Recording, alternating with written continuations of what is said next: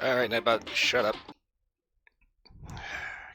Go get fucking brain resetting. Fucking piece of shit robot. Okay. Plug it back in. Hit the switch. Okay, for some reason his eyes are blinking Morse code. That's normal. Okay, he's okay. Robots, I swear. Haha, hit you. Okay, so I look to the side, and for some reason, everything just gets jacked up. Okay, so I managed to get a hold of a. I'm not necessarily going to call them retros, just older games recently. Basically, I picked up Rainbow Six Vegas 1 and 2 because these are some of my favorite shooters of the Xbox 360 era, and I met most of my Xbox friends on them. And those are probably going to be coming to the stream sometime soon. I just need to check and make sure they actually work and actually function correctly, and it doesn't have anything weirdness-wise going on. Also, there is a new map for the Hunter Call of the Wild. It is a Scottish map.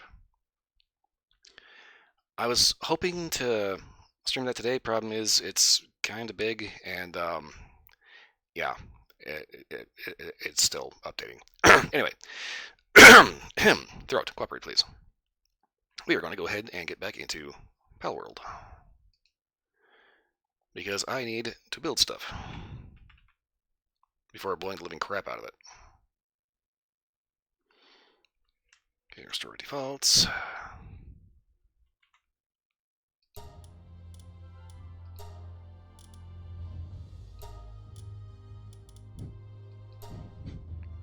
Okay, I think I changed the setting that I wanted to.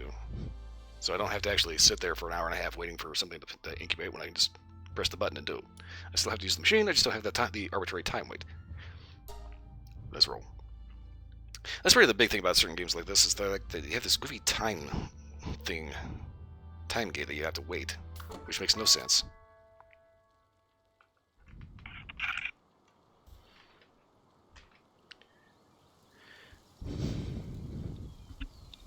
And also kind of keeping an eye on Splitstream.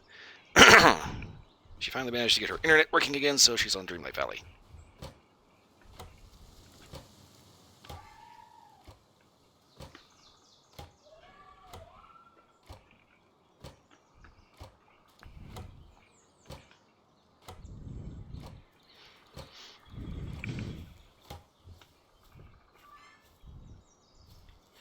Okay.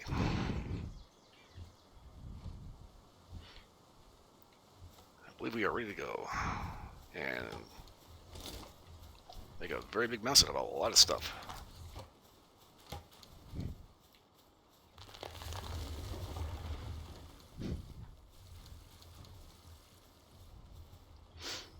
Okay, tech tree. First things first.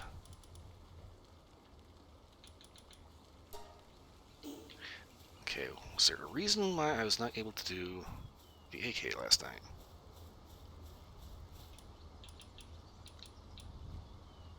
Okay, ancient civilization parts and ingots. Which leads me to believe that I need to check on the expedition, because I think I started one. I didn't bother to actually finish it up before we wrapped up last night.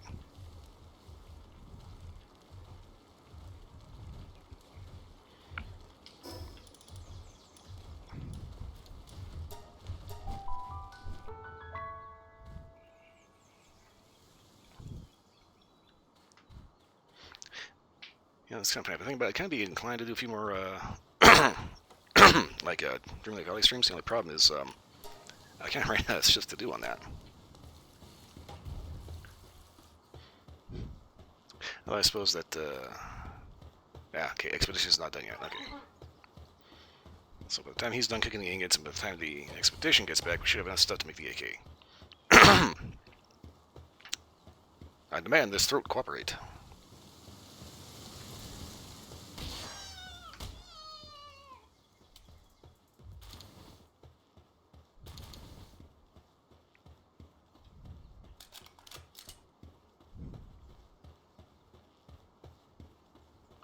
Always remember, one cannot survive on berries alone.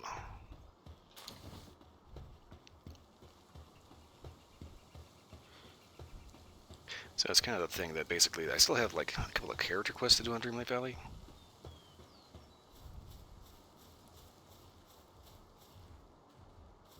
Okay, I'm pretty sure this is an iron rock, just happens to be in shade, so yeah, okay, it's just a shade.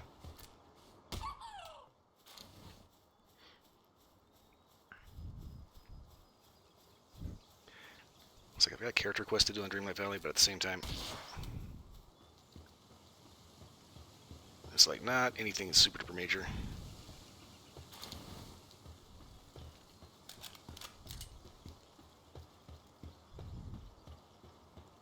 And like until the next Star Path thing comes out, it kind of limits what I can actually do.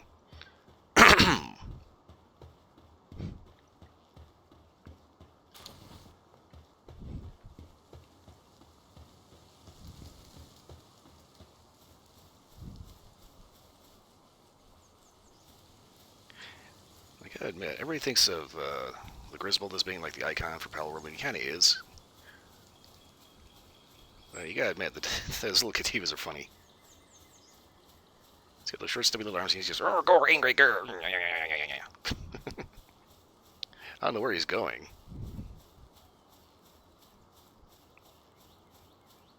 But wherever he's going, he's on a mission. And he is determined to get there. Come hell or high water.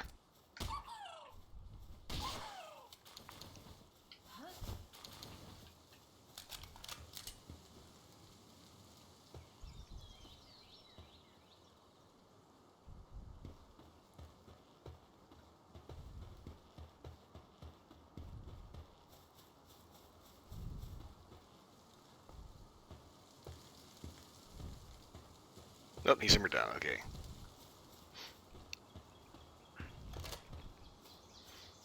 Okay, so I definitely like the idea of having specifically 3 different weapons that use different ammunition. Because both the muzzleloader and the MP-18 submachine gun both use the crude ammo. Now, granted, you can crank this up by the bucket full, so it's not really that big of a deal.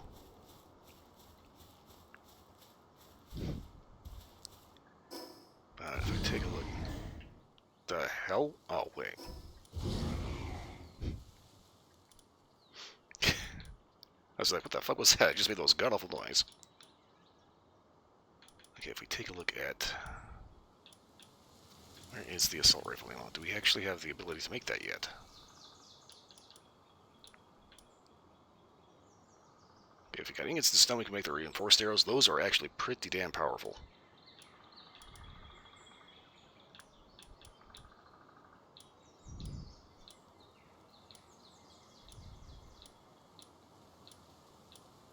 Okay, so you have to be level 42 before you can make the assault rifle ammo.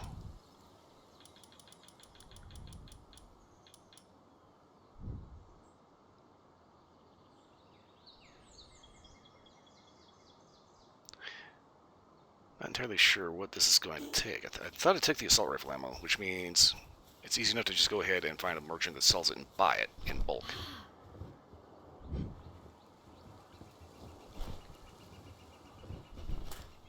Obviously, the whole point is to not have to do that and be able to just make it ourselves. Save the money, right? Okay.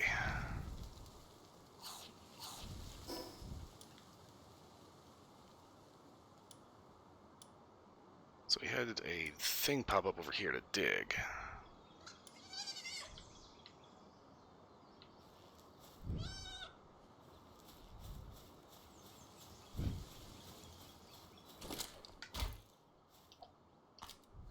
Yeah, I'm gonna make it hurt. Annoying!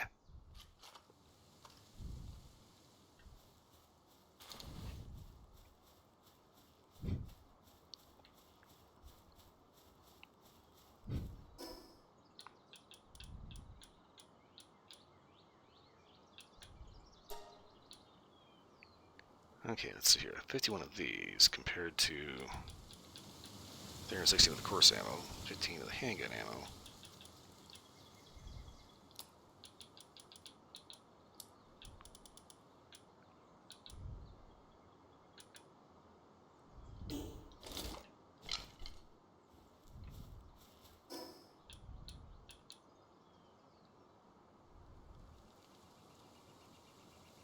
Okay.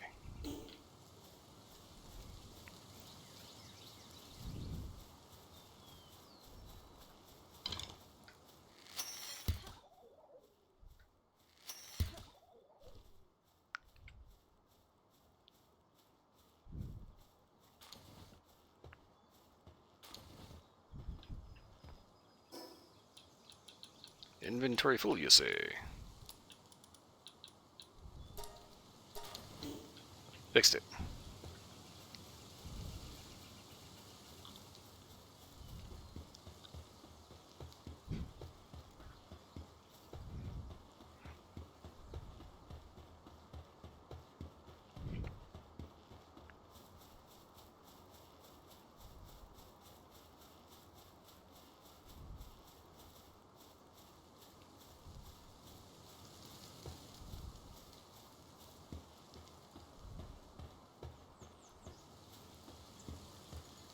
Okay, so the bow is actually, the combo bow is not quite as powerful as the musket, but at the same time, it's not exactly a slouch either. And if you have a hard time getting a hold of gunpowder, definitely not a bad option.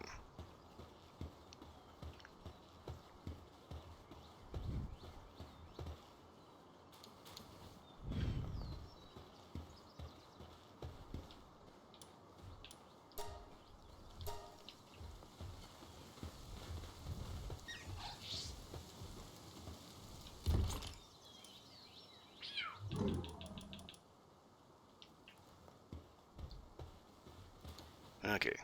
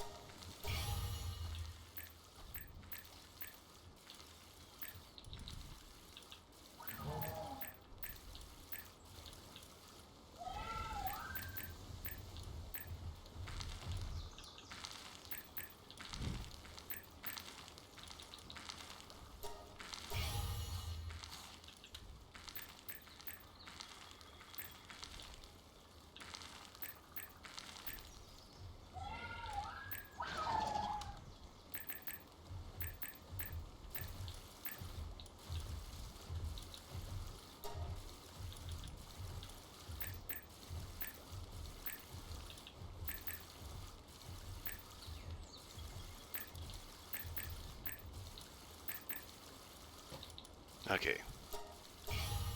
Gotta actually enhance in a way that reflects what you've actually got.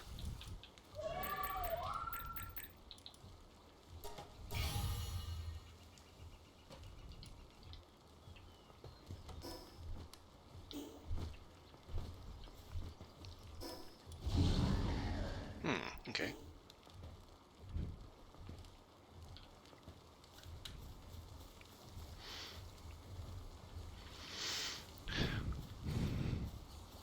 Never fails. My mouse keeps wanting to slide like 1 pixel.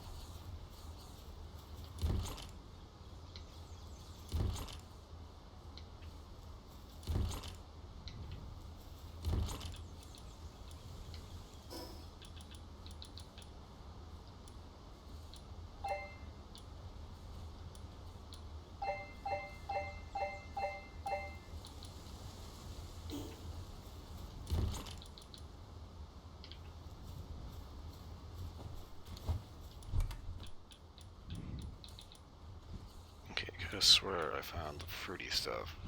Apparently not.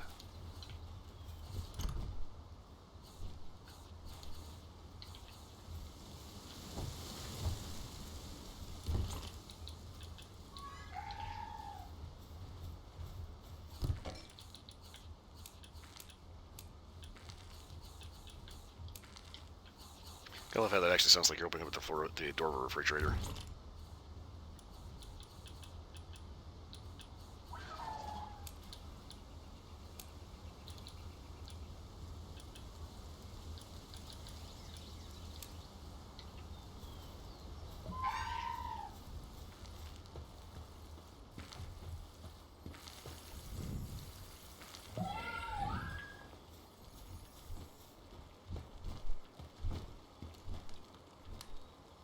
Find grenades somewhere.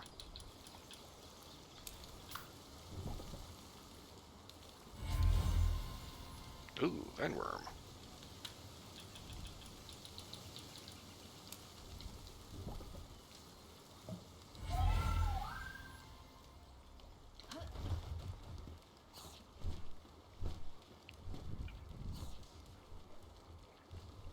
Vine-worm and Sulix, okay.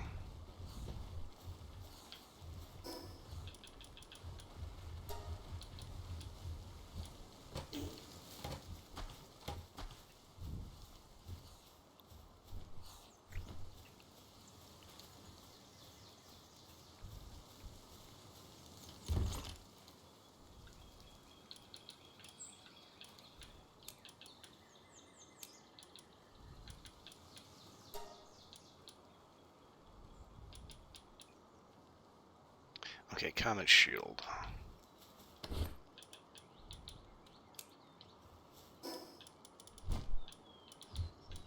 I'm currently using a mega shield. Okay. Had to check that just to be on the safe side.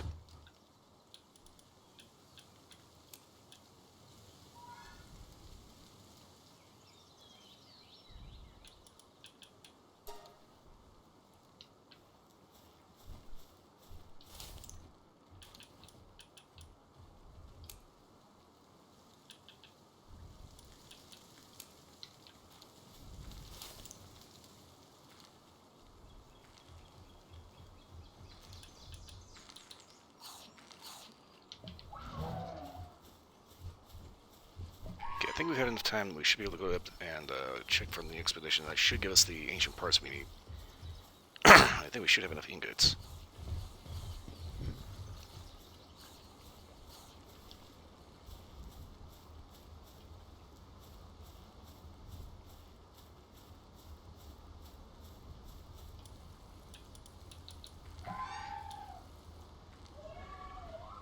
Okay, we got enough ingots for the basic one, and the basic one actually does not need ancient civilization parts. But the damage difference is dramatic.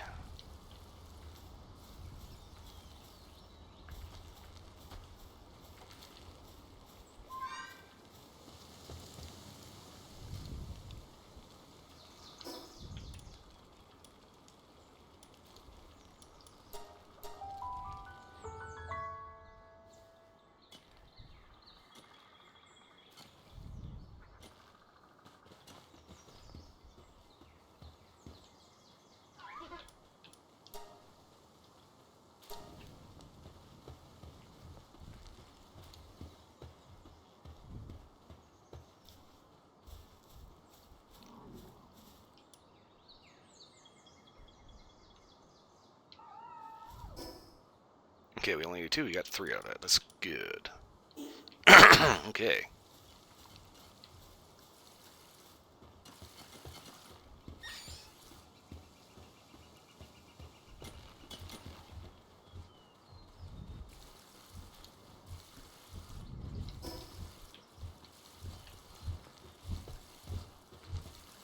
Okay, so we got a wheat field. Way too many berries.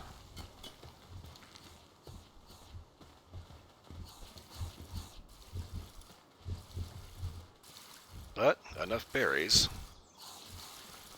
Nobody's having to dip into emergency cotton candy.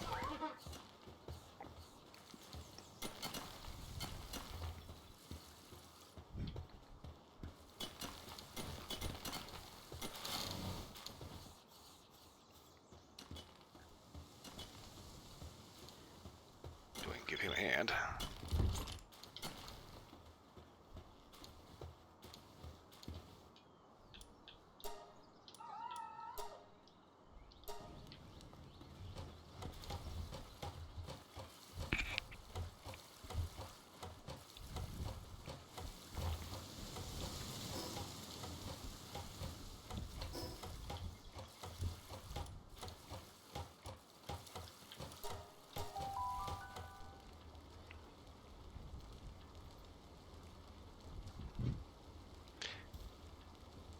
I forgot where it's located, but there is a way to do, kind of like the quarry and the logging pit. There is a way to do an ore pit.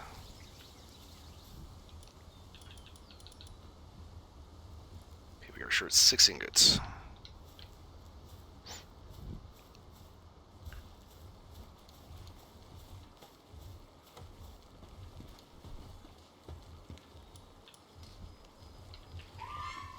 Okay, no ore. That's not good. Alright. I should probably get some shit repaired.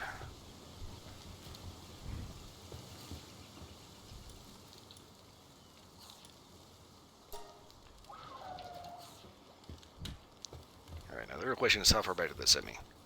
And I guess kind of a bit.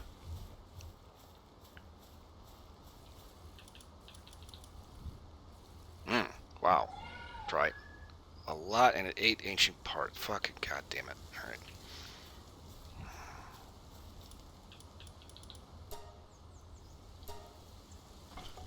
We'll at least get one of them made.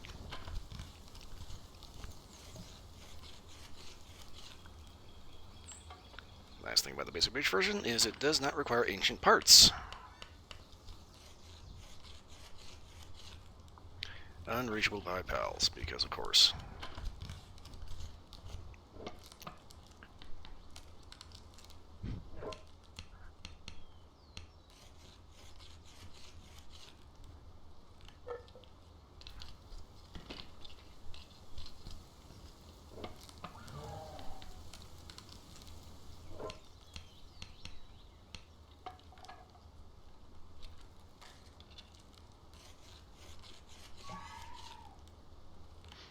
I knew something was a little messed up because the actual stairs are not actually connected to the ground foundation. They're connected to the roof foundation, which is not how it's supposed to work. So we'll get this made, and then we'll start working on trying to unfoobar this situation.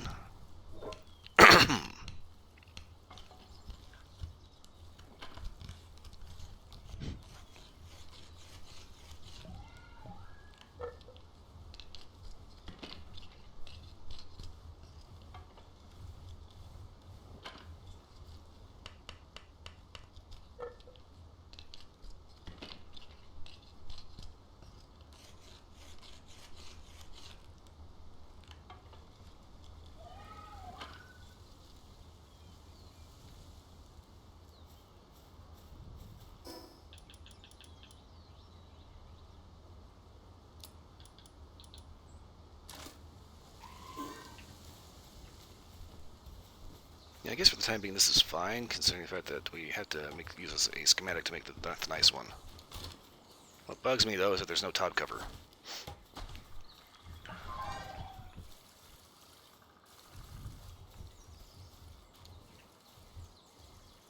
Yeah, you see, you're not supposed to be able to see the spring in the guide rod. Makes it very much difficult to keep crap out of the action.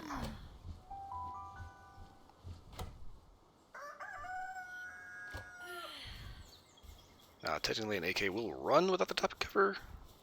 That's not a good idea.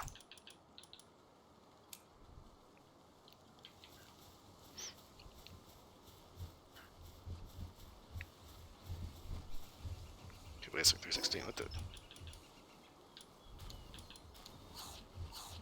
It uses course ammo. So did I.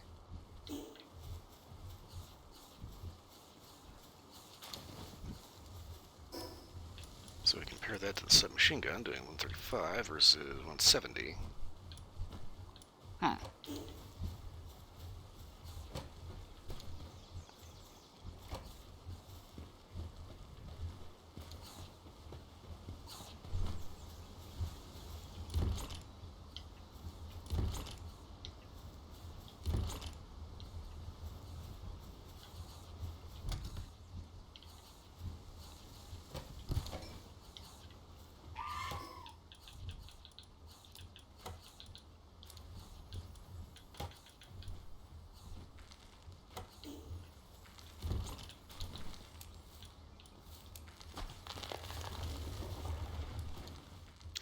That's why. No, it's not set to take PAL materials. Wrong box.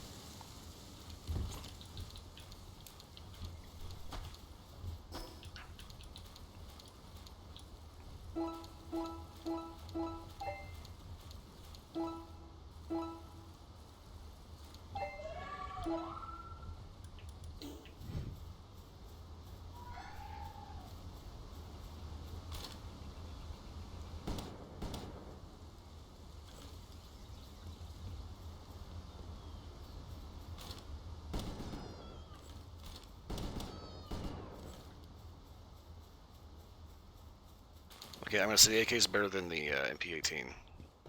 Which tracks because, you know, that's kind of the whole point. Slow enough rate of fire that you can actually squeeze off individual shots just fine. But you can still wail. And it doesn't shoot so fast that it burns through all your ammo.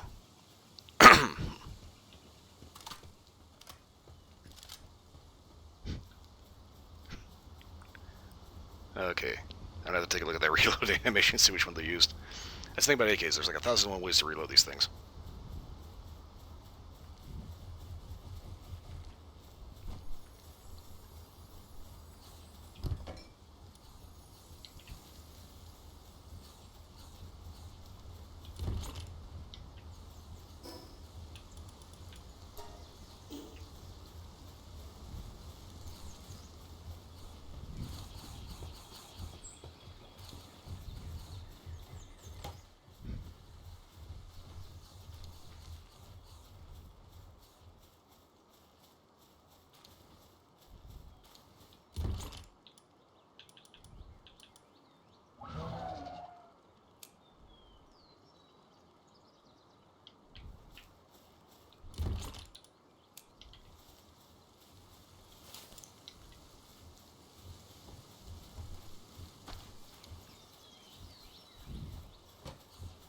so obviously we get ancient civilization parts from expeditions, which means we need to get another one of those started. Let's see, where else do we get them?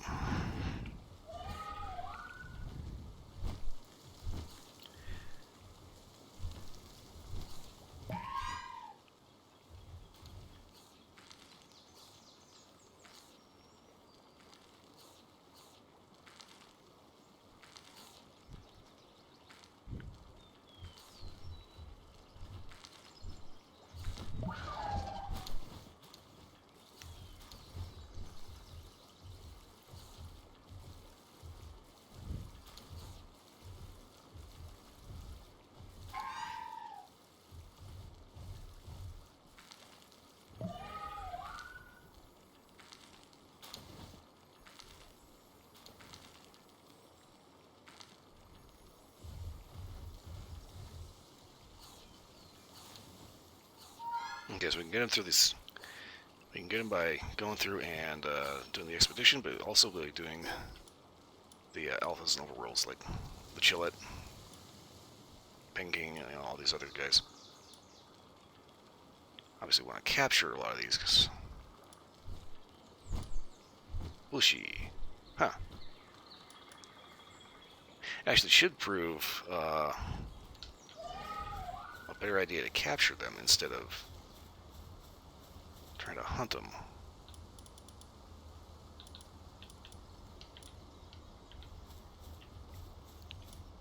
You actually get more for capture. Okay, Giga Shield. I need a lot of those. Okay.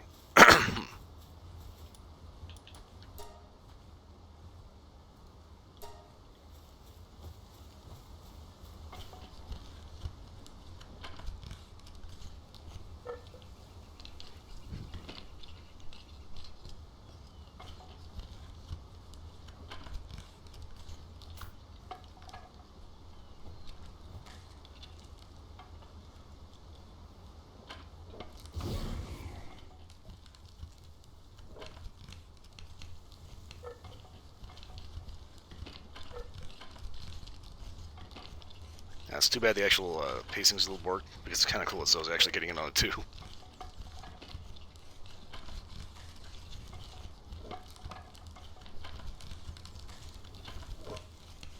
That's what I ought to do. I ought to have like an actual person running around base here. See how I managed to capture a guy.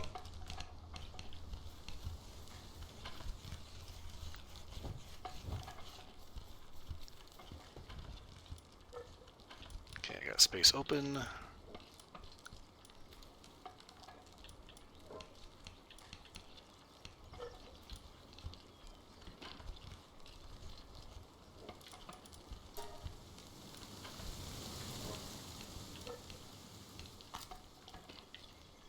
There we go.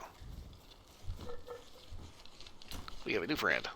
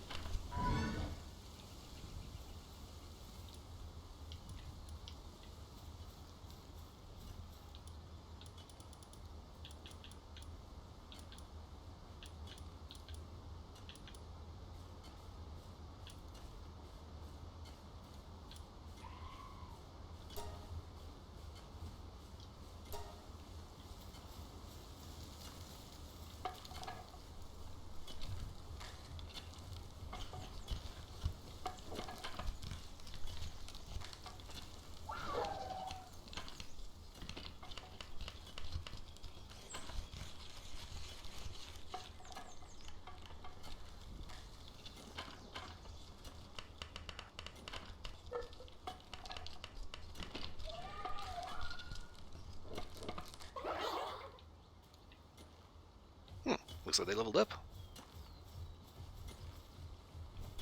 Okay, now I need to get into destruction mode. Get rid of all those. Right, let's see here.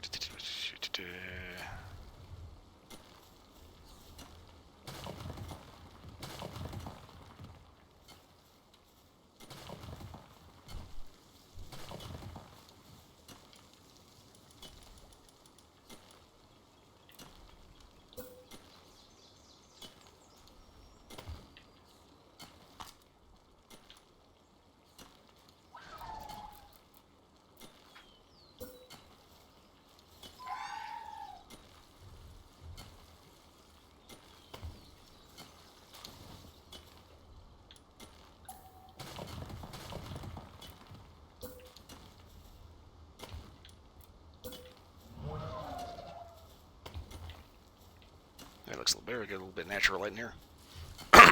Okay, so from here, if I take that out,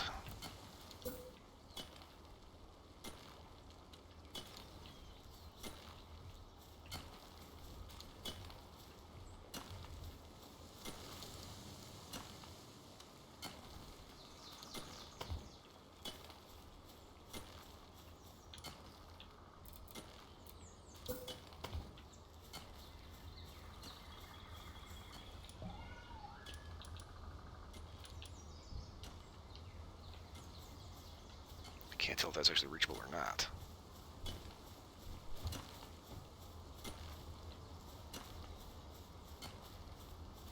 Okay, let's see here.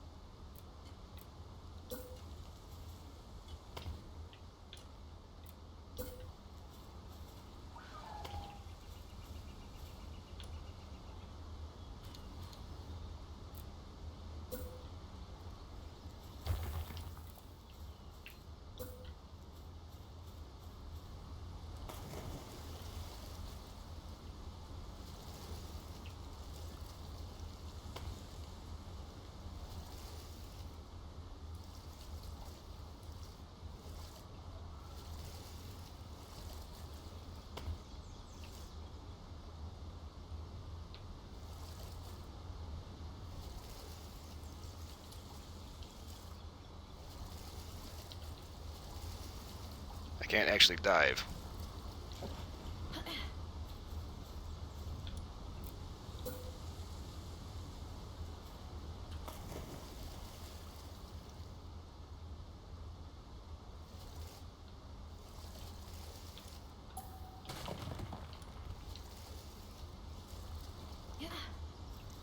Yeah, let's see if I got enough support. Yep. Put the wall up. Throat. Work.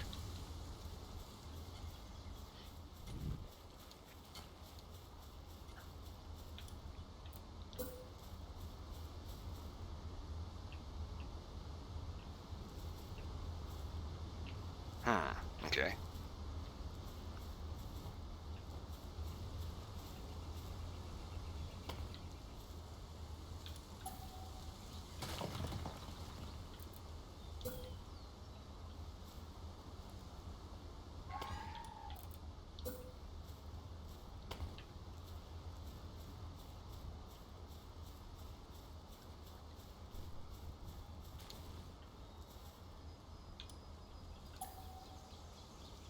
This is production assembly line. I think I should be able to take that back. Just throws everything back in the inventory. We just top the whole thing up here.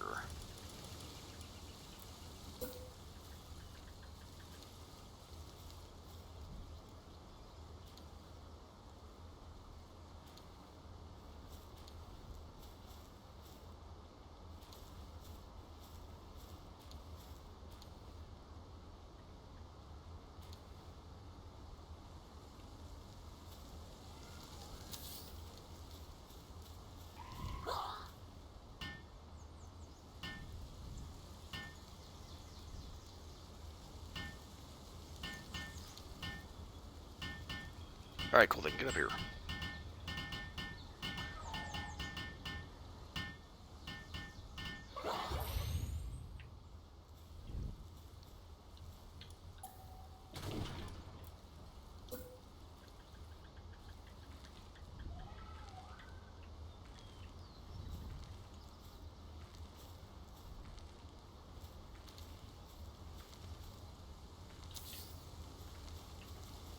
Oh, wait. Fuck. Okay. That's not good.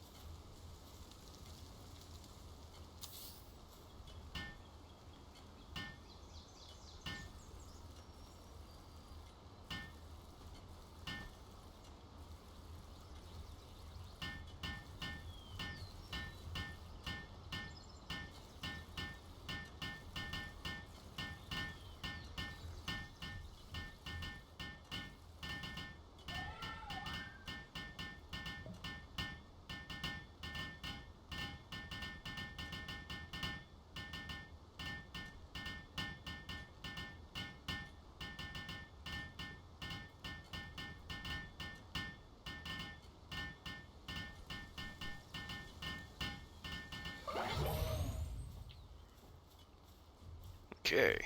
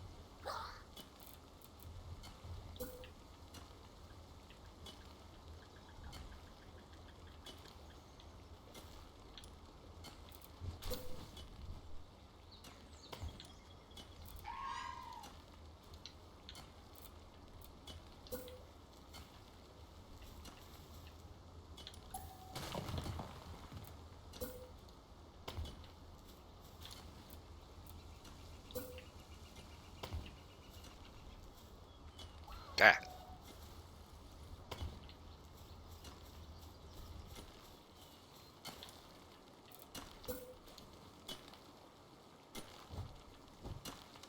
Hmm.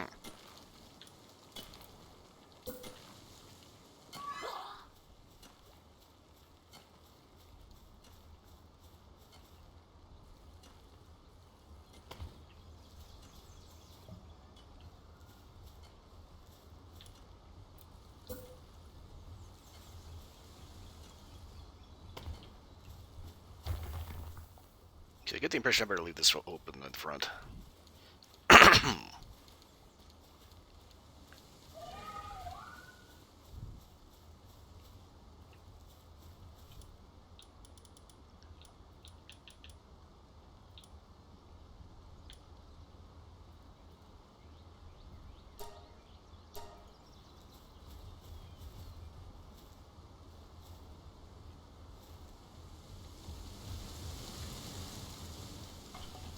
Okay, cool. So the energy just comes up, works on that.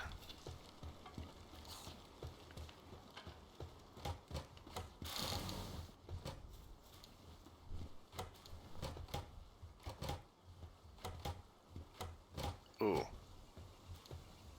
That's interesting.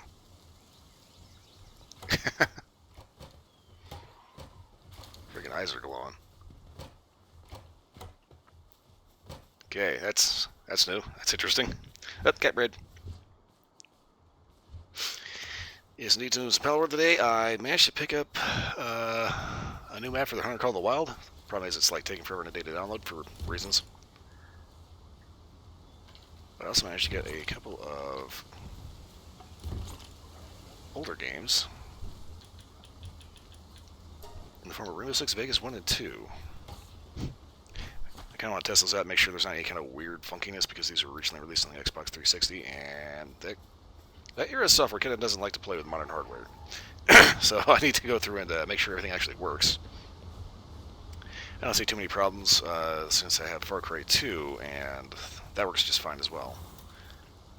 But I'm planning on bringing a little more hardcore tactical to the channel. Yeah, that's modern gaming in a nutshell right there. Right there, you end up spending 3 weeks updating everything to spend 5 minutes actually playing before another goddamn update shows up. Just like, developers, stop! Make a feature-complete game. Trust me, it's okay to do that.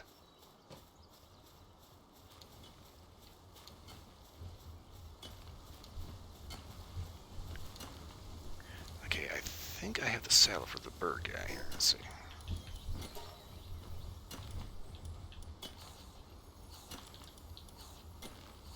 Yeah. So I do have the Van Worm saddle, so I'm going to go ahead and get him off of duty.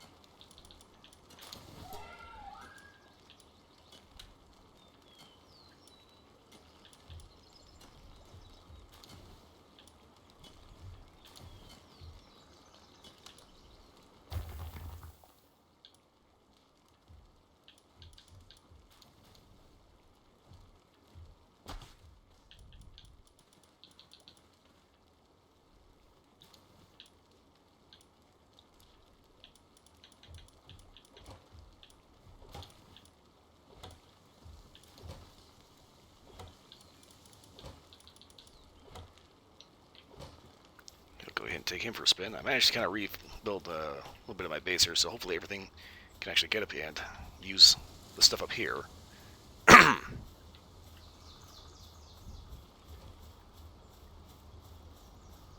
weirdly enough, this is about as far out as I can actually take this and actually have it, like, not have a hole in the wall, other than the window.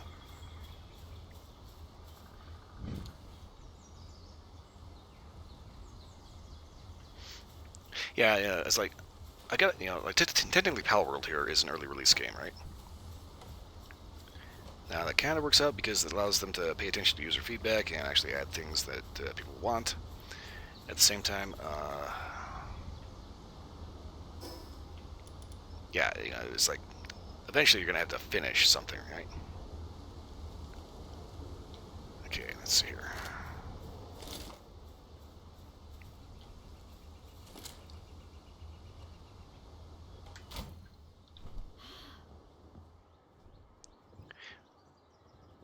So I need a lot of ancient parts. We got field bosses and alphas that we can take out to get them.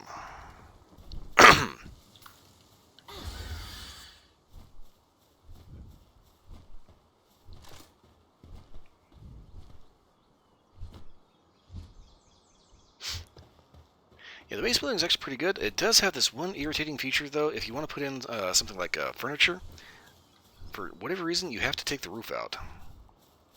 Because it likes to, for some reason, go like straight down. And if there's a roof overhead, it'll put it on the roof on top. Instead of the one, like the floor right in front of you. Which is a little odd, and I kind of hope they get that fixed. Because it doesn't seem like it should be doing that.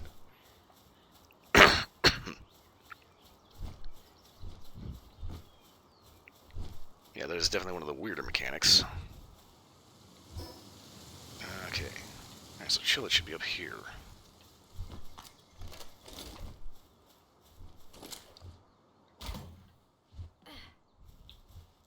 Yeah.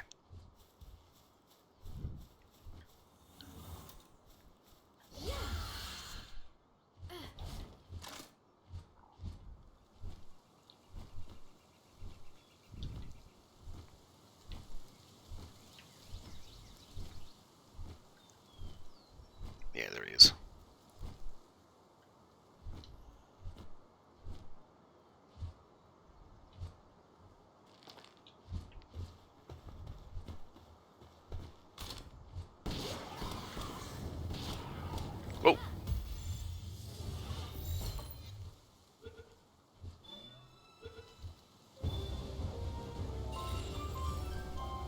Alright, 4 ancient civilization parts.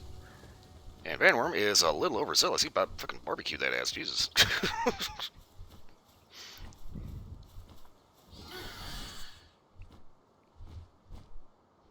I appreciate the effort, but yeah, good lord, we need it alive.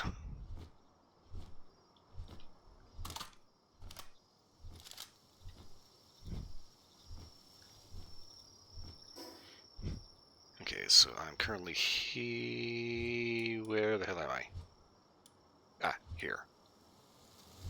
Alright, so just keep flying relatively straightforward. We should be able to take out another pinking. Also helps I upgraded my capture ability.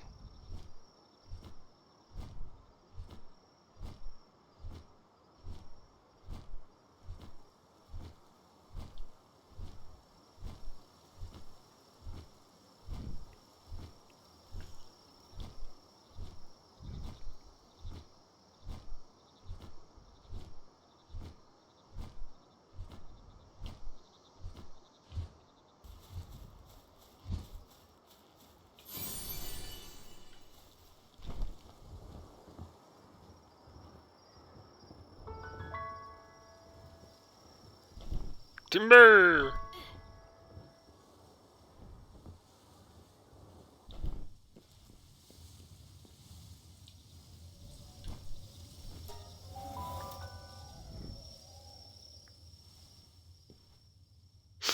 No, I didn't capture the horses I wanted in the cave just because of the fact that I didn't have the capture balls that were tough enough to actually get them. I wonder, can I just, like, Yeah.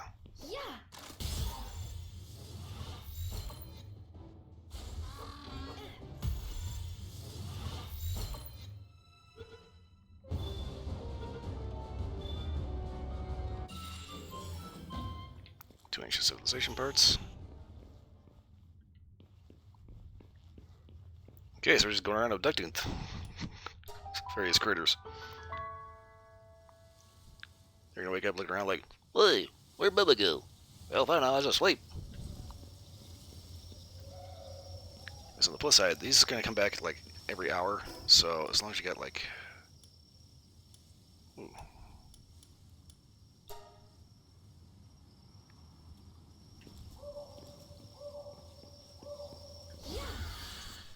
a little bit of patience and time, you can actually farm quite a few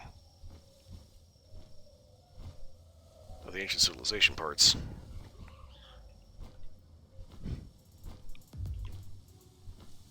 And depressing, nobody likes you. Okay, that's the oil rig.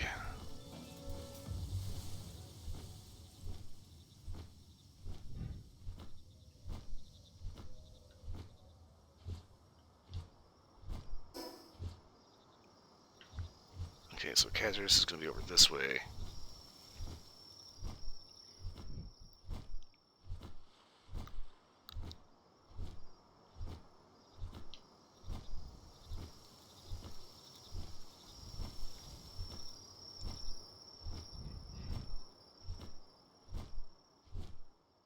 I can lie, this area around nighttime gets kind of creepy. Especially with the fact that there's just enough of a glow over there. It kind of makes me wonder what the hell's causing that.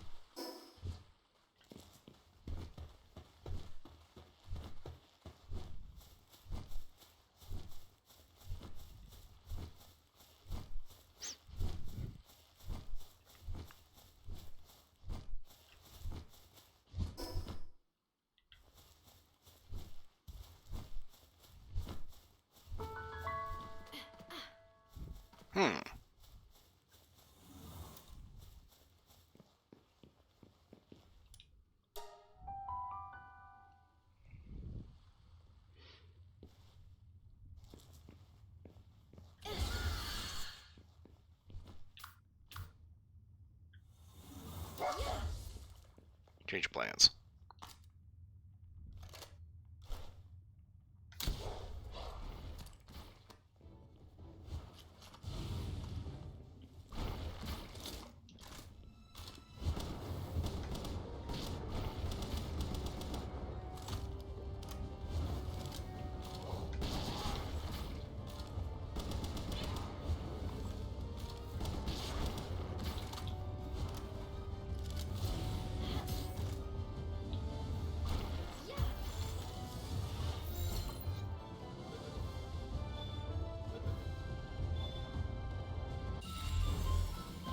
Alright, we got some fresh catchers. Got 3 parts at 1 point. Alright.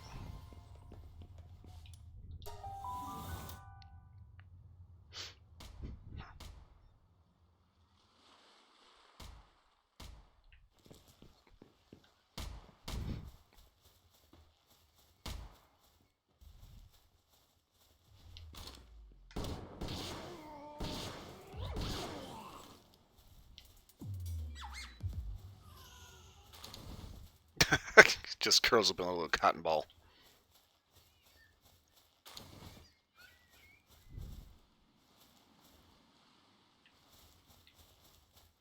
Yeah, we flunked him pretty good.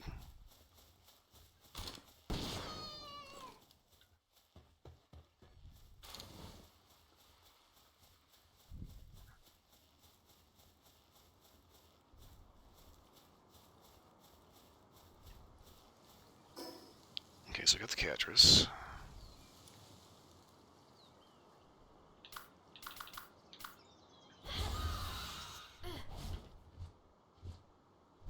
Keep hitting these, should be able to find that Grintail.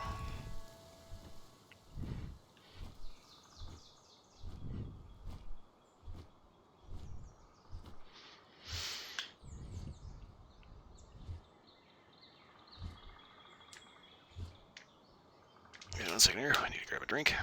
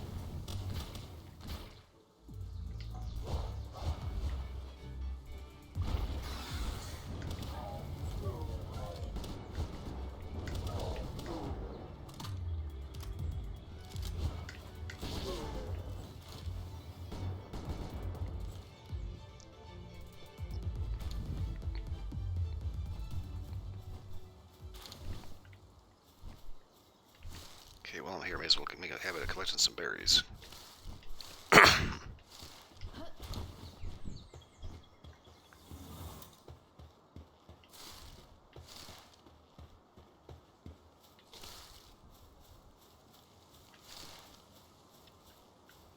not gonna lie, there's a fuck ton of berries on this field. And a cave. Okay.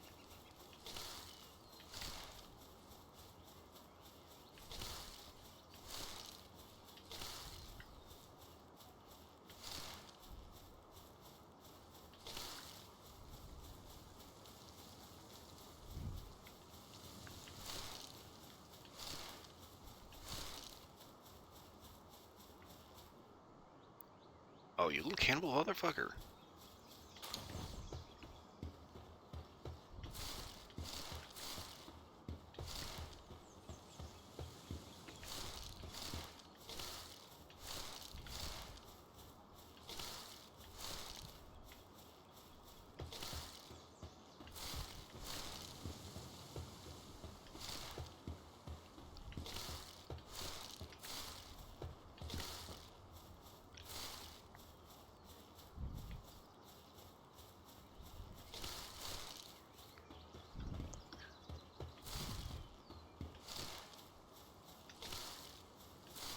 kind of started making me think of a funny little YouTube channel. It's called Natural Habitat Shorts, and it's not animated shorts where they have like kind of anthropomorphized animals, but like actual animal facts, and it's pretty funny the way that they animate it, because it's like it's real animal facts, but presented in a way that's kind of like, yeah, kind of creepy, a little ooky, kind of, but still kind of funny.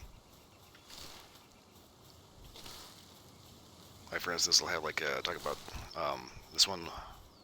There's one type of lizard that, when scared, will shoot blood from its eyes. Like, no shit, that's an actual lizard. I forgot what it's actually called, but it's kind of funny because they depict them in like modern life, right? So you got the blood tear lizard, whatever it's called. You know, they got the lizard. He's on the train, subway train, and he's just going from point A to point B. And he hears something that freaks him out, and just immediately just gushes blood from his eyes. And so he points out, "Oh, hey, dude, there's nothing to worry about. Everything's fine." And he's just, "Oh, okay. False alarm." And then they wipe his eyes. They slap a maxi pad over his eyes. And of course, across the street, there's like this little family of like Mexican rats or something like that. They're just completely traumatized because they're completely drenched in blood.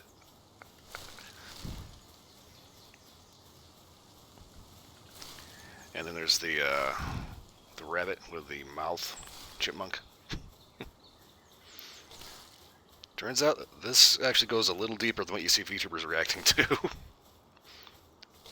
Like, this chipmunk is actively fucking with this rabbit.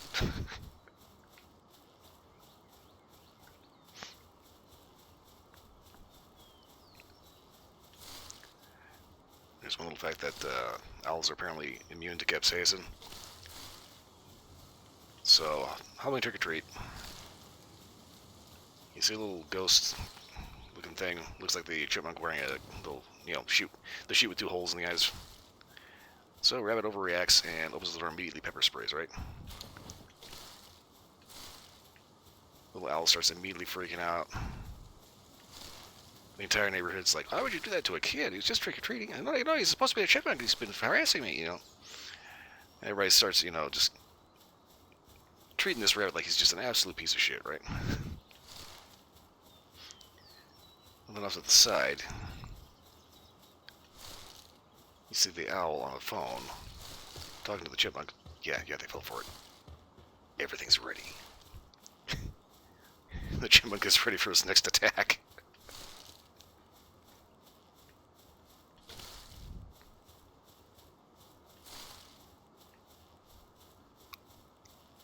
And one of the funnier ones was Chris the Platypus, where they show off the fact that platypus actually is biofluorescent. You put them under a black light, they glow green. So they have them in the hotel room. And they scan the bed and the toilet, and everything's fluorescing. And they show the platypus. "What is blue mean?" And of course, the guy that's doing the inspection is just like, he's got a look. I don't know if that translates to my model or not, but just the face he makes. And of course, the next shot immediately cuts to the platypus in the shower, just freaking out, trying to get clean by any stretch.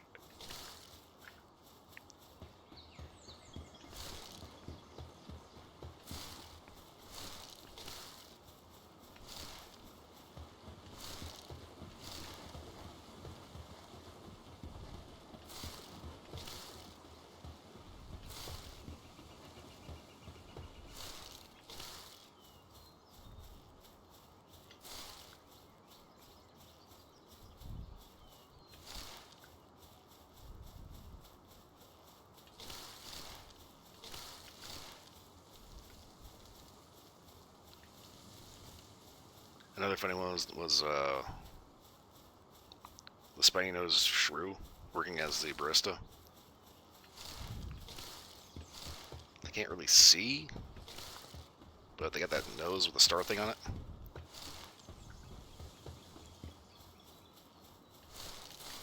So instead of like seeing whether or not The guy collecting the order is the guy that actually ordered it. He ends up using his nose tentacles to feel all over his face. And immediately gets freaked out.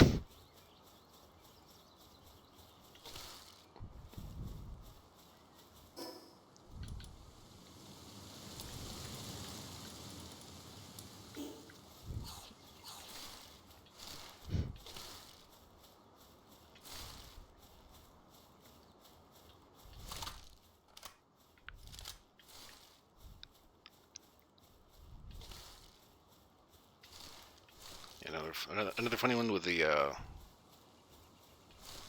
Sternos mole barista is they start talking about how hedgehogs are apparently lactose intolerant and will like puff up to like twice their size if they have milk.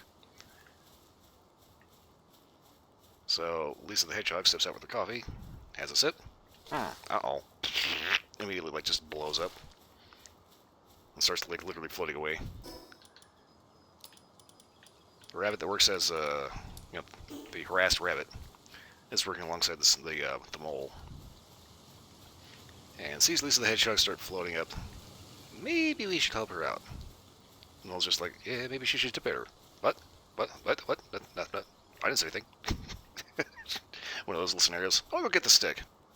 That's what it ended on. I'll go get the stick. Like, what are you planning on doing with the stick? You're gonna beat her to death or pop her?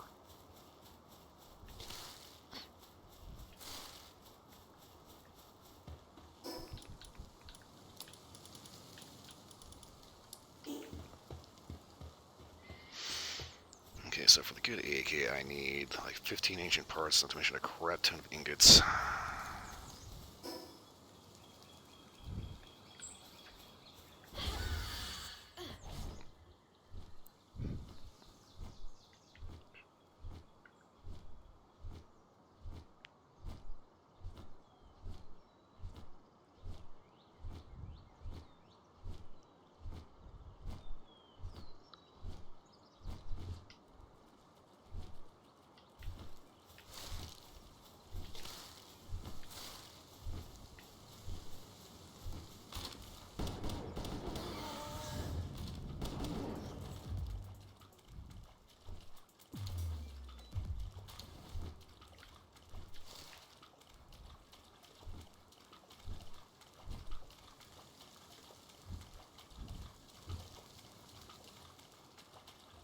Oh yes, everybody loves slugging through a disgusting fetid swamp.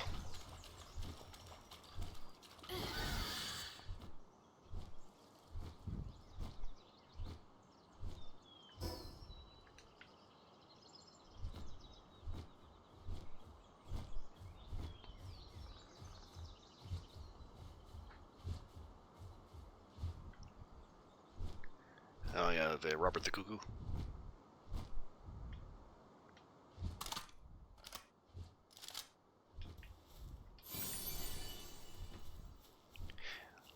Yeah, it's kind of funny. The one that everybody reacts to is the one where it's like he's, unscrewing the bed. But one of the funnier ones is actually where Robert actually acts like a big brother.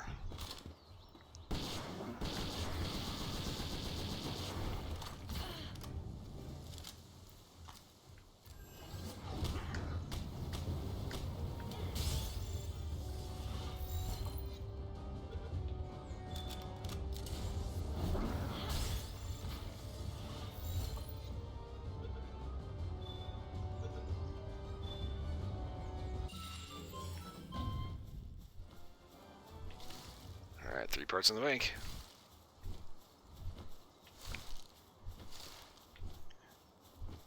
Yeah, there's one where basically the cuckoo can imitate like this bird of prey. So the actual, cockatiel chick is like getting bullied by, typical schoolyard bullies. And then Robert comes up behind him, makes this bird of prey screech, and they all freak out and leave. And it's like, hey, he actually can be a good bird brother. He's still, entirely murderous and probably going to end up doing horrible, awful things to the kid, but, whatever. Even a stop clock is right twice a day.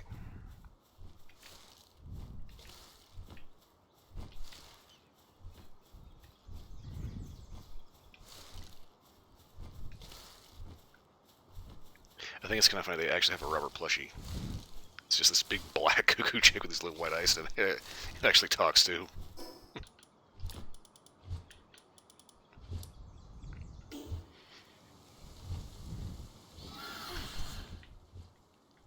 Okay, where's our next victim?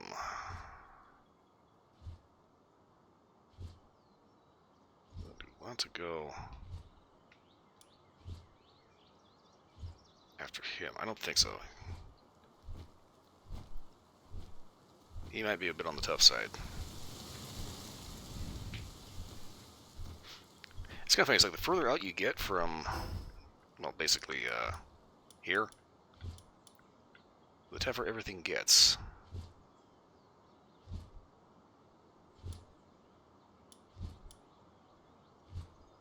Huh.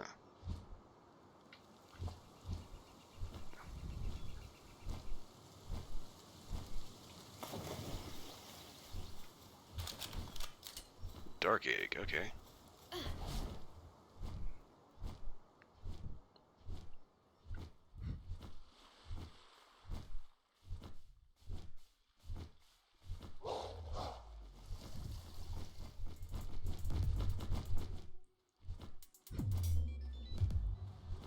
Kind of funny, speaking about Robert the cuckoo chick. Have you ever seen videos of an actual cuckoo chick? It's kind of creepy. It's like they're like big obnoxious assholes.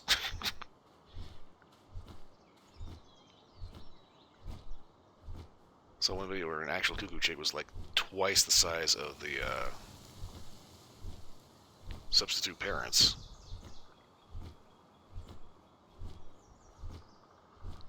And it just did not register to them that, you know, this is not their baby.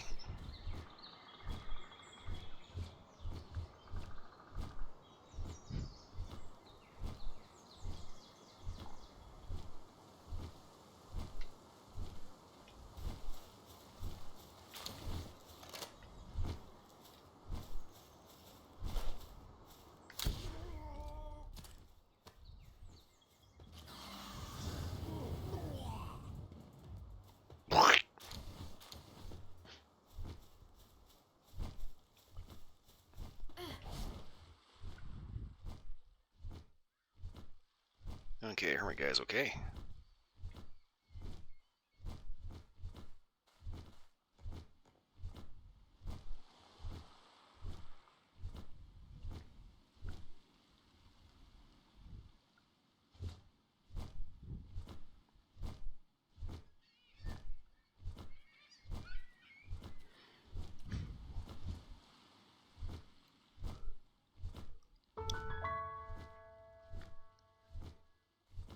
Okay, fort ruins from here.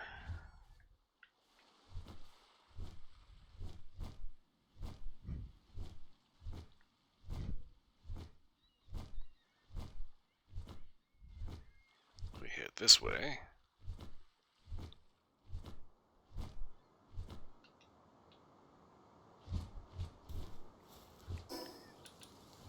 Okay, I didn't actually get anything that would help me boost up this particular. So I'm gonna see if I had anything that would maybe help boost up the level of this mount so his stats would increase a little better, but I don't. At least not on me. Pretty sure if I head back to the library, I should be able to find something lying around.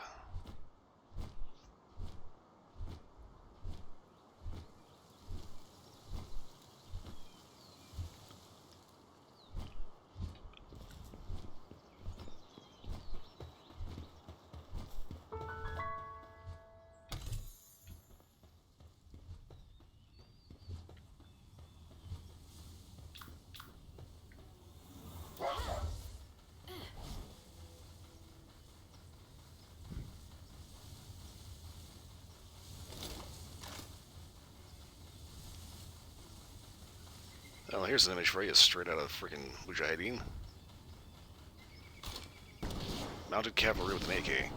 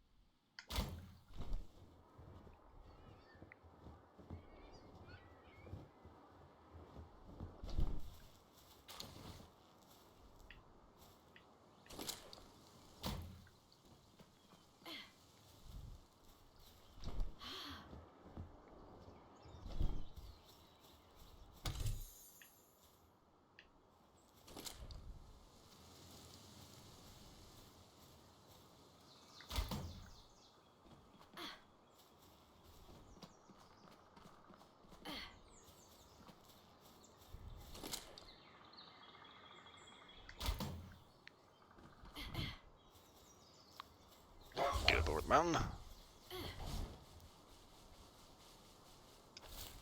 Hop on the dog and haul ass. Yeah, so this Giga Grappler is working like a charm, man. Long range, short wreath load.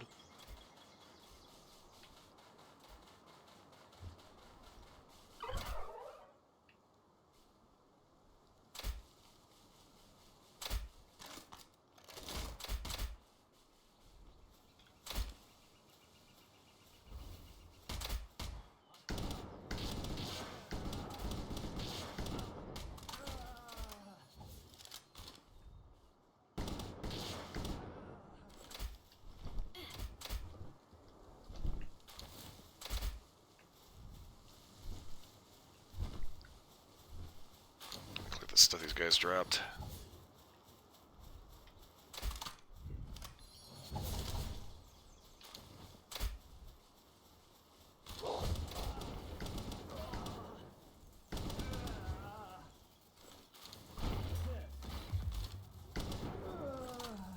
Yeah, bring a club to a gunfight. How'd that work out for you, everybody? Something's still going wacky ass down here. What the fuck? Oh, that's down there. Got more of them.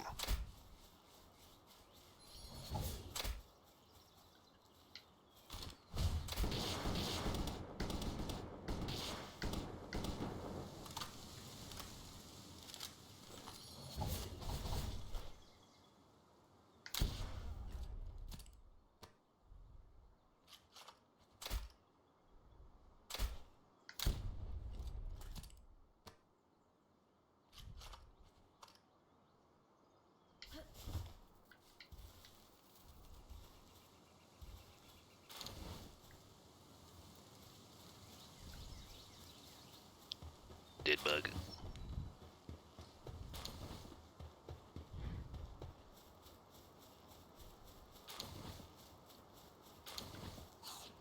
Okay, I think we got rid of most of the wackos. Wait, what did I hear?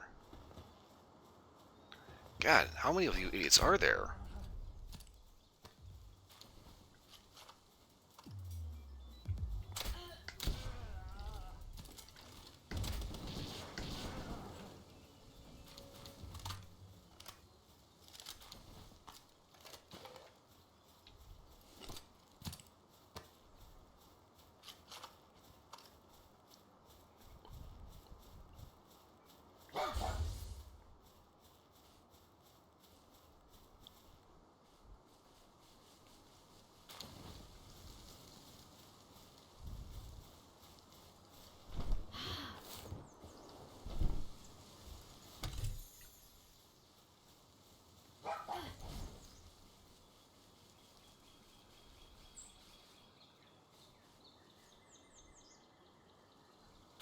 Okay, get all that stuff.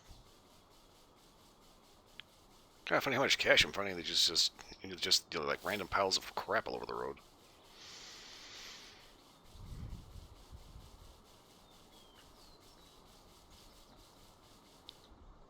Yeah, come on, up.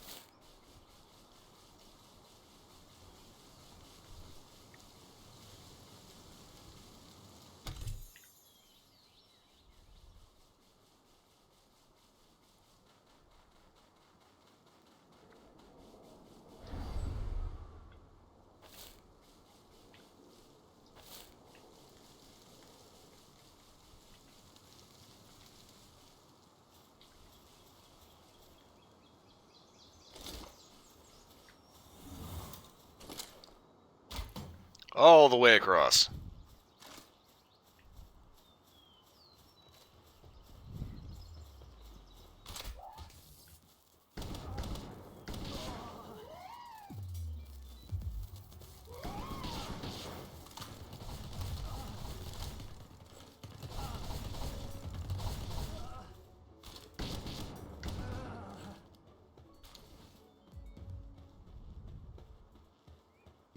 That explains why there's so many of these freak jobs all over the place.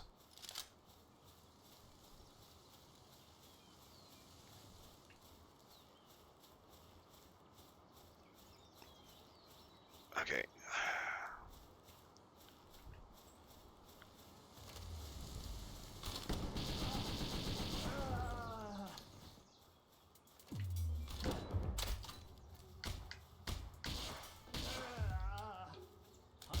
Oh, motherfucker.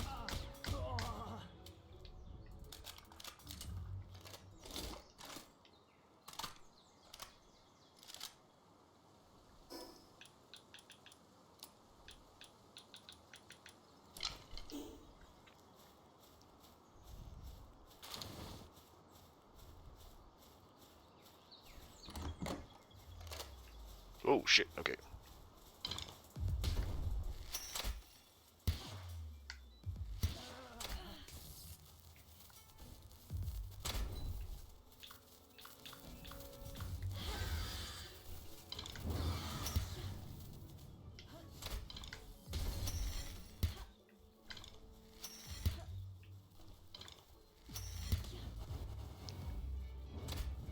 Can't help but think I should have brought the grenades.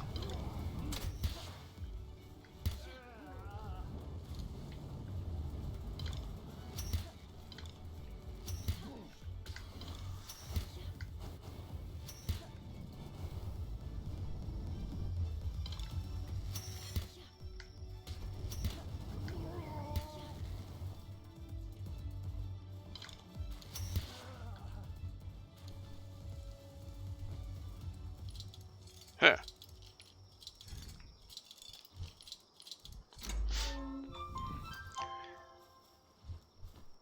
Yep, big guys, tiny house, bunch of little guys running around. I know how this ends.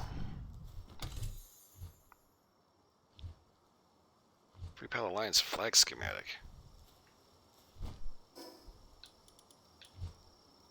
Okay, what do I have this crap?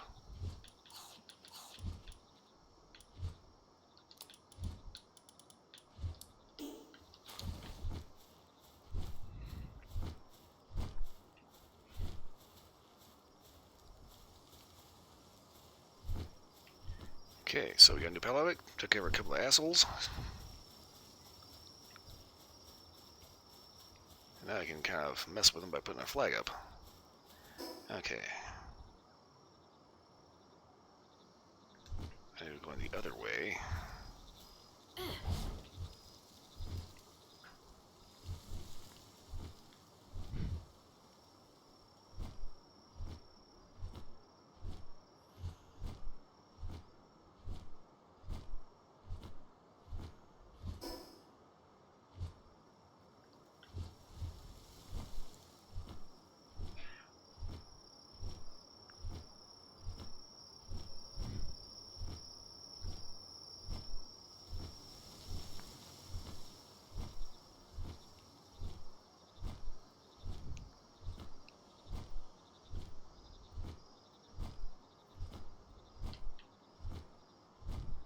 Pretty hefty cliff.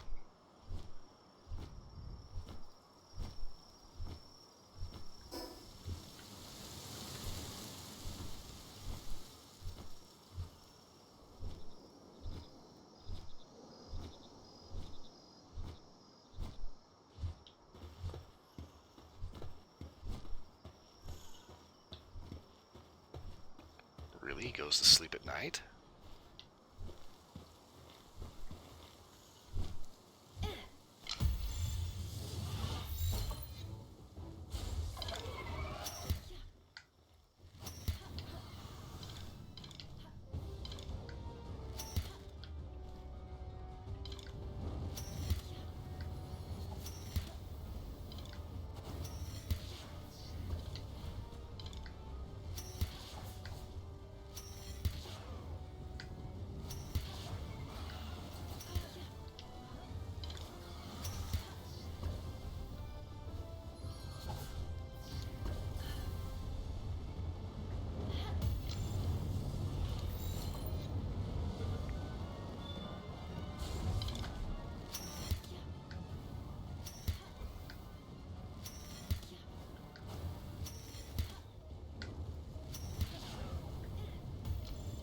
Just get in the ball.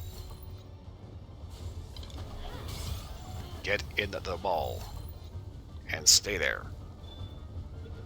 Trust me, it'll work out better for you. Alright.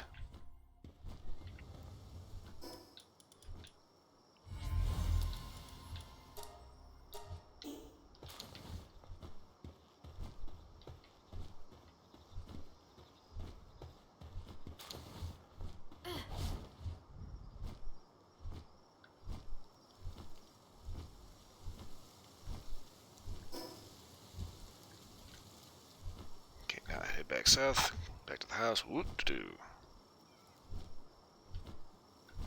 Got full inventory. So we need to offload that. Why is this a road? Okay.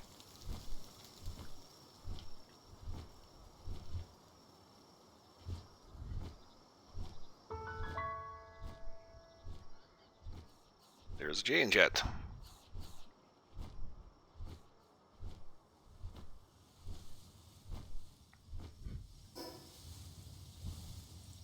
Okay.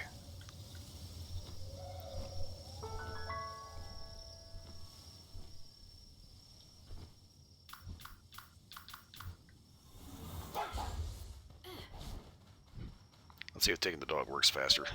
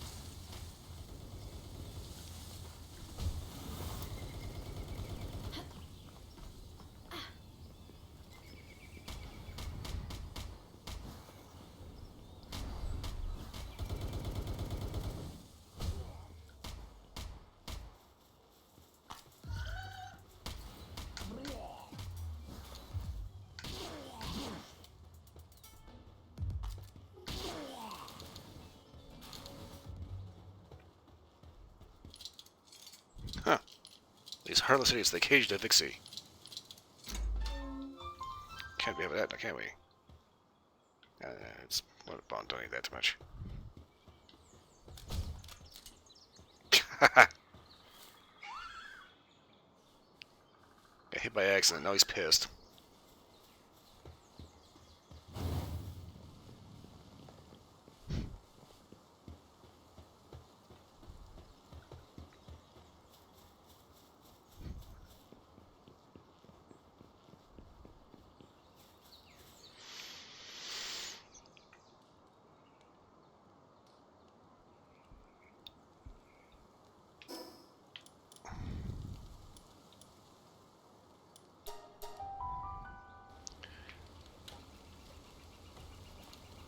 Stretch, back pop.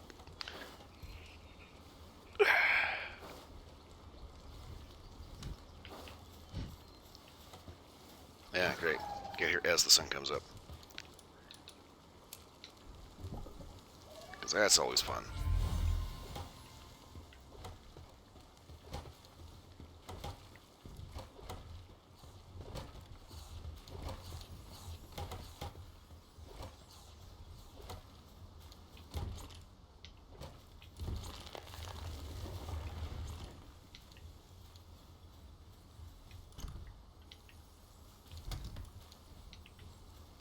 I have 2 eggs, okay.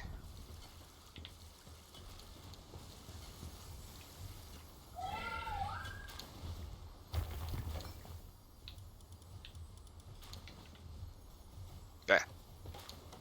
Let's do it in the crop plot.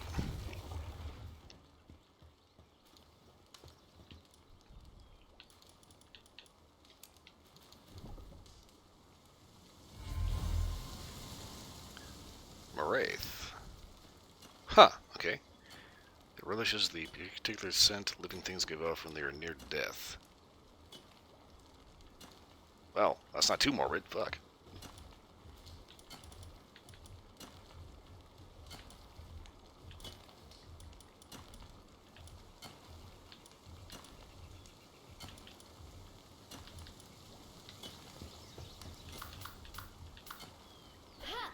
Wrong, damn it. Didn't want to do that. What the fuck? Okie dokie.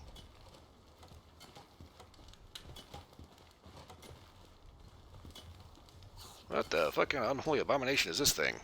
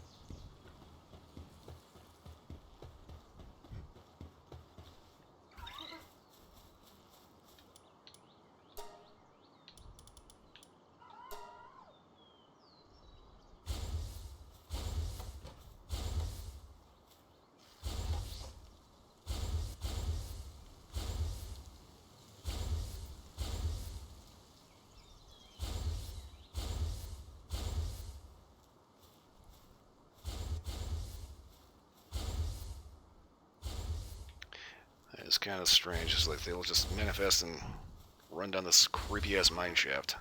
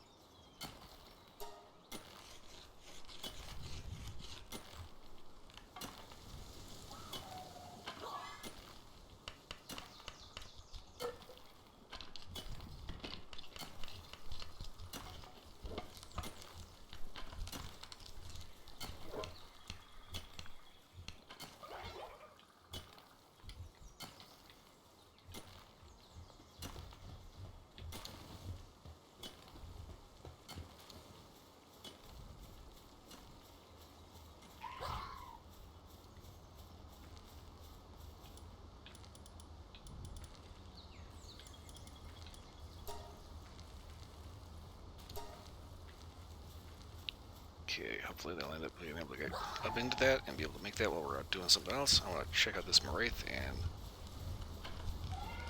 find out exactly what unholy nightmare we're actually going to be riding.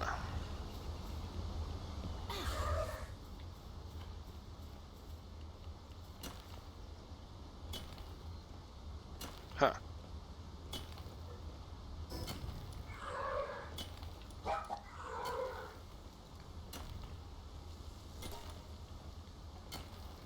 Level 2 gathering, level 1 mining. Huh, okay.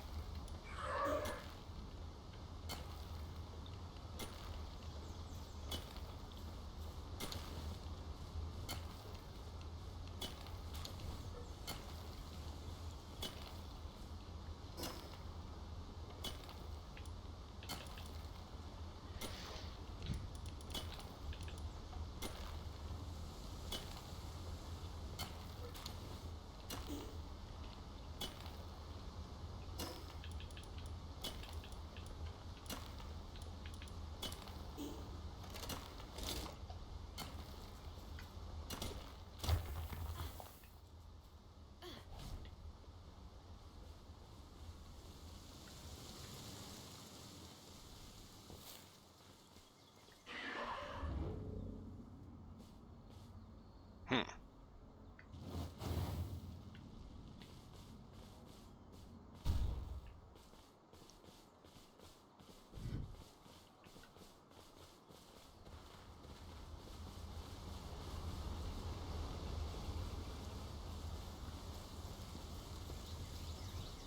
What the?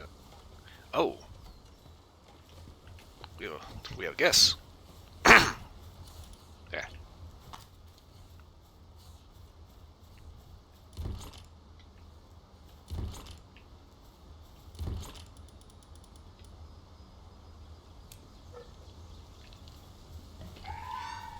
Okay, let's see here. Where is all the expensive shit that I can sell?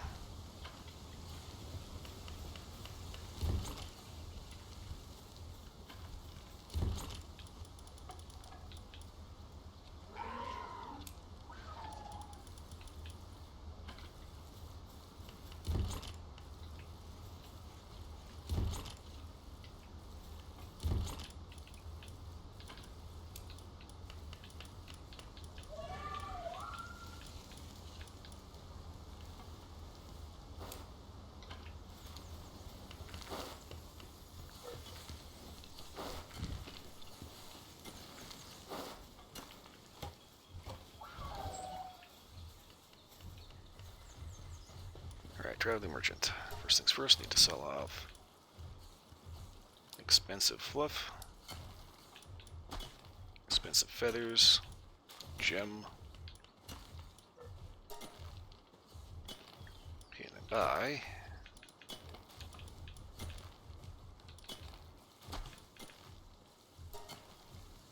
He'll do the course ammo.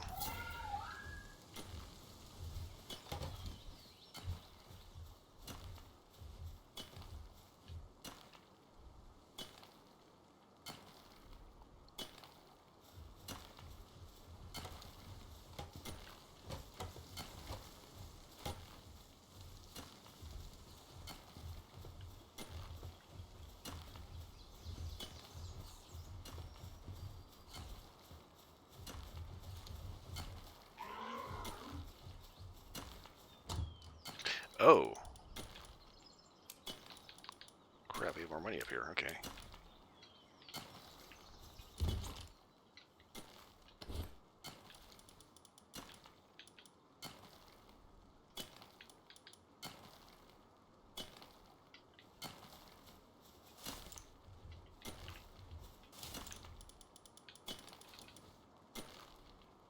Okay, here's the middle schematic 1.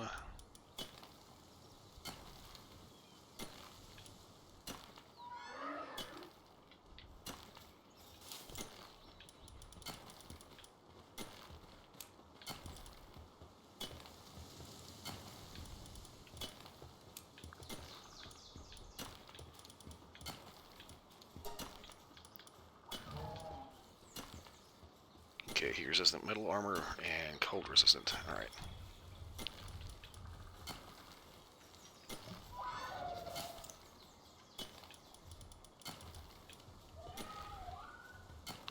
Cold resistant pelt schematic.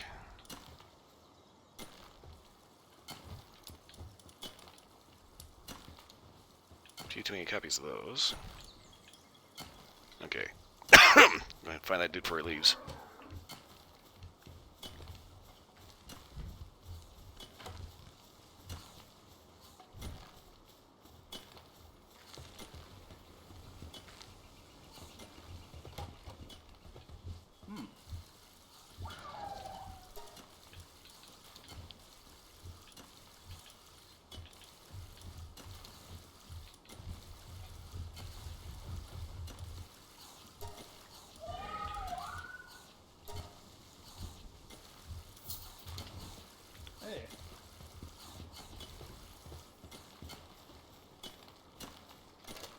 Alright, we are locked and loaded.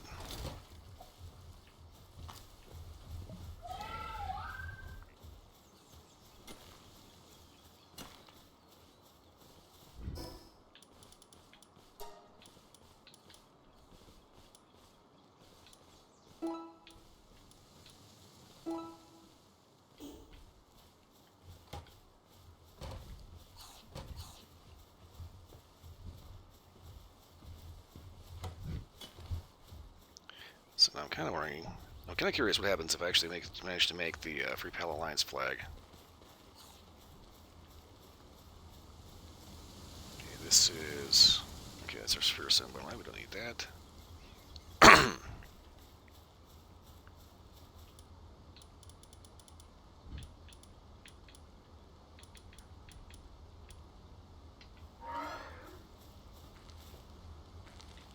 Oh, bullshit, unreachable by pals.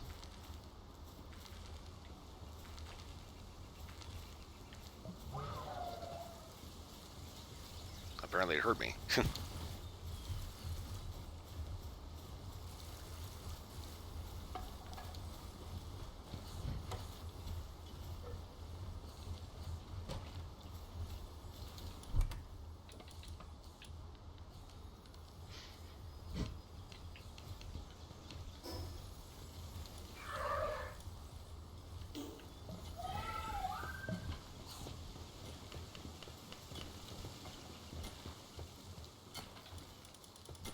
Okay, so I wanted to make this flag. Where the hell do I do it at?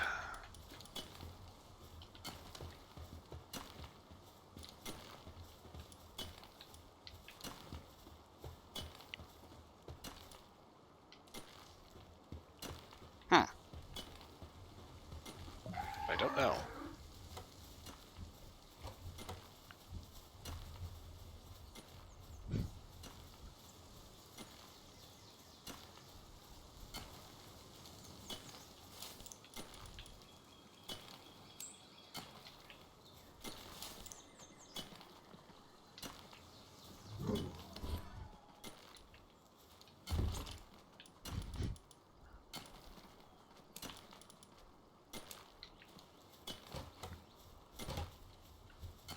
target, I'm going to sell off those previous tiers of grappling gun.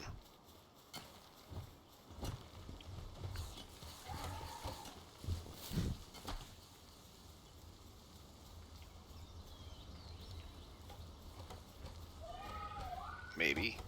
Where'd he go? Oh, there he is.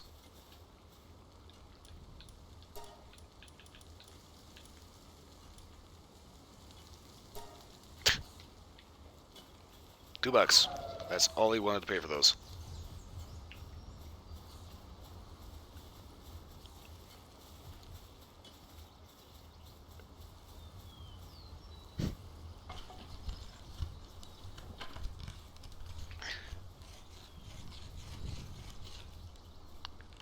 Does the base ever get actively targeted? Well, considering I'm solo, the only thing that actually targets it is going to be raids. And raids can get kind of goofy.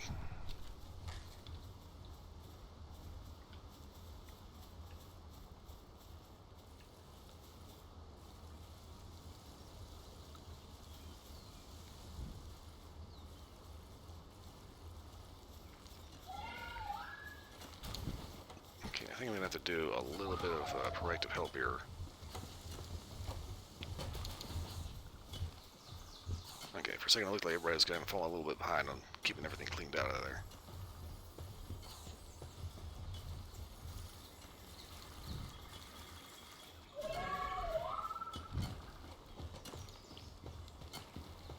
Let's see here.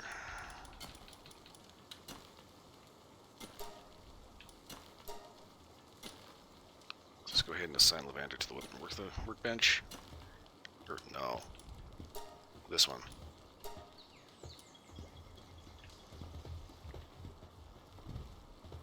Yeah, unreachable by pals, my ass.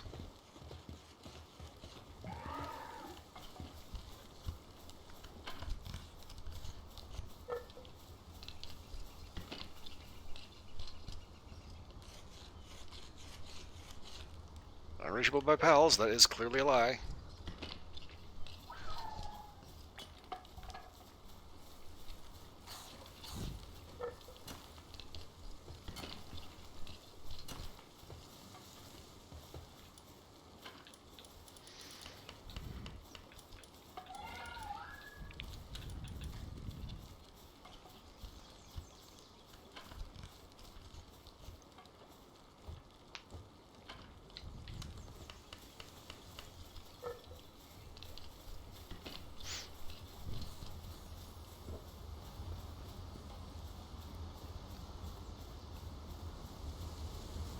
Okay, that's right. As long as we got the Wraith, we don't actually need to have the dog.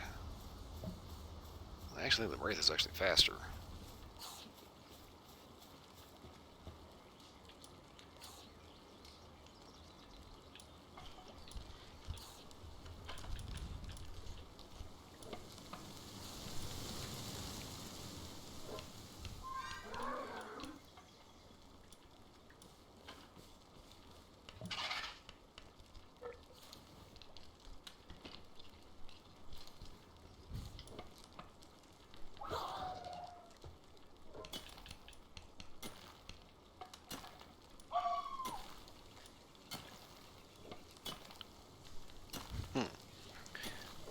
Team increases an attack of Ice Pals. Okay, so apparently if I was in a multiplayer team and everybody had an Ice Pal and everybody was rocking the Foxicle, then everybody would end up having like super powered ice attacks. Okay, let's see to take care of a nose issue real quick.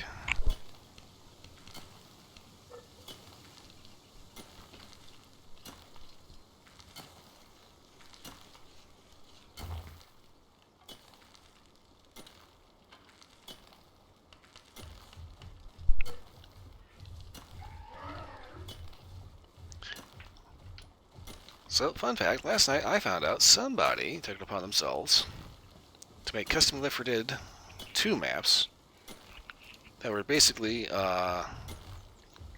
Resident Evil 1 through 3. like the original PlayStation iteration, but remade in Left 4 Dead.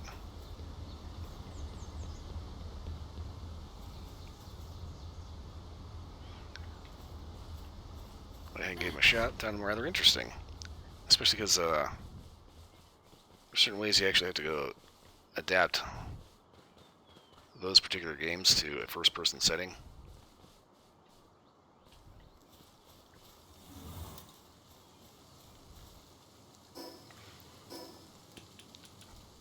It's very interesting to see how that actually worked out.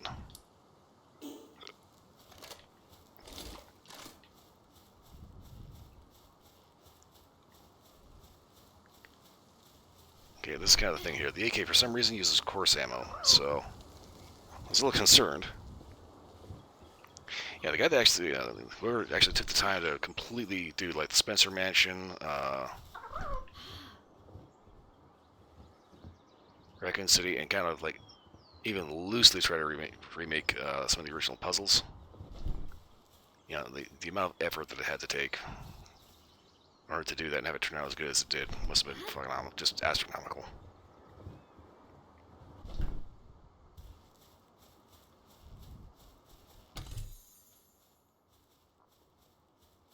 Gold coins and bread. I'm just storing bread in a chest.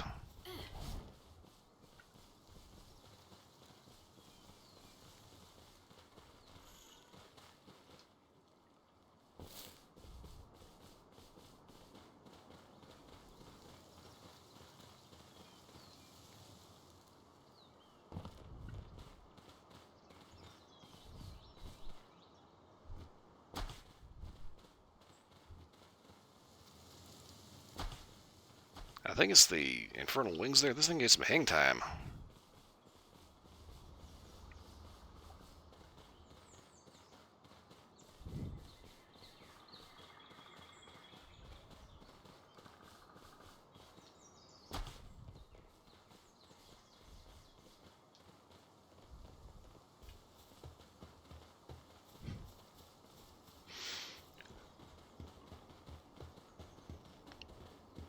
Oh, everybody here is still dead.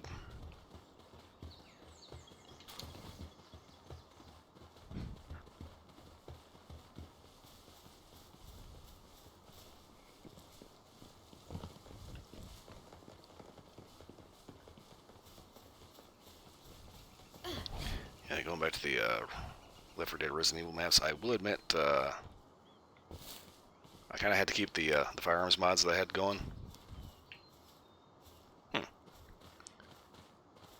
Because I kind of forgot just how loud gunshots are in the base game.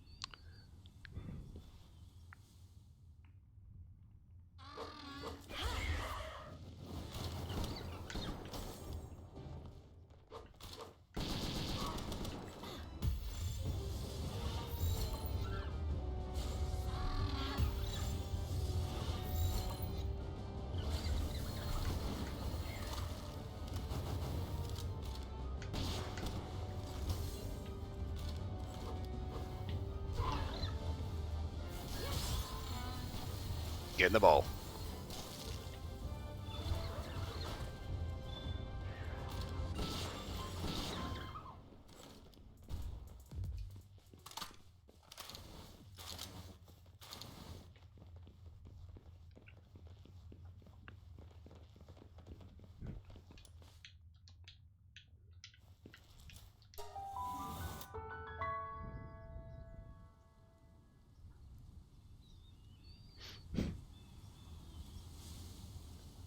download all the mods for Left 4 Dead 2 and then not touch them for days. So basically, you'd have the Skyrim problem. Spend more time modding Skyrim than actually playing it. Okay, so...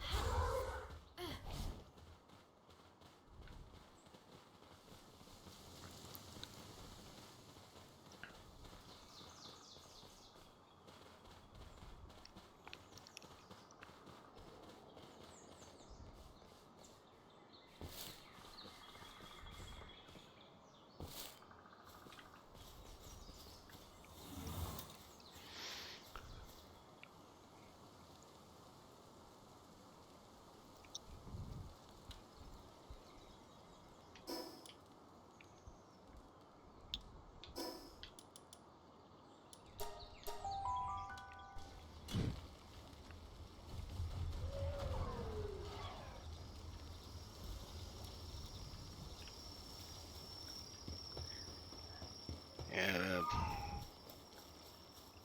that's kind of thing about having any kind of hobby work tends to get in the way of everything. On the plus side, though, it actually does pay for it, so there's that.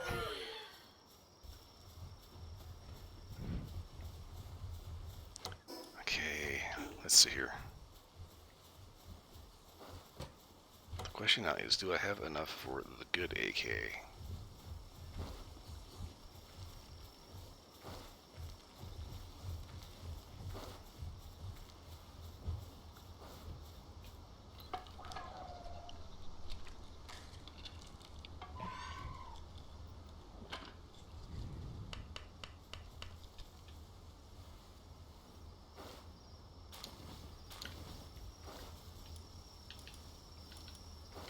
It would help if I had the schematic.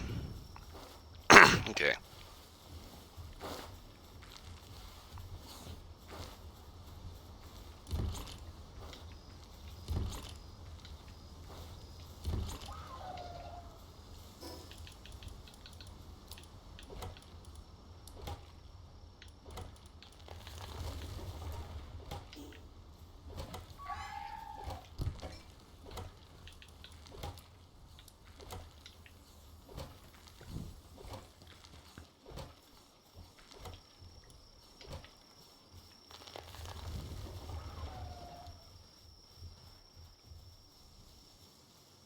Okay, I think it's early morning, but those crickets are a little obnoxious.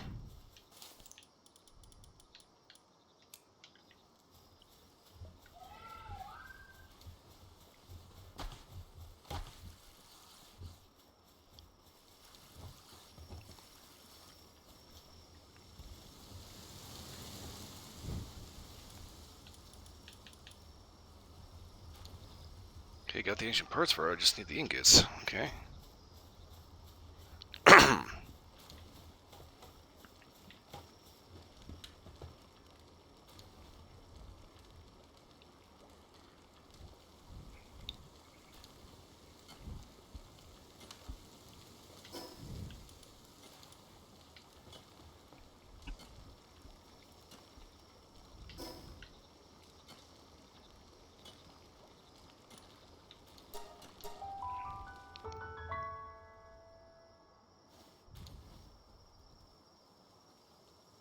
The new game coming to Switch 2. I don't have a Switch or a Switch 2, so no, I didn't. I don't particularly keep track of what's coming up on Switch.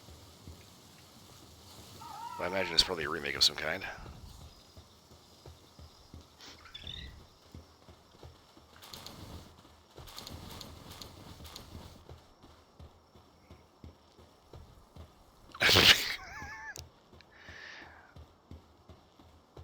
Switch 2 is getting its own rendition of Skyrim. Okay.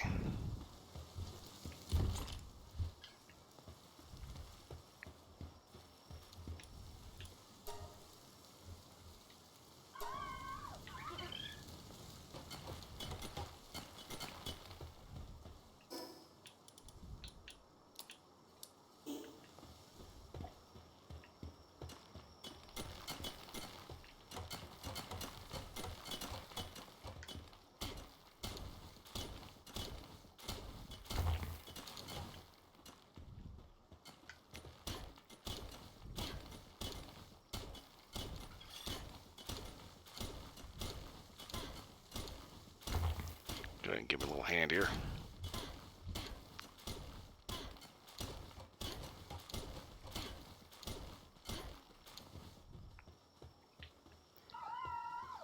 That's the kind of thing about Skyrim. It's basically become the game.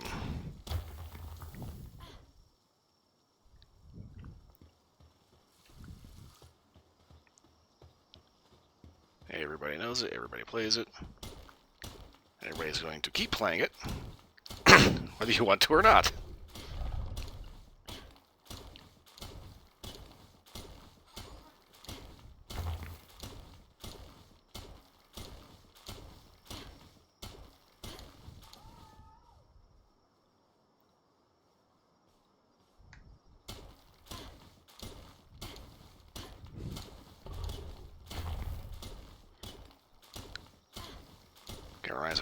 Kind of reminds me I need to do more Skyrim streams.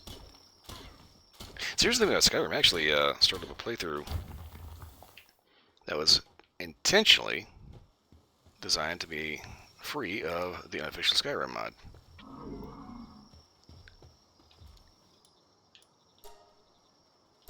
And the reason why, I forgot to put it so I take it out of his chest, is because the way that the mod works, well, it's not the way that the mod works, it's what they're doing with the mod. There's a whole thing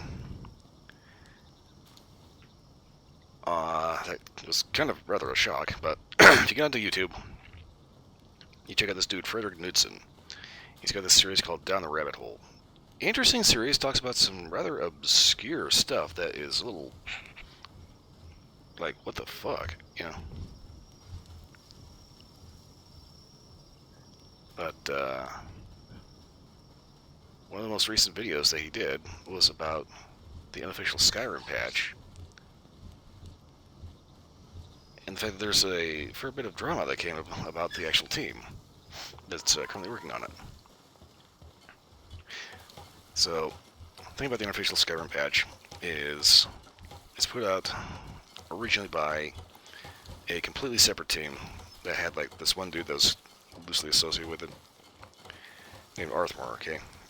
Now, up through, I believe, New Vegas. So for Morrowind, for Oblivion, for Fallout 3, for Fallout New Vegas, you had the same, like, one guy, whose name I forget at the moment, was working on the unofficial patch, and everything was fine. But then he decides that he can no longer work on the project when Skyrim shows up, because making this one mod is kind of consuming his life.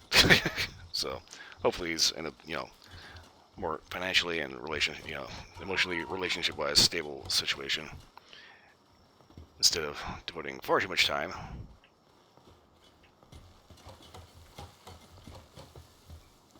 to a hobby that can get rather obsessive. So anyway, he steps away from the mod and wants to keep it going. So he hands it over to one of the guys that was originally part of the team, but not the head guy. This is Arthmore. Arthmore made the Skyrim Open Cities mod. Basically, instead of having each individual city in its own skybox cell, what Arthmore's mod did would end up making it so you could walk up into Whiterun, open the doors, and just walk right in. It basically brought them all down into the map. Now, there's a reason why Bethesda actually does not do this anymore, because originally they were doing this on Morrowind. You just walk right into a city and boom, there it was. They found out that without a load refresher at some point in the game, to just like clean up leftover junk and data and just like, whatever crap happened to be lying around. Well, they found out that if you just leave all your cities open and shit like that, what happens is the game gets super unstable and extremely buggy. Go figure. So Oblivion rolls around and they install load gates to get into all of the cities, because that's how Gamebryo at the time works. Creation is built on Gamebryo. So anyway, fast forward to Skyrim. You have Arthmore making the Open Skyrim mod, or Open Cities, and everything seems alright for a while.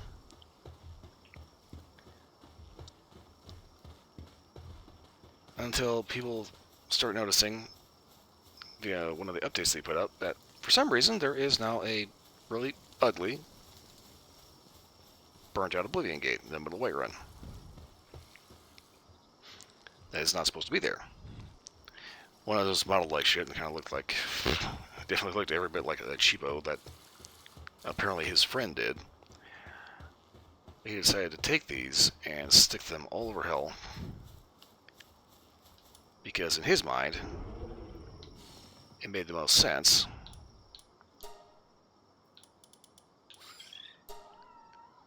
that there would be Oblivion Gates all over the place, even though it's been 200 years since the Oblivion Crisis. So then, fast forward to the unofficial patch.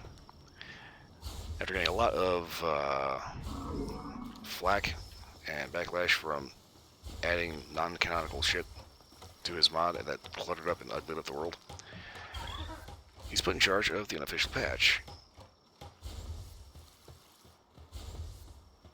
Eventually, he can't help himself, and he has to start adding shit. Going so far as to having friends record entire voice lines for things he's quote-unquote fixing. And here's the thing, the unofficial patch is supposed to be a bug fix, and that's it. The problem is, he wasn't fixing bugs. He was adding content, and basically deciding what was canon and what wasn't. Now, that'd be all fine and dandy if it was just that one mod that did that. The problem is, this mod has so many actual legit bug fixes that a lot of people end up making it a dependency in their mods.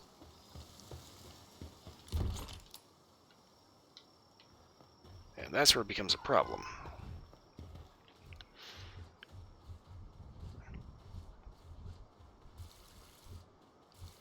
Yeah, the amount of work that the original guy put into the unofficial patch was absolutely insane, but, you know, it kind of ended up being kind of literally insane because it ended up driving him nuts. But anyway, the whole Arthmore thing is, after people started kind of complaining that, dude, why are you doing this? It's not supposed to be there. You know, it's like, why did you move the ore from one mine into another and then add like a whole other thing and add this other thing and the dialogue thing and then do all this shit and rebalance stats and take... For the standing stones, he took the archery stone off of the sneak tree and put it on the warrior tree. Because apparently in his mind, archers are a combat thing, and obviously anybody that sneaks never gets into a fight. Which is bullshit. And clearly he's never played an assassin build. Basically, the unofficial patch gave Arthmore way too much power over what is canon, what is not canon, how the game is played. It basically is Arthmore saying that he knows how to make Skyrim better than Todd Howard does. And that's a massive no-no. So I basically went through and on both Skyrim and Fallout 4 made sure to delete that patch and start fresh playthroughs with fresh mod lists that do not have that as a dependency. I don't actually think I really needed it in the first place. I don't think I actually downloaded anything that actually required it. But I specifically made Skyrim and Fallout playthroughs that did not have that in it because I'm not going to be downloading it ever again.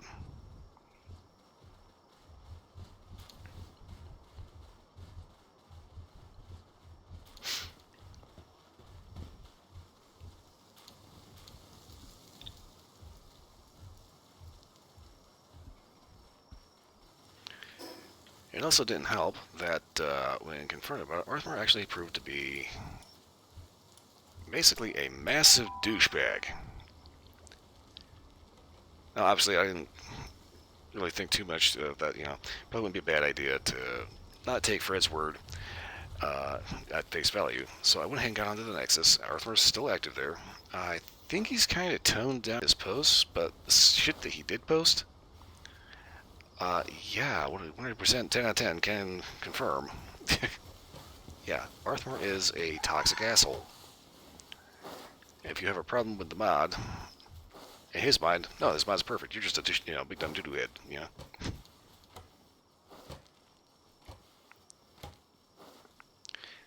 Outer Worlds, you mean like the Outer Worlds?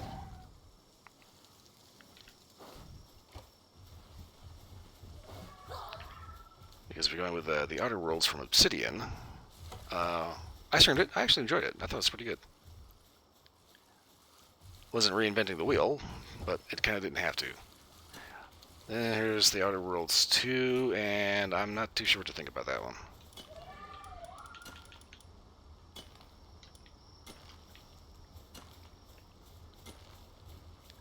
I guess the main thing about the Outer Worlds 2 is I haven't heard anything bad about it, but I haven't heard anything good about it either.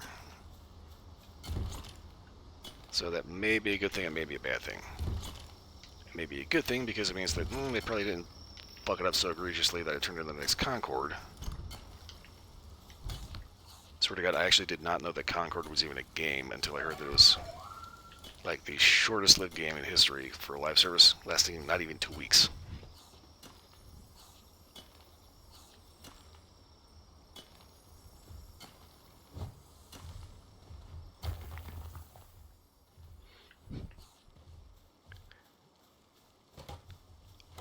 Yeah, the thing about the Outer Worlds, like the original game, I think was pretty much the same group of guys. Well, most of the same team that did the New Vegas. Or at least they had some of the New Vegas team.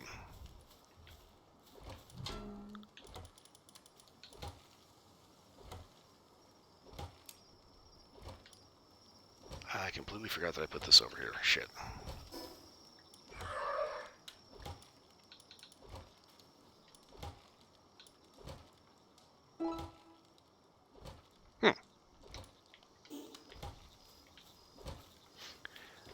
But let's see, where was that? Was that one game, Avowed? The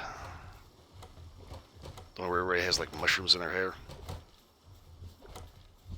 That one was also put out by Obsidian. Like you want to call it Oblivion. Wrong. But that one kind of proved that they really lost the point. Because the entire team was different.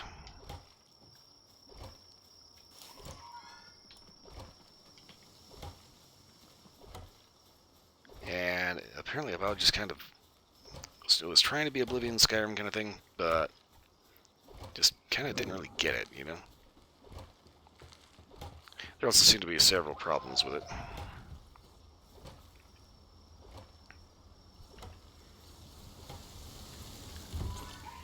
But as far as the original Outer Worlds go, I actually rather enjoyed it. It has its own particularly odd sense of humor. But it's kind of funny. The sense of humor in the Outer Worlds kind of doesn't really make a whole lot of sense within the context of the Outer Worlds, because the whole thing is based around like you just being just, like some random schmuck that they happen to thaw out from a multi-year trip to the Aerodiny system, if I'm not mistaken. The whole thing is the entire colony, which is like several planets worth, has been overrun and basically run into the ground by a bunch of greedy corporations. And this colony is about to die because of sheer incompetence. So this professor guy throws out this random dude, you, and basically tasks you with saving several worlds. I find it a little annoying that people keep calling it a communist game, but it's not. It's not socialist at all. If anything, it's anti-corporatist. Because it's all these corporations, which are their own form of fascism, running the entire colony into the dirt. And eventually you find out the plot is actually way worse than you think it is. But the whole point is it's based around you being the wrong dude for the job. Except you actually are the right dude for the job because you get the job done. It's like you start off as like, if you're the lab assistant, so you're the guy that goes around and cleans all the petri dishes. But at the same time, it's like, okay, this doesn't really factor into how you play through the game because we're going around with all currents, all manner of heavy firepower, various stealth and lockpicking abilities, occasional dialogue tree that you can kind of schmooze your way through. Doug made it.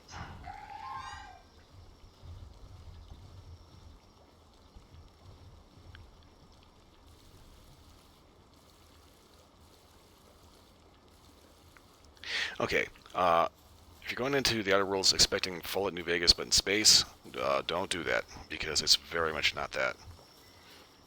The Outer Worlds is the Outer Worlds. You basically have a ship, you have firepower, it's got a very kind of steampunk aesthetic to it.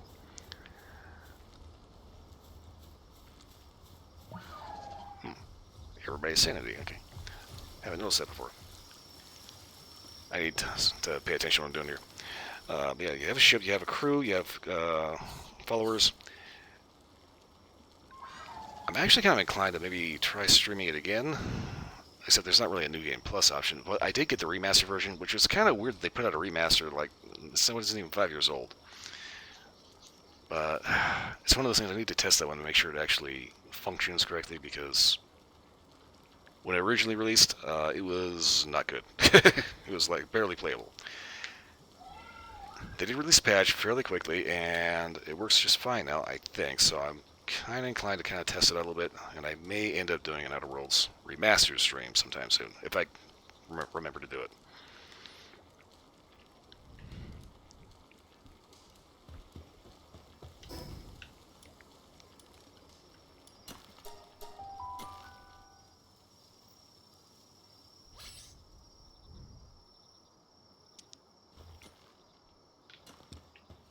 Yeah, it's got some interesting combat.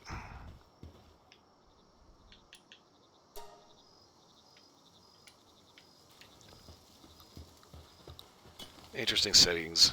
The actual stories are interesting. The actual bad guys, in some cases, will be absolutely infuriating. Because of just how, mustache-twirlingly evil they are. Huh, okay.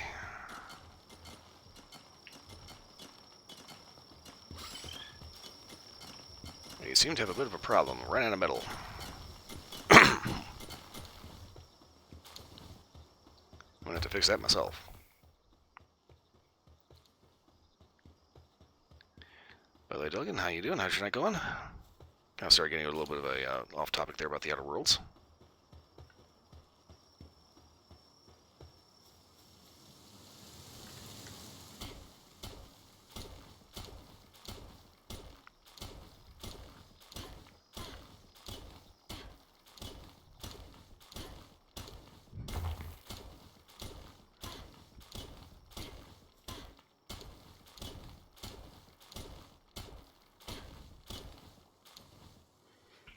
Let's see, when it comes to replayability of the Outer Worlds,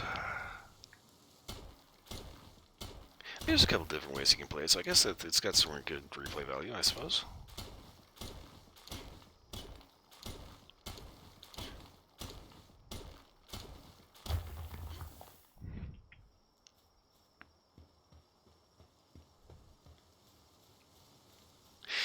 If anything, I say if you're going to pick up the Outer Worlds, definitely wait for, make sure you're not paying like a full $60 for it.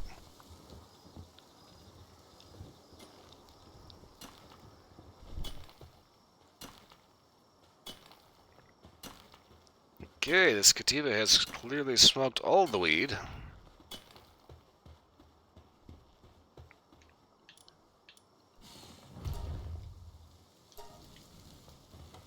Oh, shit.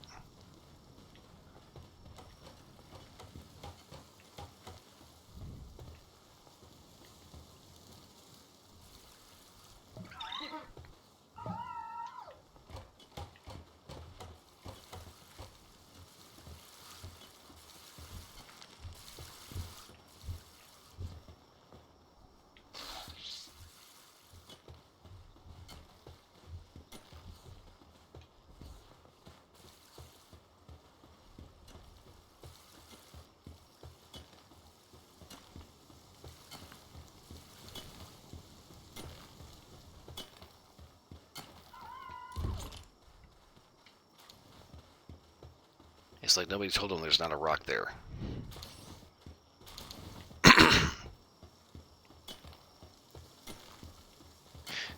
Yeah, I'm still kind of on the fence about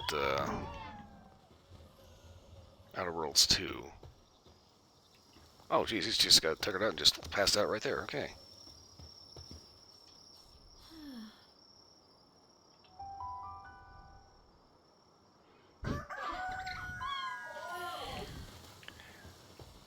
Yeah, like I said, I haven't heard anything really great about it. I haven't heard anything really bad about it either, so take that as it will.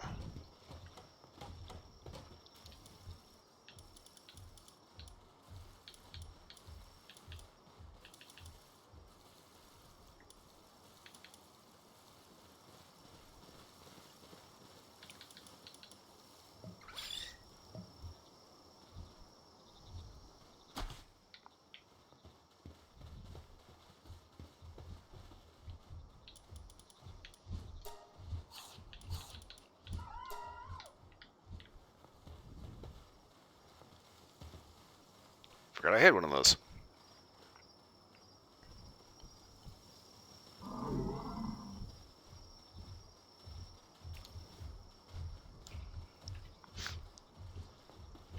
Yeah, I've kind of been wanting to do a playthrough of the remastered version, so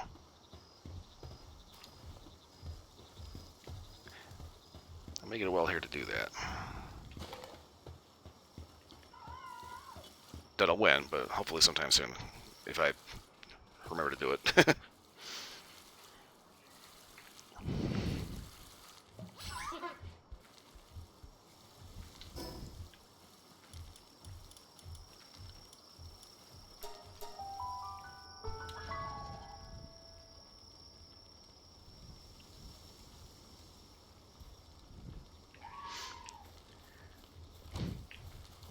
Okay, I probably still don't have enough to make the good AK, do I?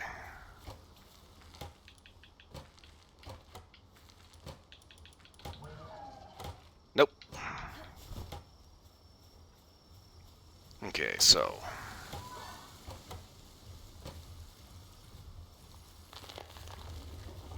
go ahead and let everybody keep doing the do, and we're gonna go ahead and stow all this crap.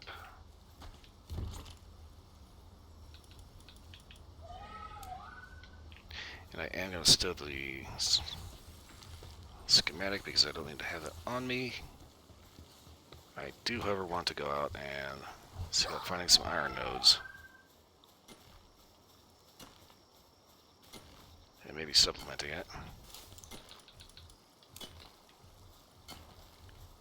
Now, it comes to the original Outer Worlds. I personally really enjoyed some of the DLCs, specifically the Murder in Eridani DLC. That one I thought was actually really well done. So, it was also quite fun. Yeah, the Murder in Eridani is literally a murder mystery DLC.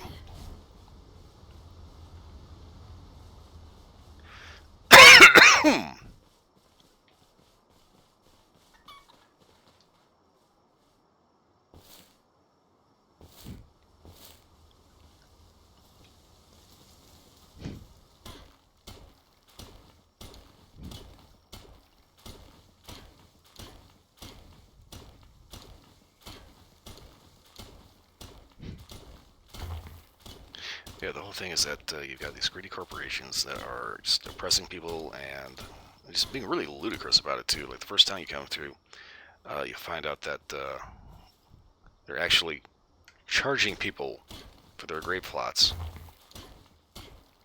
And when all of a sudden you can only pay the tab for Grandpa's grave subscription, you just pop his ass out of the ground and trick him into the drink.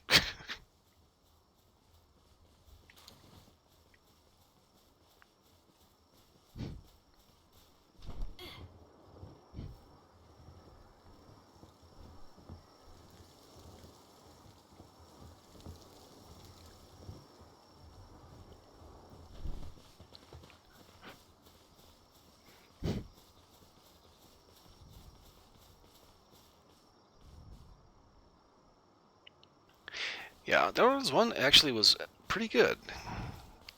Like I said, it wasn't anything, gonna knock your socks off or anything like that. But after the Outer Worlds 2 released, it's like it. It's like I'm pretty sure there's probably some people probably don't even know it did release.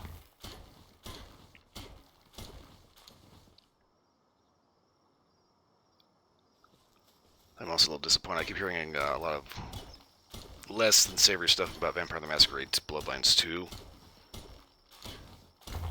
Now, the first one I actually streamed a long time ago, and it's one of my favorite buggy games, and just first-person RPGs in the first place, just in general. It takes place in modern-day LA. You're a vampire, and you have a number of quests trying to basically figure out where you fit in the vampire world. You basically start off being turned into a vampire without permission. So the Camarilla guy, basically the Camarilla is the organization that enforces vampire rules, basically decides to have the guy that turned you into a vampire executed, and then gives you a test that's supposed to be a suicide mission, because he doesn't think you're going to end up making it.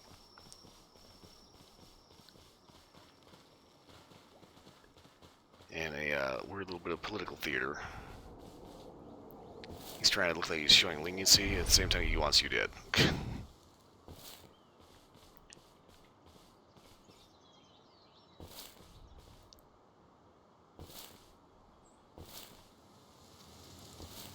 But you end up going through the game, getting in good with various factions in the game.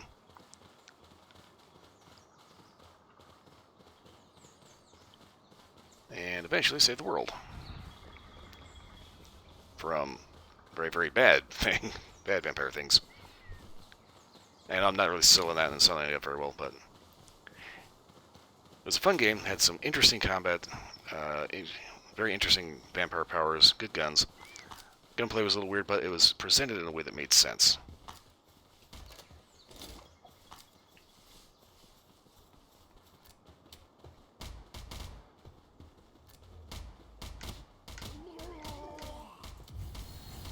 Like if you were, say, a complete shooting novice,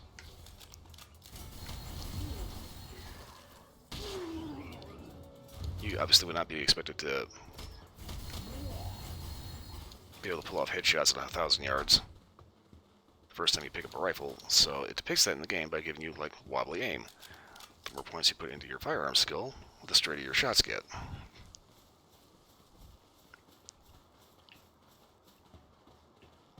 And, you know, admittedly it was a rushed game. It had a fuckload of bugs.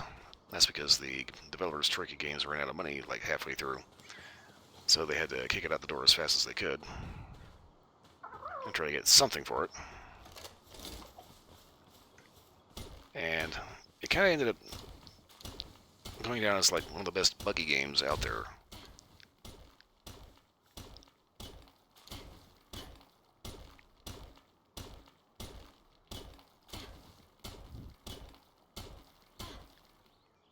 Okay, weapon is damaged, so that means I need to get my pick sharpened.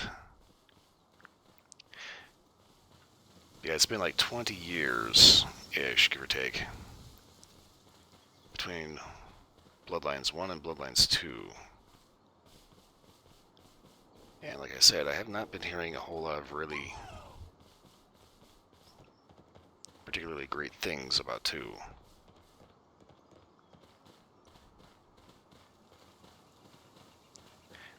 But it's basically nothing out there that makes me want to just like immediately hop onto the digital storefront and shell out full price for it, you know?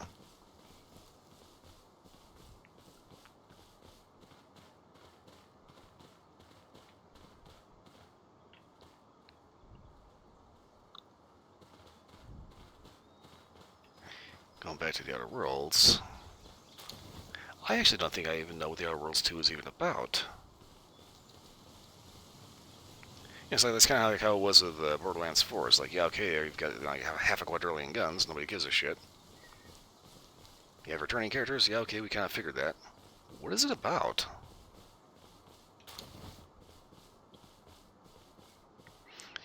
Let me take a look. Give me 1 second to actually bring that up on Steam here real quick.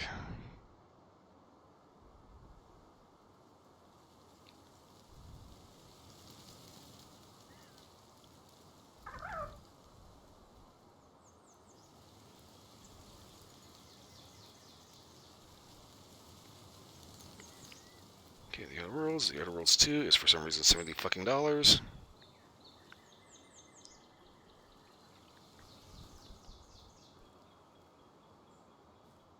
Okay, well, according to Game Rant, 9 out of 10. The Inverse, 9 out of 10. 8.75 out of 10 for Game Informer.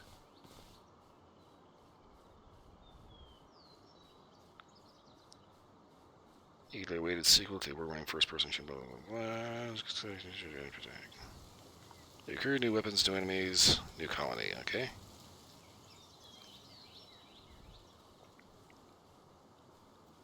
So you play as an Earth Directorate agent, uncovering the source of a devastating rift threatening to destroy all of humanity. Okay.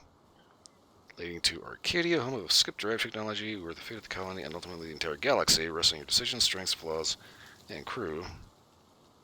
The factions you choose to trust. Okay.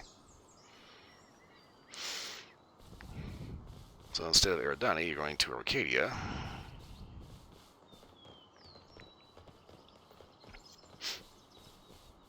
Oh yes, I'm interested. Not $70 interested, but interested.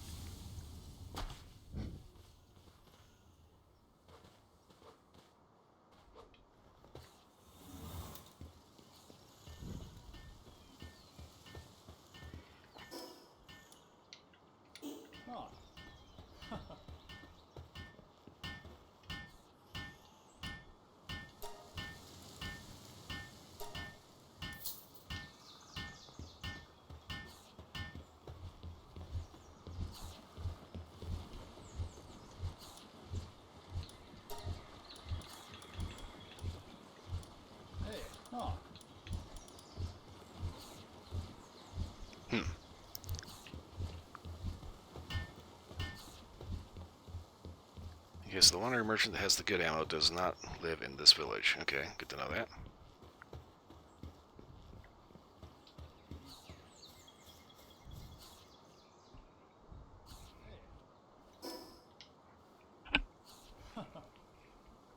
Eh.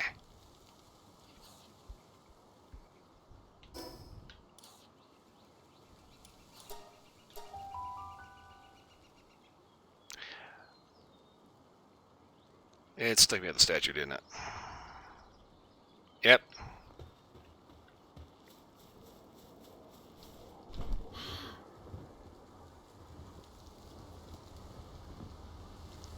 Wait for it, and...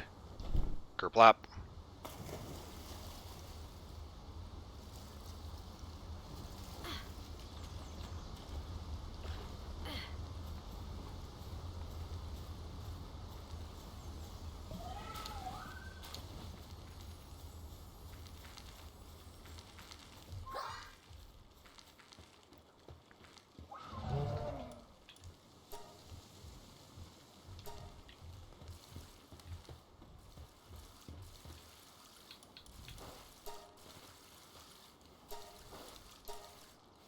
Ooh, shit.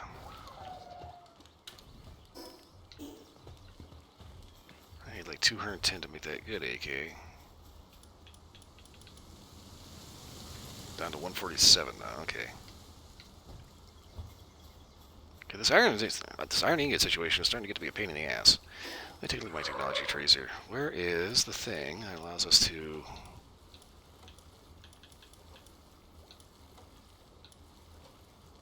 set up a station for mining ore anywhere?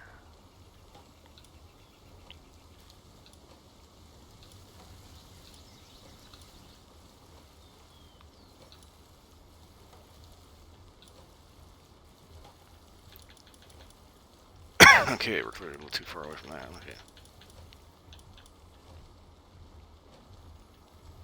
Okay. Summoning altar.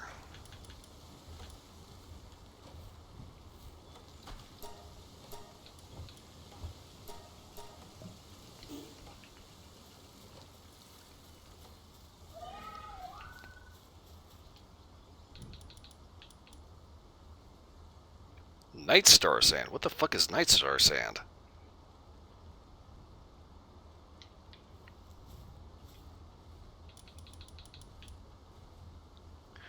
Ooh, 3 predator cores.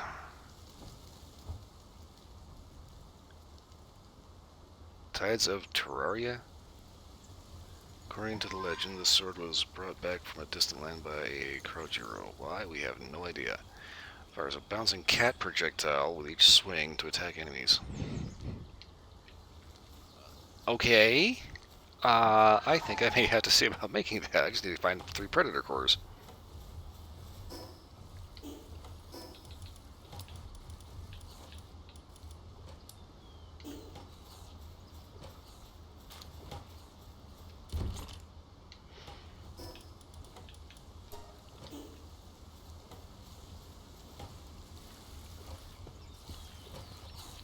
Okay, this raises the question, where exactly are we storing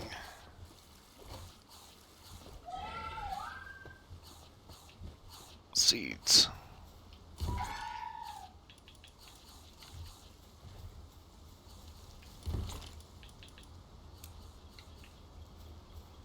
That could be a problem.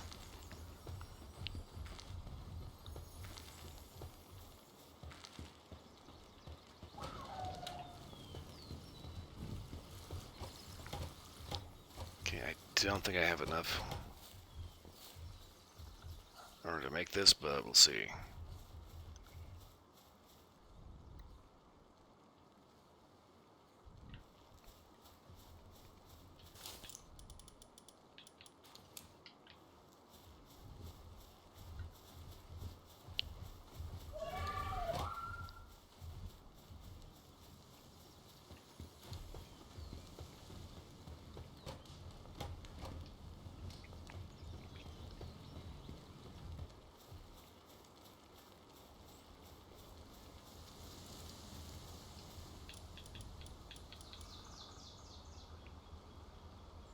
Okay, I think I might actually.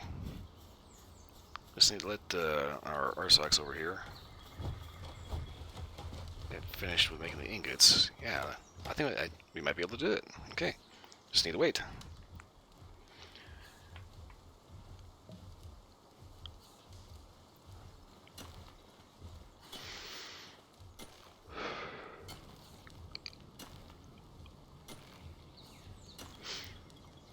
So at this point, take this opportunity to, yeah, give yourself a stretch and a drink.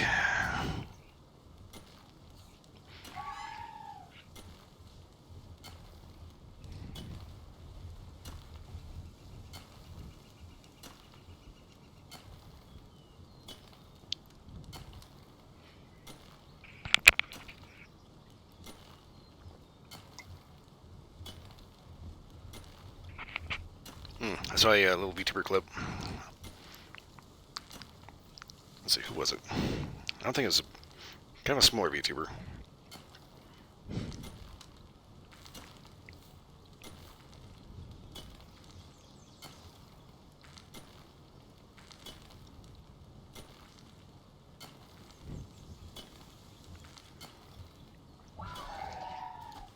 Yeah, let's see, let's go.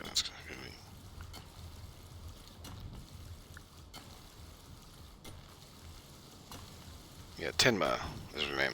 Haven't heard of her before, but apparently she is challenged by chat to do a Slav squat.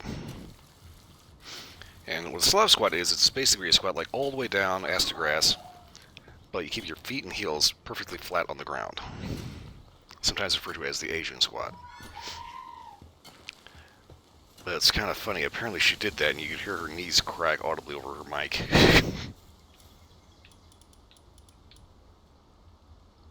You just need 6 more.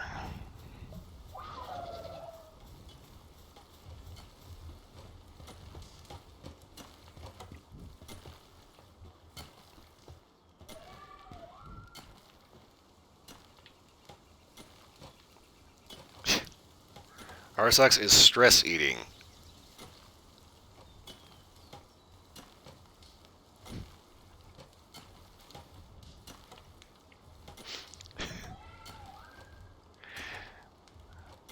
Yeah, it was kind of funny. She ended up kind of giggling a little too much over the fact that there was like this loud.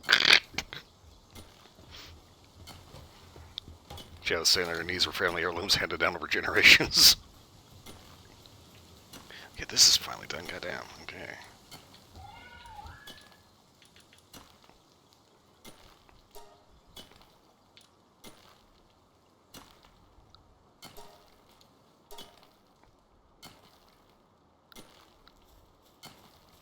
Okay, please tell me I didn't do something that ended up eating up half my ingots.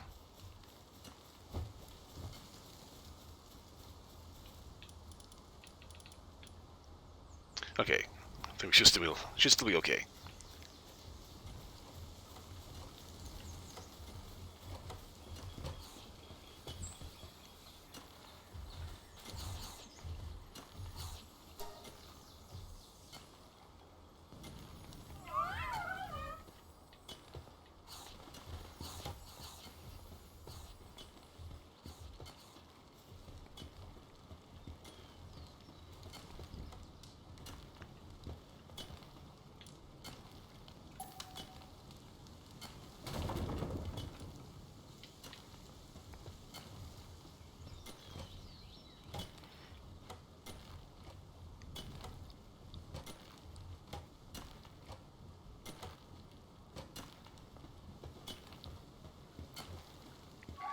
Okay, should be it. Yeah.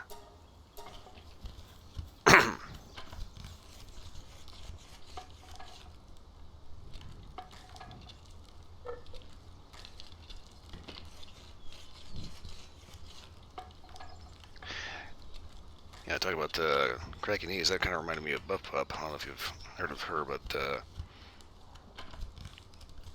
she had a thing where she popped her back one day, and it was loud. Like everybody audibly heard this loud.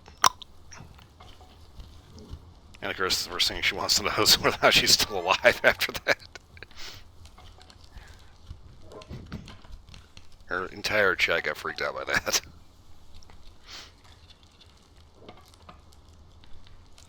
That still makes me giggle over something that Neanners did. It's kind of funny. She's just talking around, just babbling off about just like some random inane stupid shit. And she's kind of like, doing the hiccup thing. Out of nowhere, what starts off as a cute little ego hiccup just like mutates into this unholy belch that about blows her teeth out.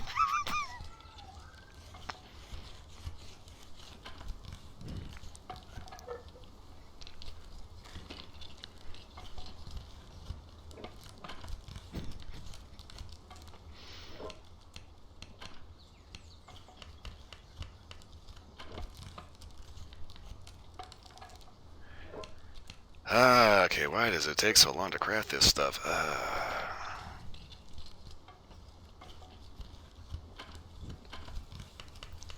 Yeah, this is kind of one of those things. Is like this is kind of like one of the more pointless aspects of this is the time limit it takes just to make all your stuff. Like if you go into like Arc, and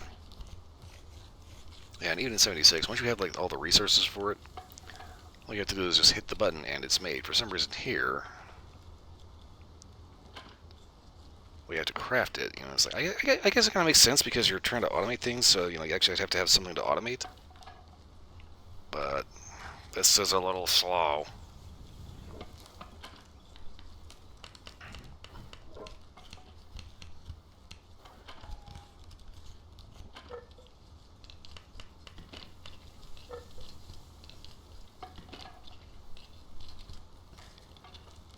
I don't know why it keeps saying unreachable by pals.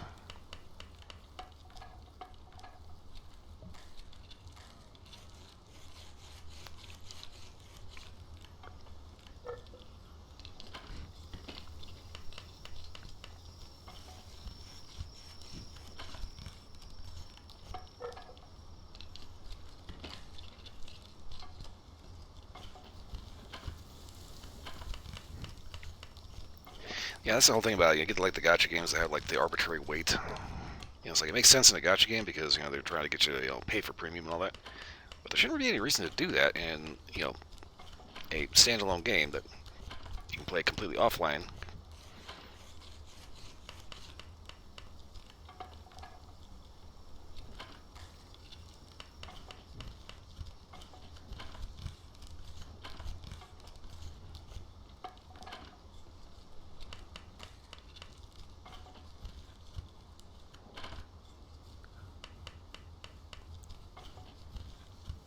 Here's hoping the vendor actually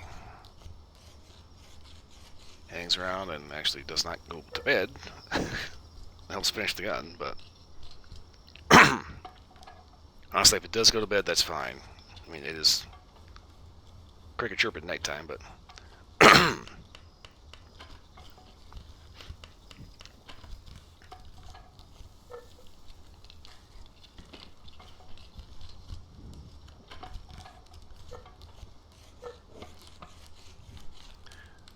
I went across a news story about a humpback whale got stranded in Oregon. Looks like an older one, but older story.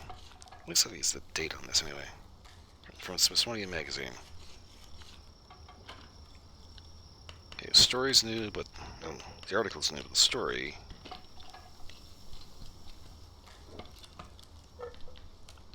was apparently at mid-November.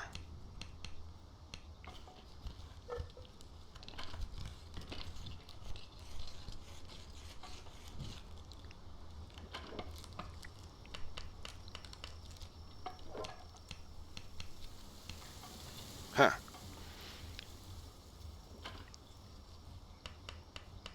So it looks like it was November 17th in Seattle. There's a beach humpback whale that apparently they decided to euthanize.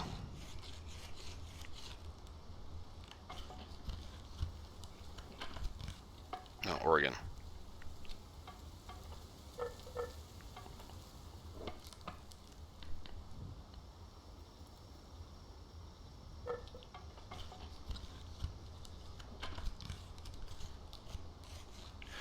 Okay, so they got the local native tribe to give the euthanized whale a proper funeral. There, now that is one of the most messed up things you can see on any video is what happens when dead whales explode. Yeah, the whole exploding whale syndrome. That's ooh. That's one of those things I'm really glad they're not able to capture the smell of.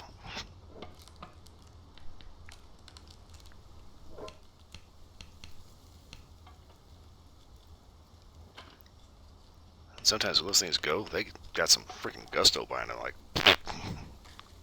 bend your car in half. Don't know how the hell I got onto that. Oh yeah, beach whale, that's right. It's like I'm trying to find anything at all to just blab about while waiting for this freaking build to get done.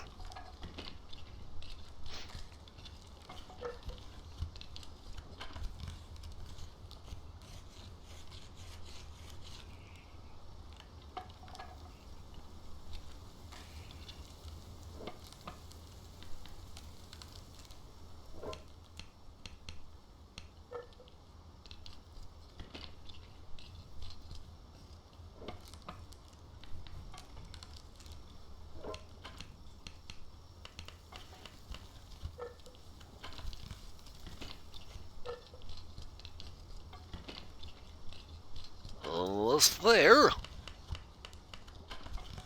I just hope this one has a top cover on it. That is actually kind of a pet peeve of mine when you find like really good renders that are inaccurate.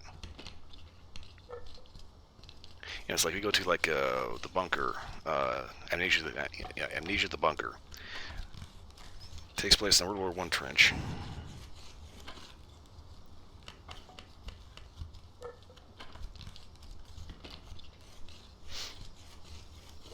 Yeah, the whole dead whale explosion. It's like there's some people that go to like release the pressure, and there's one video I saw where some dude got bowled over by flying intestines, and it's just like, wow. Like I said, I'm really glad we can't smell that through the TV. That's one of the things that I keep talking about, is how I'm really glad that nobody ever actually invented smell-o-vision. That was kind of the buzzword back in like the 50s and 60s. Everybody, oh, everybody got this new color TV. Ooh, wow, what's next? Smell-o-vision? It's like, no, we do not want smell-o-vision.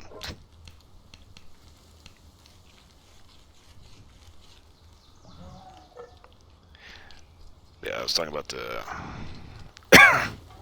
women renders that are inaccurate.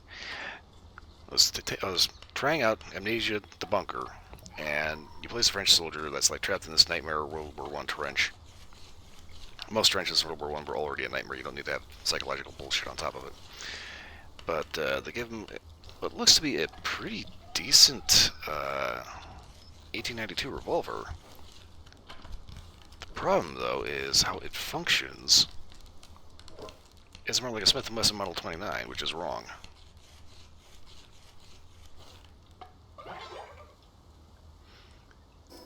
Okay, so got our good rifle doing massively better damage.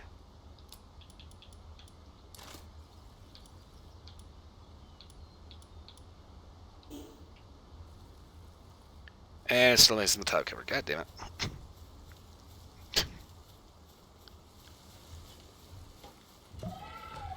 I guess that's how they justify getting us to invest in the regular assault rifle, because that way we don't have to worry about getting crap in the action.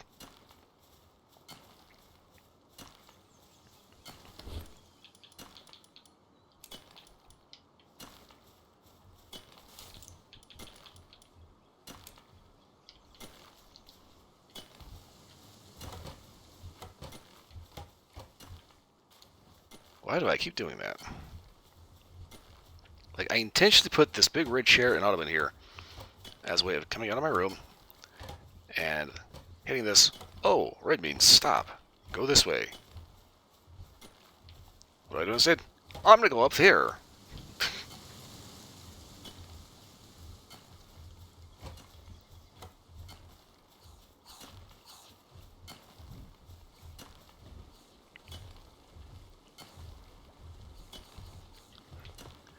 Yeah, the whole smell vision thing is like, you think about it, it's like we play, video games, right? Television, this isn't really so much of a thing, but in video games, especially like horror games, we end up going places that are really, really disgusting. I mean, case in point, Conker's Bad Fur Day. A boss fight versus the Great Mighty Pooh. It is literally a singing piece of shit. Or pile of shit, I should say. With corn for teeth.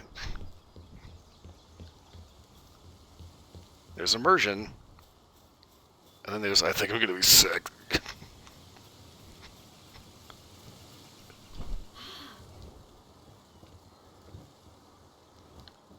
Yeah, play Dead Island 2, and it's got this really, really overly detailed, just like turd-encrusted sewer.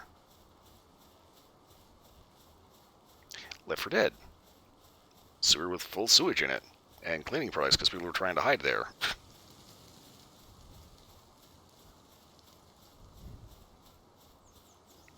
I imagine that the sewers of the Imperial City in Oblivion probably wouldn't be too bad because it's more like a rainwater runoff. But then you play like the Sinking City, and everything is covered in dead fish. Ugh. That'd be a whole new level of disgusting. Ugh. Not only do you have the fish smell, but you also have a rotting fish smell, which basically stinks like straight shit.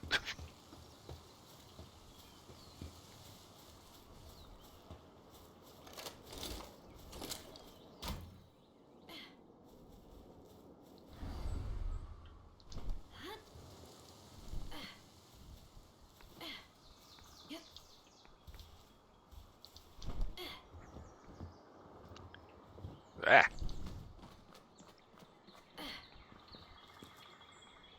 And of course, there's everybody's favorite, we do not want to smell this. South Park, The Fractured But Whole.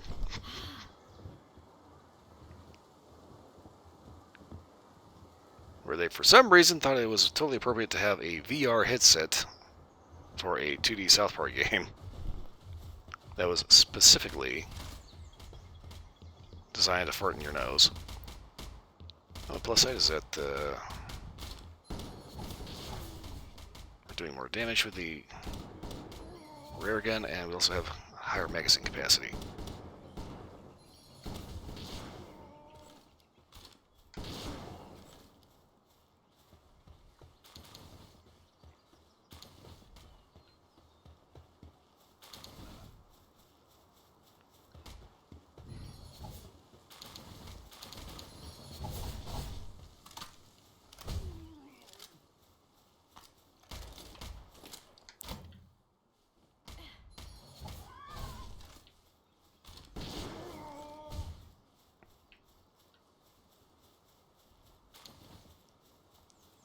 Is anyone else going to be an asshole?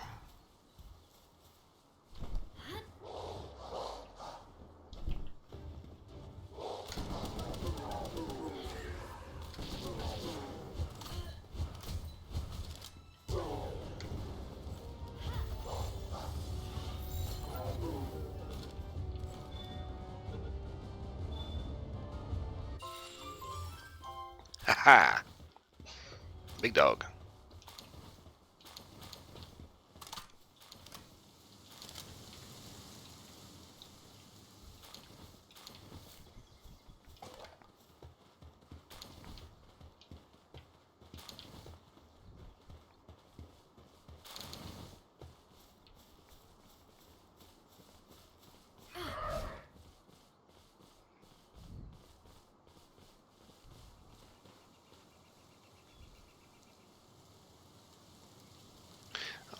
Which games got worse? The South Park games?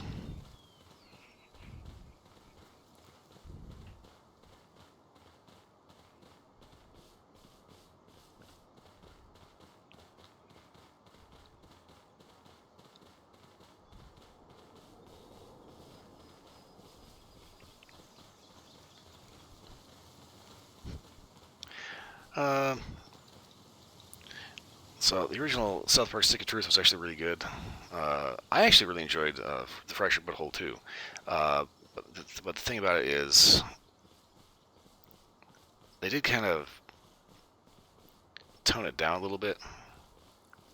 So some people consider that getting worse. Some people consider that maybe just being a little bit less tasteless.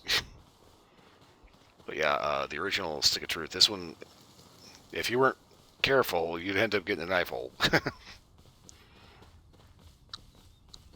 I guess that's what people are going on about, is the fact that it's like there's always gonna be like some edgelord weirdo somewhere that cannot handle the fact that they censored the fork joke, and it's like, yeah, there's no reason for it to be here, you know.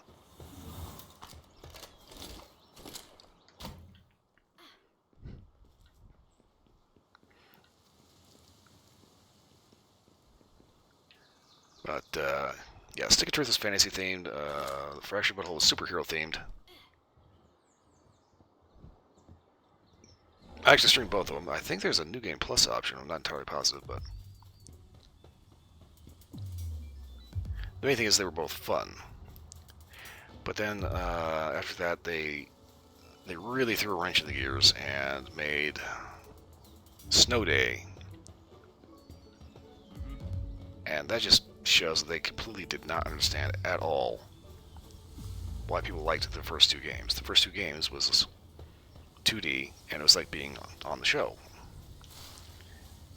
Snow Day switched things to 3D, and I've kind of considered maybe getting it if it was on sale. I don't know if I'd actually stream it, but yeah, they changed it too much to the point where it's like, how is this actually the same continuity from the first two games? Because the gameplay is so different, the engine is different, the graphical presentation is dramatically different.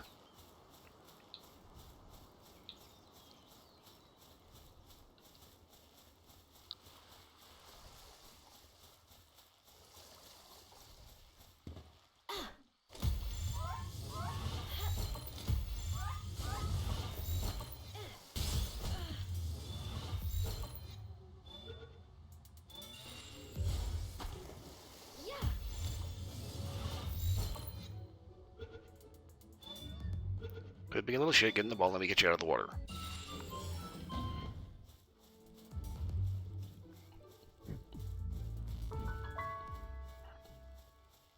Yeah, that's probably the big reason why I haven't actually taken more interest in Snow Day, is because of the fact that it kind of doesn't matter if it's the same continuity. The fact that it is just so different. Like, I don't even think it's a role-playing game. It's just the main thing is they switched it to that stupid 3D style, and this had to have been some corpo fucker at Ubisoft trying to squeeze more money out of. This is what all the kids think is hot today, right? You know, one of those mindsets.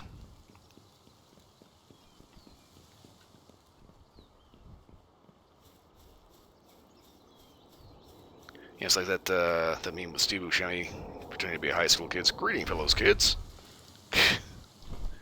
He's just like standing there, looking way too old.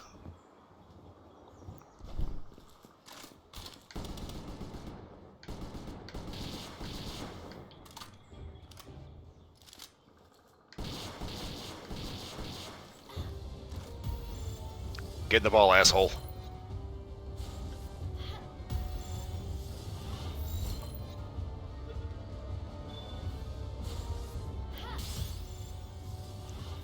You, ball, now. I can do this all day.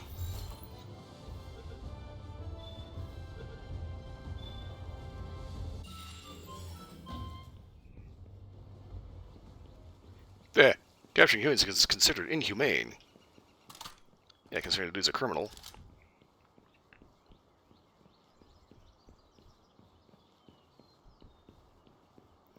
Well, that was the whole thing with EA. He was saying that nobody plays single-player games anymore, and that they released Mass Effect Legendary Edition, and it sells like crazy. And it's like they keep proving themselves wrong.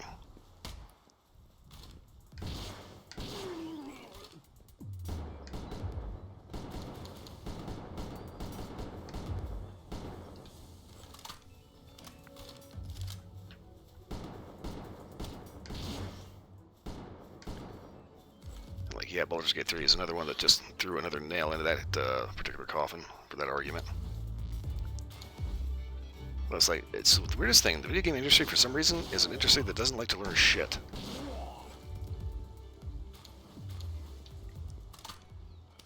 So you get big corpos coming around and being absolutely flabbergasted when some random indie starts up and one proves them wrong, three sells them under the table.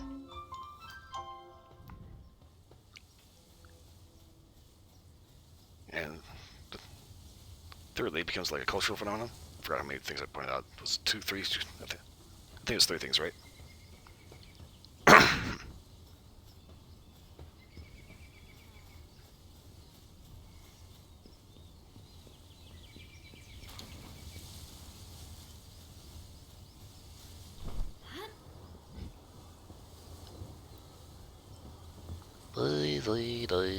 Give me your interview.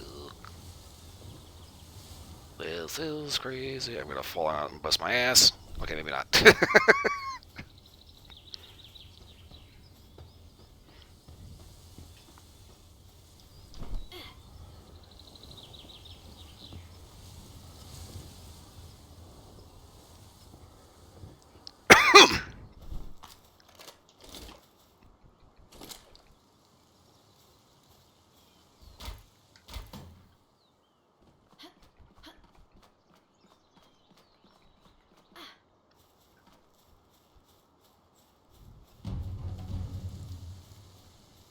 Supply drop.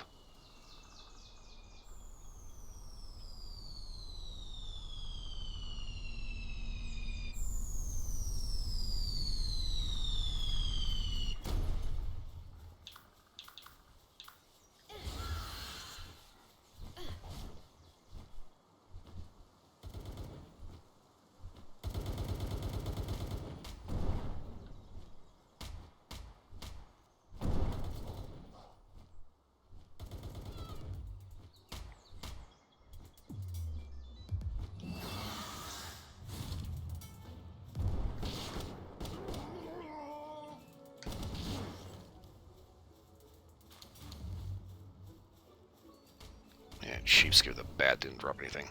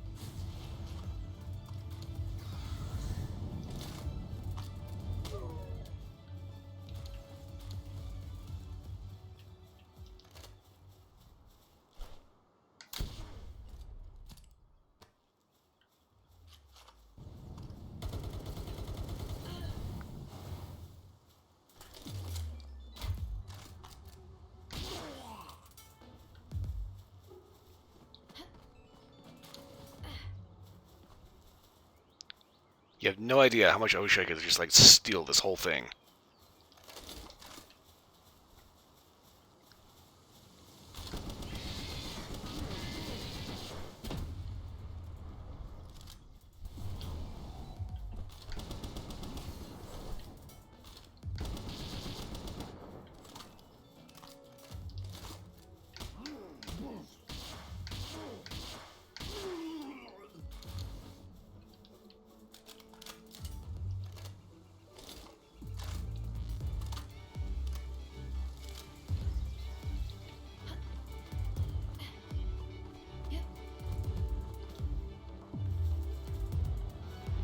Okay.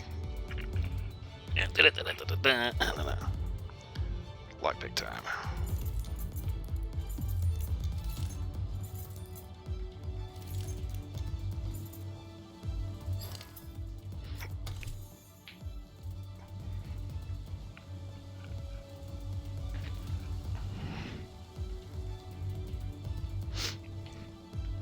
Yeah, just said screw and walk away with the money again. The problem with that, the gun alone is like 60 pounds. And you kind of need the sandbags to keep everything, you know.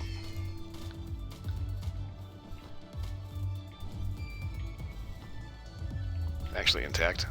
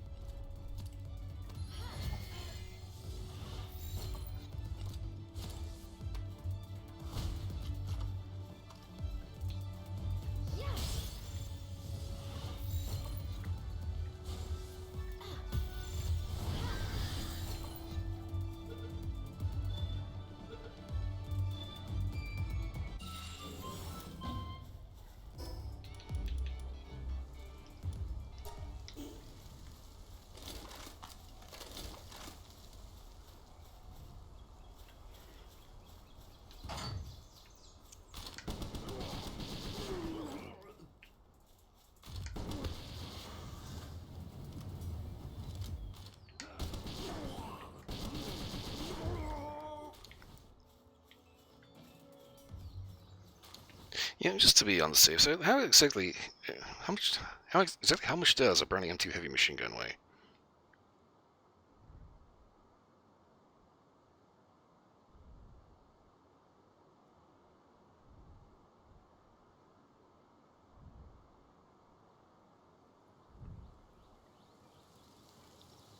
The 1921 M2 Browning.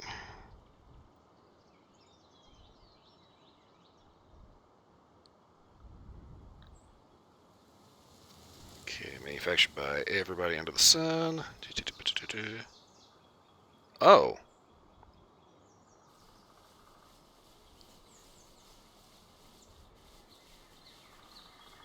Okay. Looks like the original was. According to this, M2 weight is about 62 pounds. I think that's just the gun. 82 pounds, fully loaded. Does anyone else have? Okay, here we go. Sonoran Desert Institute. Does this have the weight?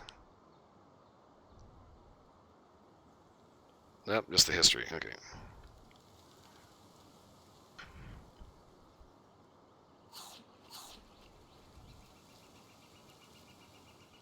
Okay, yeah.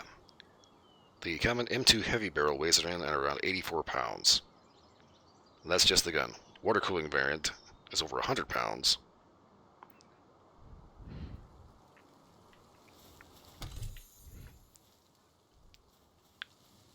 Translation, there's a reason why they call it the heavy machine gun.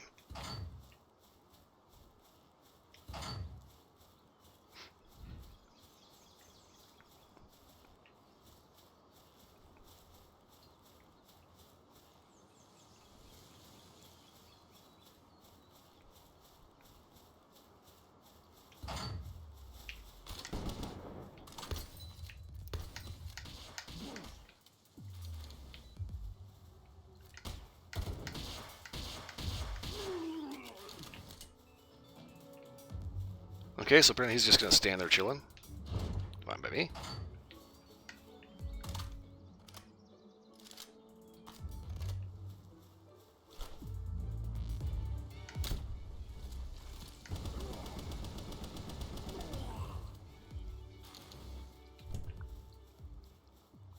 Always remember, kids, a stupid bad guy's a dead bad guy.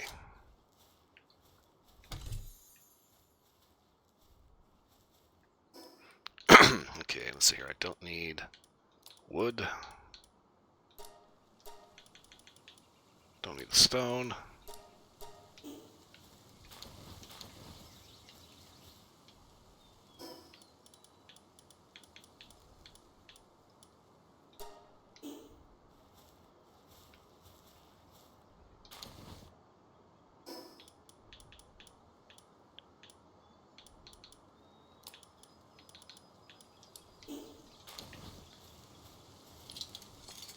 And get the road open.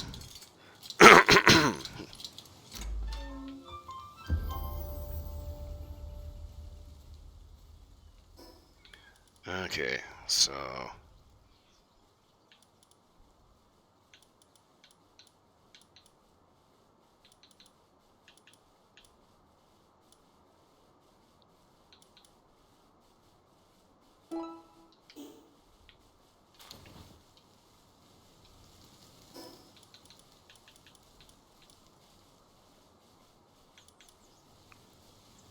okay, let's see here.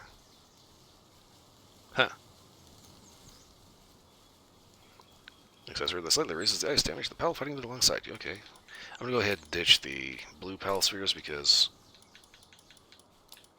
these things are all over the place.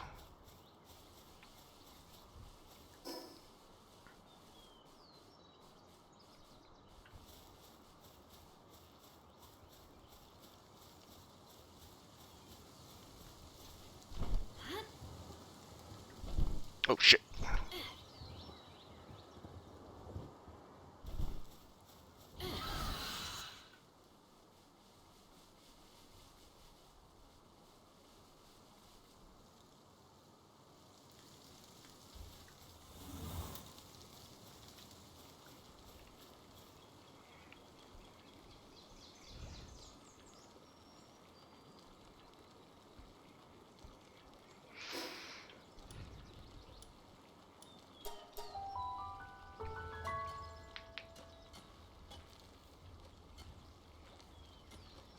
That's kind of one of the things about it, you know, it's like, I always remember Call of Duty 4 Modern Warfare, and Modern Warfare 2, the original one.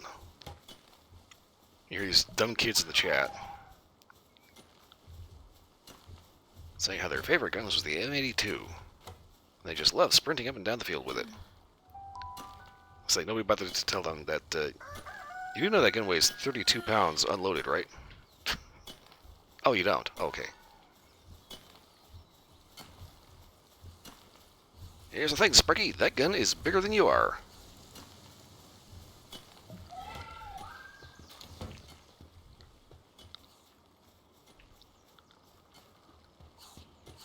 And it doesn't really matter or care how Spec Ops you think you are.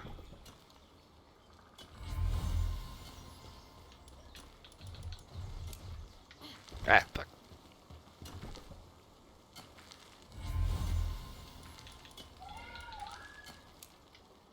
We're hatching a dog out of an egg.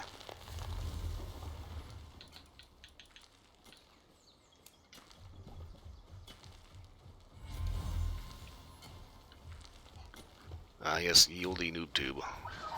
The funny thing is that the slang, the actual noob tube, this ended up kind of altering depending on which lobby you're in. Sometimes it was the grenade launcher, you know, the underbarrel. Sometimes it was the RPG, which was kind of weird. I think it also kind of depends on which game you're in. I remember there was that one map that it was like a roadside convoy. You know, it was like a convoy out in the Middle East got pulled over, and there's like a town. It was like on a road in the middle of the town, and there were two sides. I remember that once you spawned in, you had to immediately haul ass right, left, just somewhere, because there was a bunch of idiots that ended up figuring out exactly where to angle. They could just blop, blop, blop, blop, blop, blop, blop, blop, and just like rain 40mm grenades on top of your head in the spawn.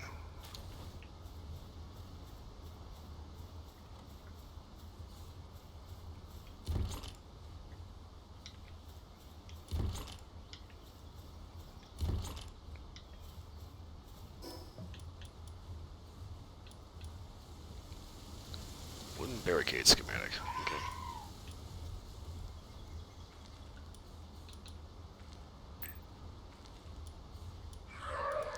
Now technology. Got 6 points to fuck with.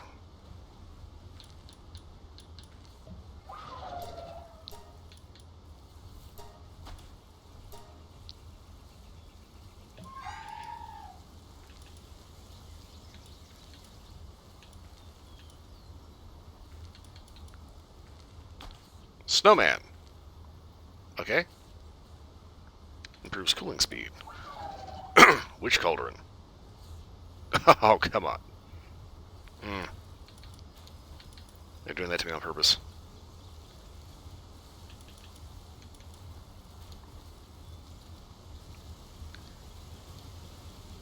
Okay, I just need one more. I can get that. That looks promising. Okay.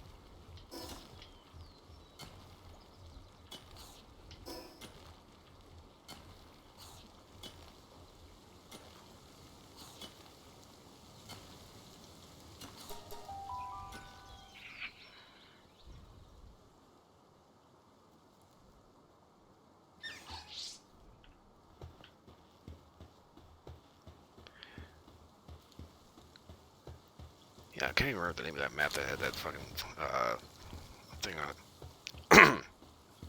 I do remember that in Rainbow Six Vegas there was a bunch of idiots that were actually proud about the fact that they could spawn kill the shit out of you. Oh, damn it.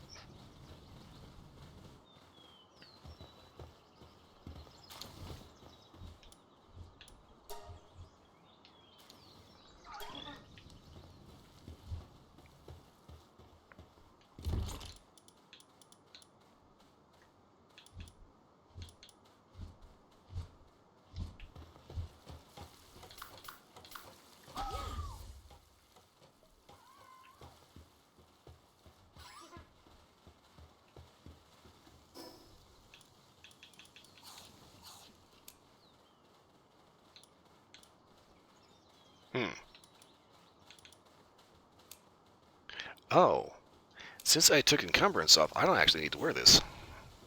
So I can just keep that ring in that slot, or the whistle in the ring slot. Oh man, there's all this right there. Fuck, okay. Alright, I want to go north, because I need...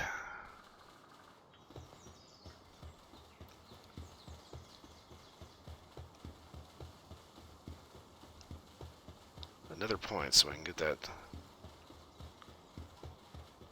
saddle unlocked and I can get like a decent flyer. That hopefully will be faster than Flamebird and look cooler.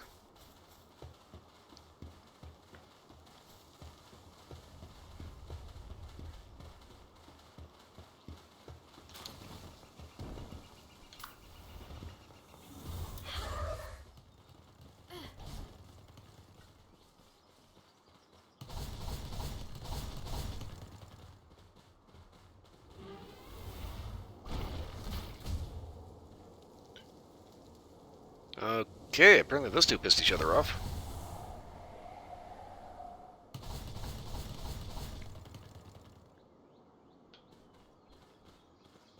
Yeah, the original Rainbow Six Vegas, there was, I think it was the... I think it was the university. Well, Las Vegas University. You would spawn in, and if you were like in a team deathmatch, you would pretty much spawn into the same footprints all the time. Well, maybe not quite, but you always spawn in the same area. There was a window overlooking that area where particularly dickish players would end up shooting through that window and spawn killing the crap out of you relentlessly. I remember there was a SOCOM, I think it was SOCOM 2, had probably one of the worst spawn kills I've seen in a while, or pretty much ever. You would literally spawn into the same footprints, and if you had a spawn killing asshole manage to sneak his way into your base, he would literally just stand in this little alcove and shoot new players as they were spawning in, and he didn't even have to change his aim. You would literally spawn into the exact same spot every single time. So you end up finding guys getting absolutely astronomical kill counts, but doing it in the most asshole-ish way possible.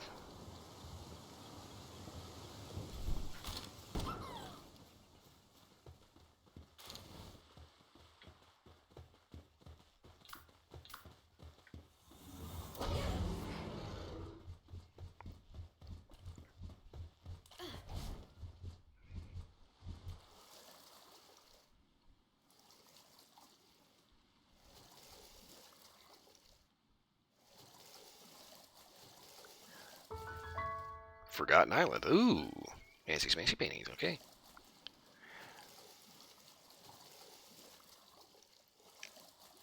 Yeah, Rainbow Six Vegas 1 and 2. This is where I met, like, most of my Xbox friends from. And honestly, I was kind of hoping that, like, Rainbow Six Siege would have stayed true to that vein. And it kind of started off that way, but then eventually... Siege ended up turning into this goofy, just mess of a hero shooter.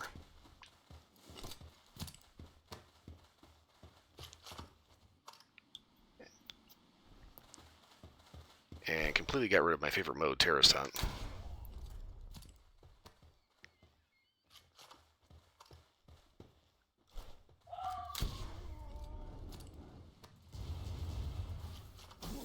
Ooh, damn, that's a hell of an attack.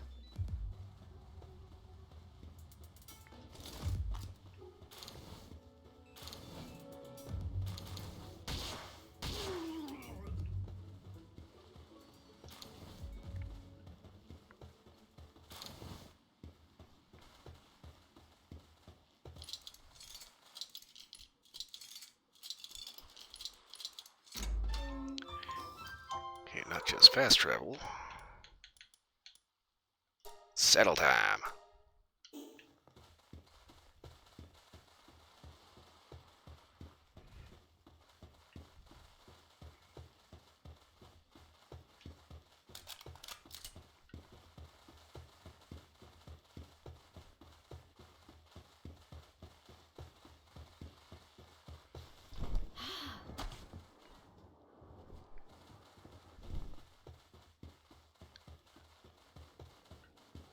Yeah, I have a lot of good memories from Vegas 1 and 2.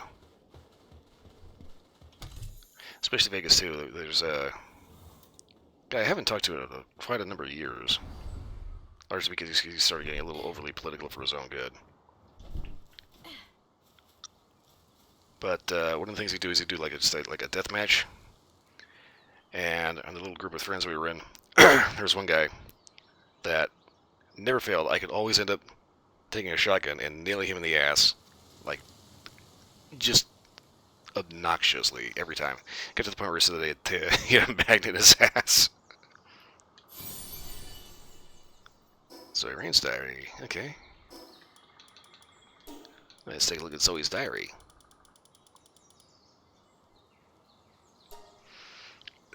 Okay, nice picture of the sea. Sometimes I wonder if there's anything beyond the sea. The only thing I can see far off in the distance is that huge tree. I've never heard anyone talk about what's beyond that place. Probably some brave guy from long ago went to see the outside world but never came back. I've heard about people coming from beyond the sea, though. I don't know what those kinds of people do, but they say they use tools different from our own. That's why I know there must be something beyond the sea. A whole bunch of islands, a whole bunch of people, a whole bunch of things. It sounds scary, but I'd like to try going sometime. So basically, we need to figure out how to make that happen for her.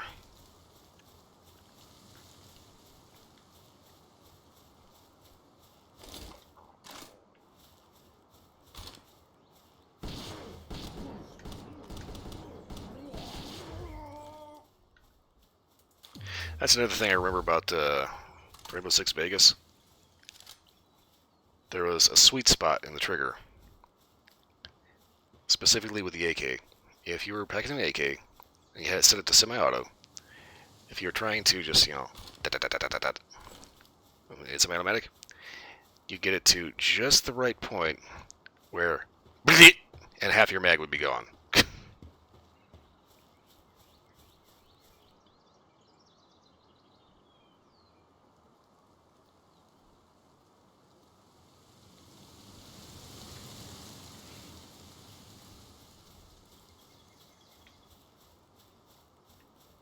And see, I don't think Vegas had an RP kit. They had an AK-47 and an AK-74U.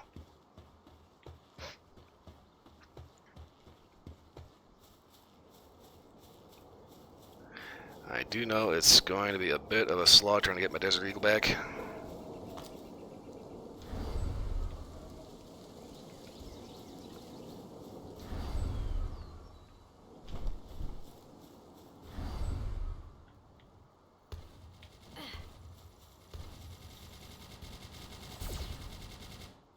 What the fuck was that?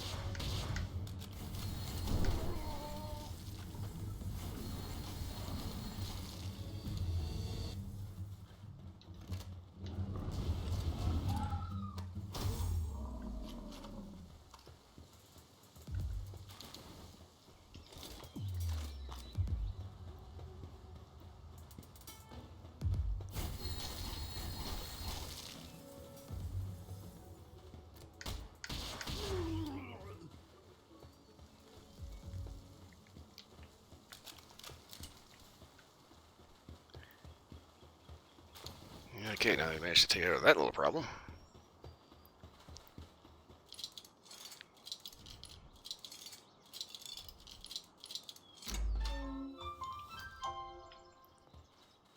I was thinking about it, it's like, if you ever watch Garand Thumb, he actually once recently did a comparison of the kind of damage that modern rounds do versus like old muzzleloaders.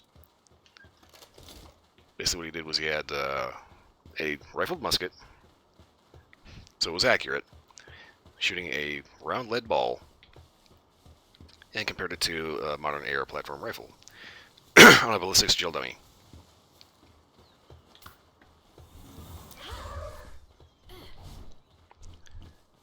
So, headshot with the 5.56 AR platform resulted in about a hole, a couple inches, a small hole in the front and about a grapefruit-sized hole out the back. What do we got going on here? Then do the exact same test, but this time with a 50 caliber musket ball. That musket ball flattened out to about double the size. 50 cal is about like a half inch, okay? So double that out, you've got an inch of heavy lead still flying several hundred feet per second. There wasn't a head left.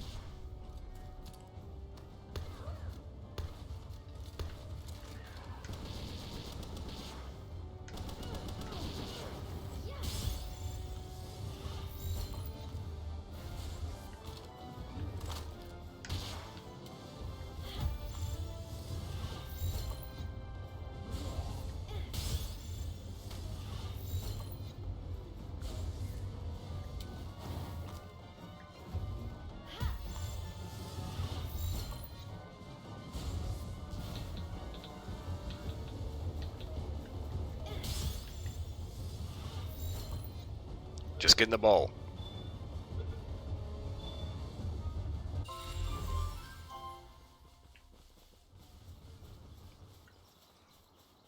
We have a new friend now.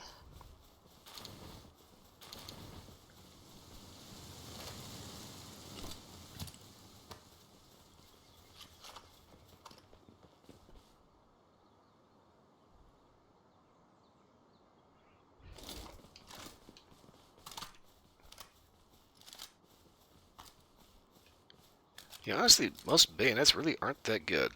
I mean, it's a knife.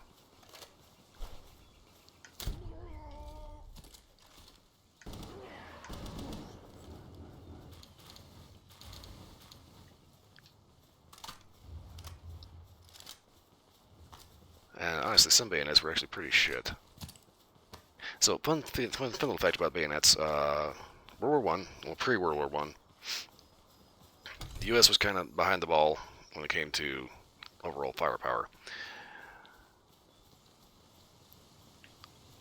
Several decades earlier, a German field marshal pointed out that the bayonet was basically obsolete, after basically the advent of the breech loader.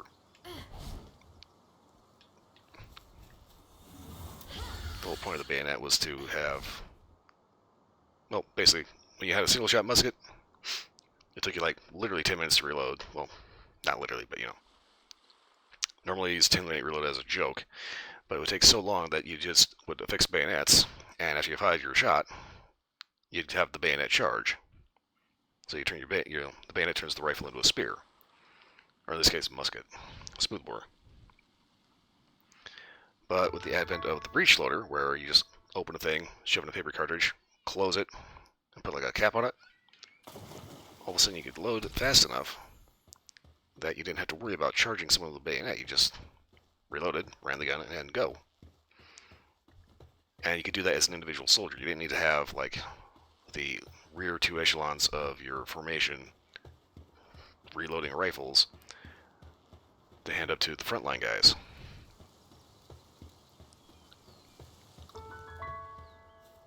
Realm of the Abyssal Knights, what the fuck?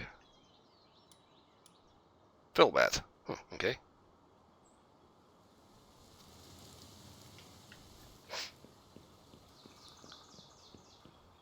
But anyway, going into World War One, the U.S. was kind of behind the curve because about 1883, the French developed smokeless propellant, which burned more energetically and dramatically cleaner with far less smoke than typical black powder.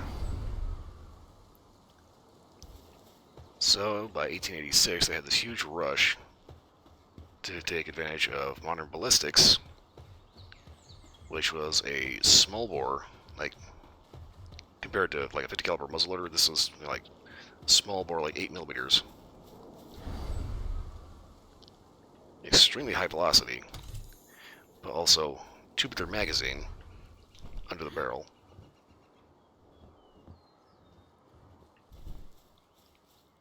Very fast bullet, very accurate bullet. Large capacity, so you could have a repeating rifle. And everybody immediately copied that because it was basically black powder, smokeless powder was like the worst kept military secret ever. France was cutting edge for about 3 years. Then all of a sudden, everybody in their brother's uncle, second cousin, twice removed, and their dog is making small bore, Spitzer bullet, smokeless powder rifles. So the U.S. is kind of dragging its feet on this. Is still using the Trapdoor Springfield. Excellent rifle, but behind the curve dramatically. So along comes the Krag Jorgensen. Basically, I think it was 2 Norwegian guys. Ended up coming up with this really bizarre dump loading system. There's this little clamshell thing that you would pop up on the side, hold your hand in a very bizarre way, and just kind of dump it all in, and it was supposed to work. It never actually worked right how they expected it to, but interesting gun. But America's first small bore smokeless powder repeating rifle. And they tried to get away with getting rid of the bayonet entirely. Unfortunately, dump loading is kind of stupid and doesn't work. So they figured maybe we're not quite ready to get this up just yet.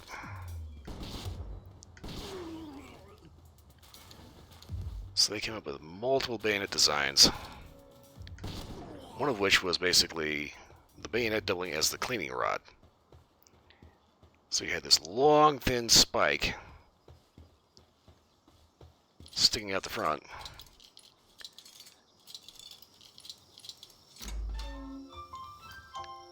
And if this sounds like ramming this into the guy's butt is somehow not going to be a great idea, you'd be right. Good old Teddy Roosevelt was not a big fan of pokey sticks, because he pointed out, and quite rightly, that if you manage to do any kind of brute force attack with this thing, like you would do with a proper bayonet, it snapped. So now you no longer have your bayonet, you also don't have your cleaning rod. They ended up going back and forth and all these different designs. You had these almost saber-looking designs to, more Bowie knife-looking things. And just all manner of just bizarre gobbledygook.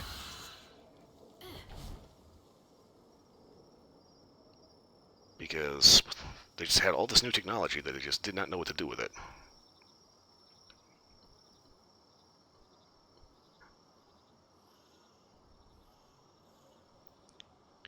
Yeah, honestly, this map size is just ridiculous. I mean, don't get me wrong, I actually really like the fact that I keep finding new stuff, but it's kind of giving me kind of like borderline like Elden Ring vibe. Every time I find a new place in Elden Ring, it's like, oh, hey, this actually keeps going on, and we're not even to the Shadow of the Erdtree stuff yet.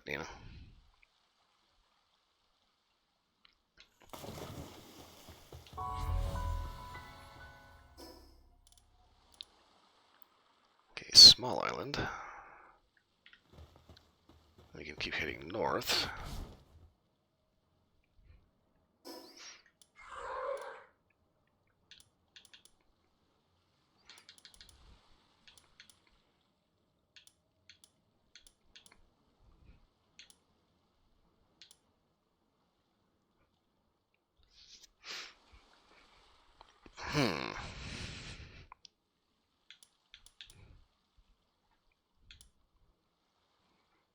Okay, so I got a couple oddball things I can get a hold of.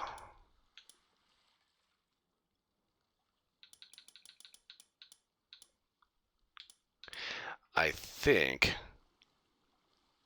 what I'm going to do is I'm going to wait until the next level up, because I'm going to need a lot of points. I'm going to need the beacon saddle, the storage container, refined metal tools, and the improved furnace. Okay. So I'm going to do some exploration here, hopefully get more technology points, level up.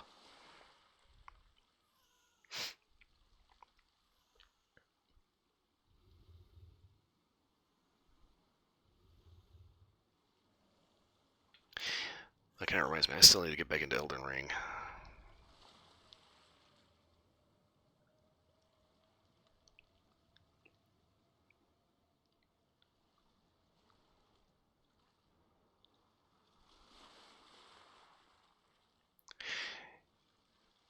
One of the things about Elden Ring is it does a fantastic job of making sure that you always feel like, regardless of how powerful you are, every enemy is still a legitimate threat.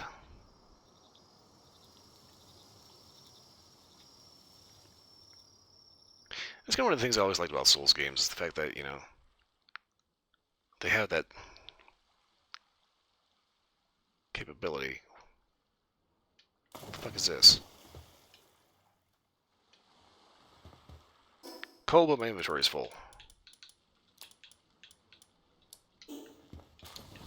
Gonna take care of that. Alright, so.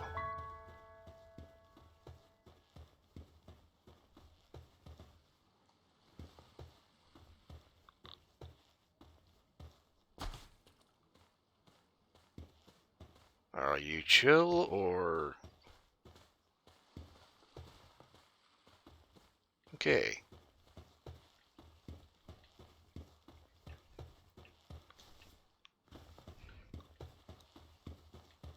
Kind of creeped out by that, not gonna lie.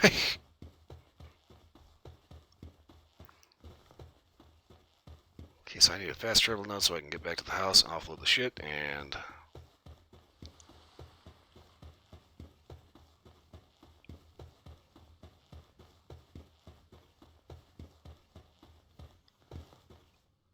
requires kindling.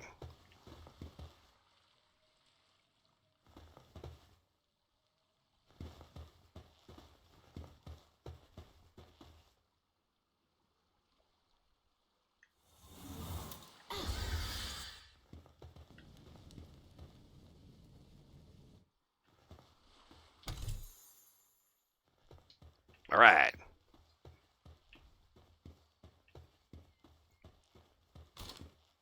What the fuck is that?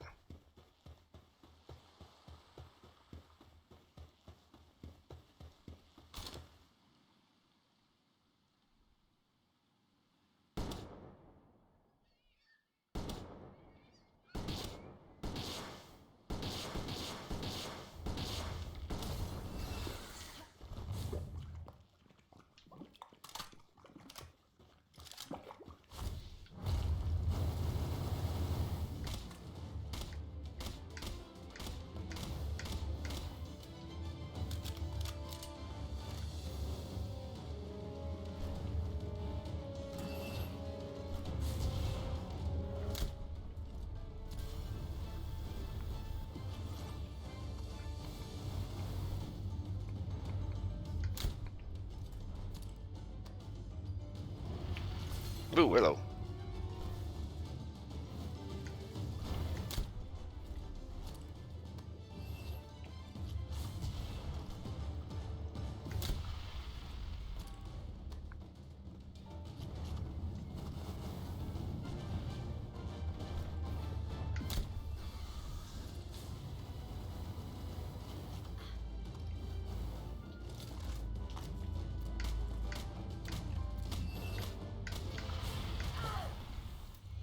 Ooh, you got me.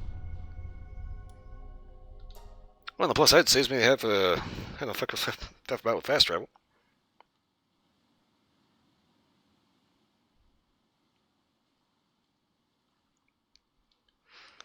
Okay, it's checking out early. That's fine. Thanks for stopping by. I don't have too much longer to go here because I'm just about out of time. Here's like another about 12 minutes. I hate hate that so much. Respawn at the house.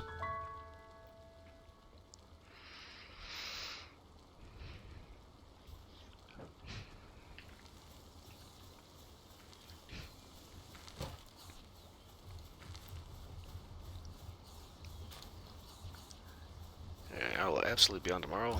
Same time. Same place.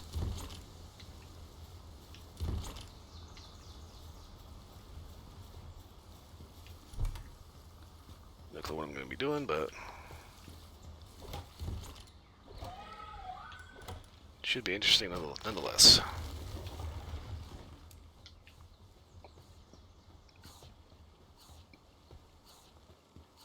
Who closed my door?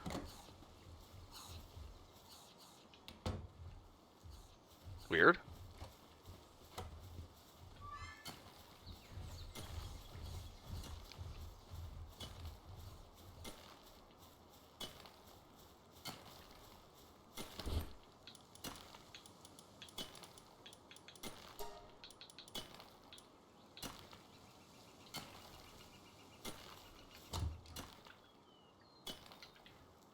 Okay, throw that there.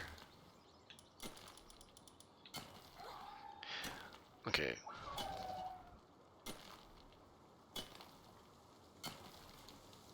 Bella Noir.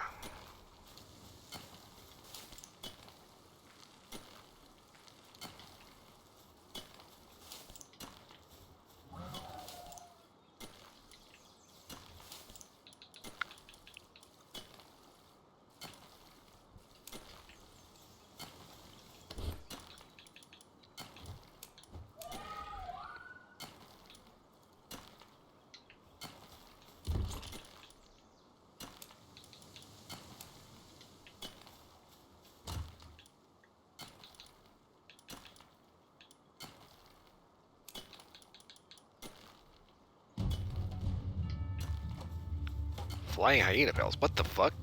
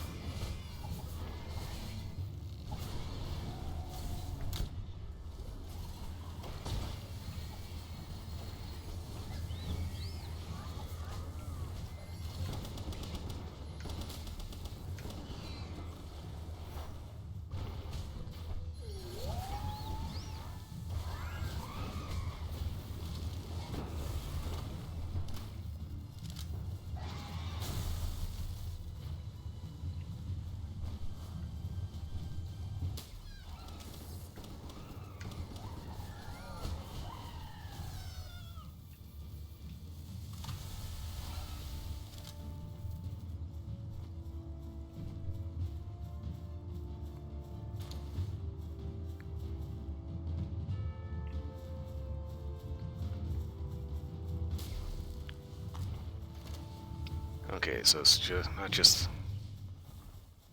the other birds, they also have their own beacons. Okay.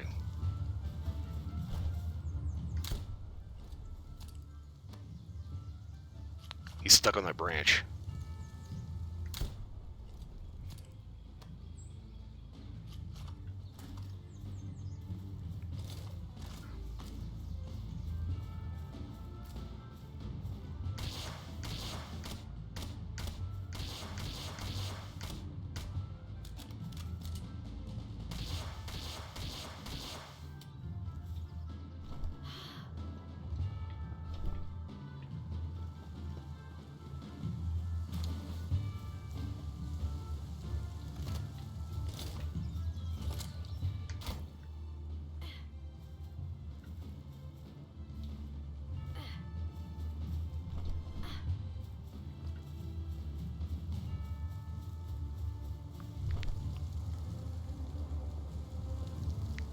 Okay, what the hell?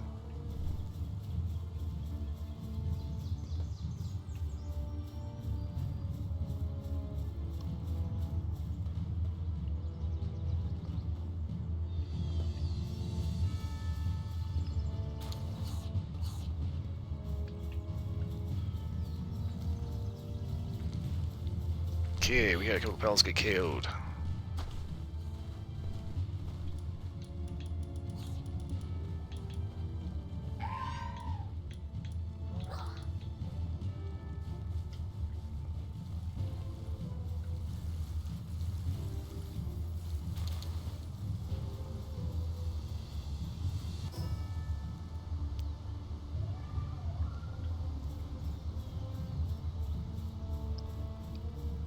Okay.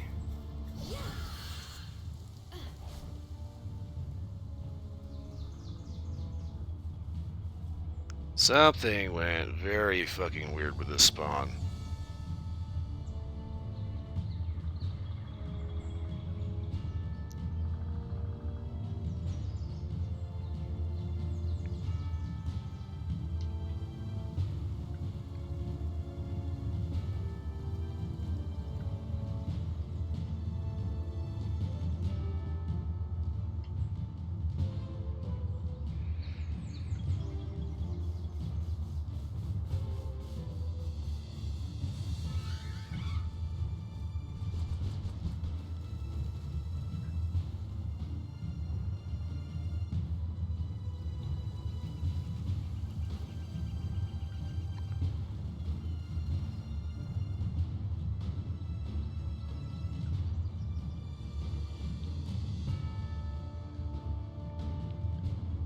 Why is it looking like this one enemy spawned on the other side of the fucking planet?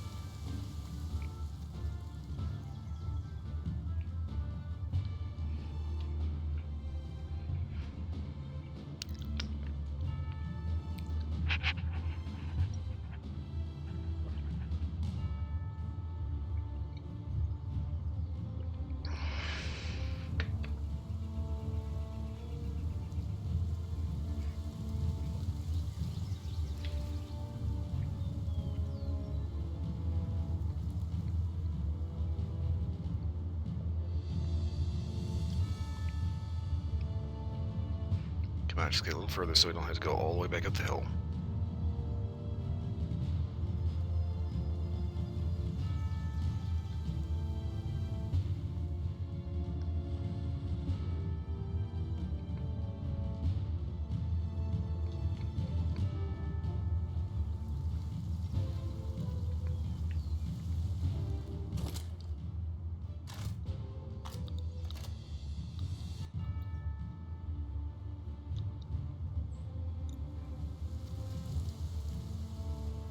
What the hell? Why is it way the fuck over there?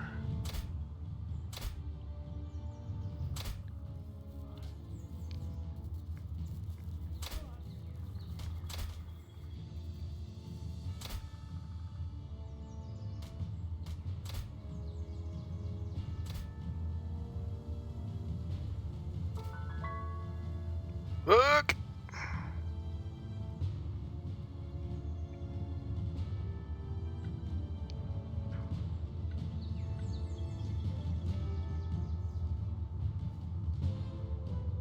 Yeah, I'm pretty sure this isn't going to stop until I take that thing out, but I'm kind of wondering if maybe instead I should just go ahead and quit the menu and see if it either kills the raid or...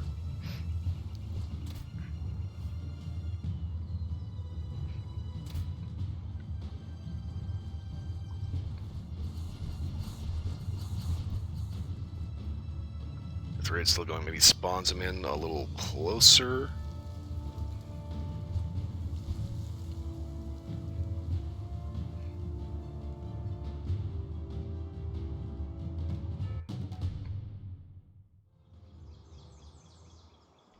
Okay, enemy defeated. Works for me. Did that one just like run away or something? What the hell was that all about?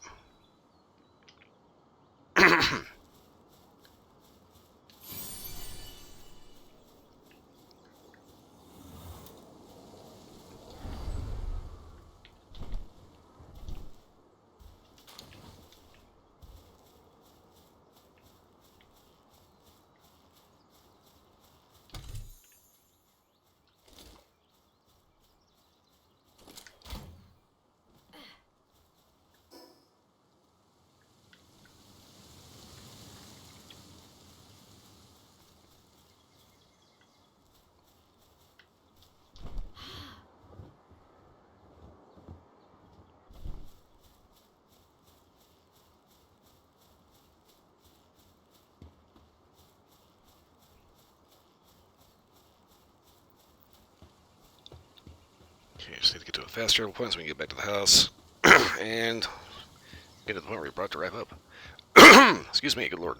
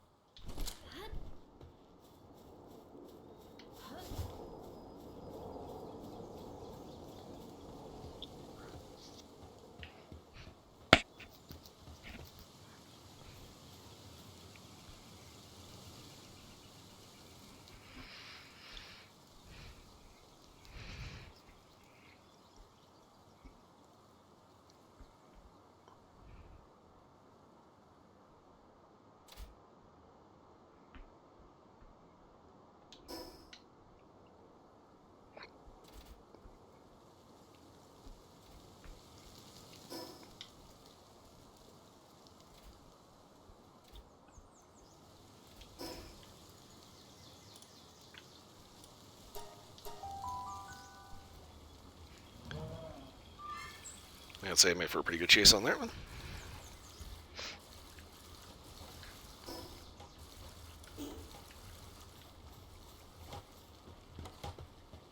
Okay, I think I have a schematic for a better visor than the thing I'm currently wearing.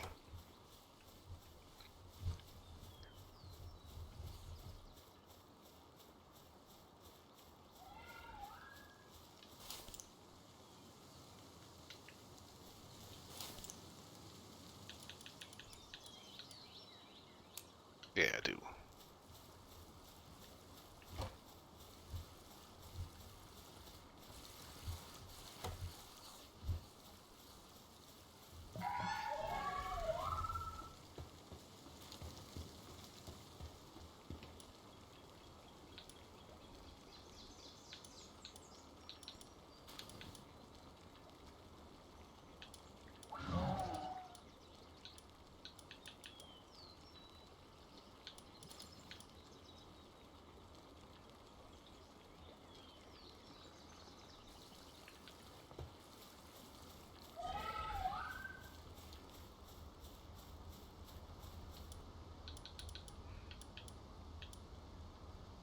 Ah, ingots.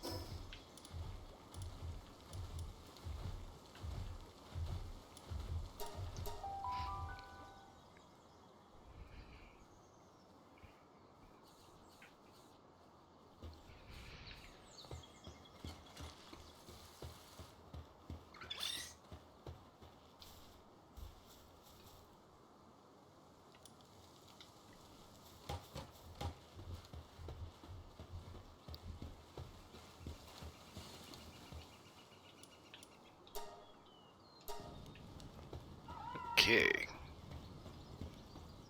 Get all the stuff.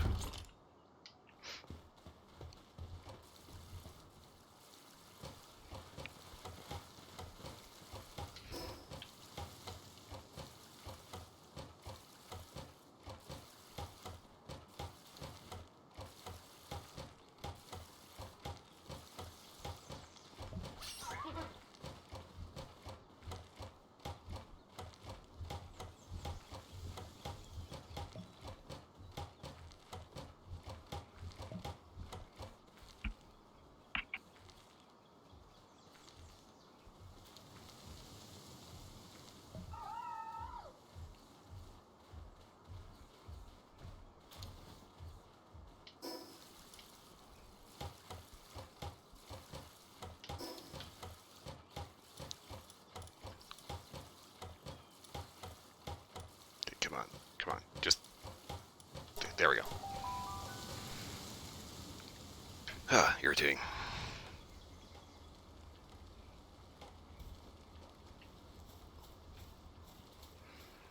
Okay, so instead of trying to fix the crappy one,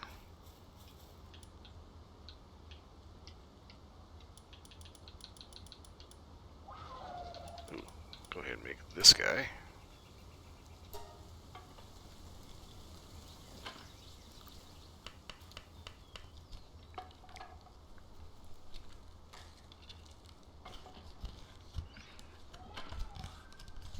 They may or may not have enough metal left over for the visor.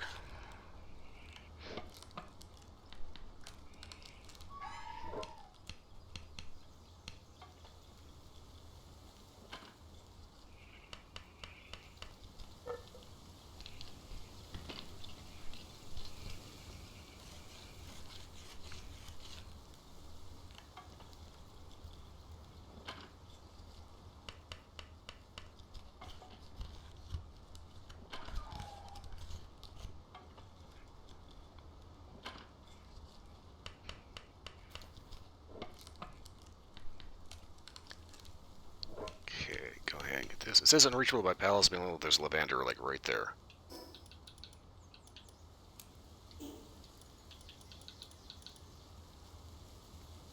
Ah, ancient civilization parts bullshit. Well, anyway.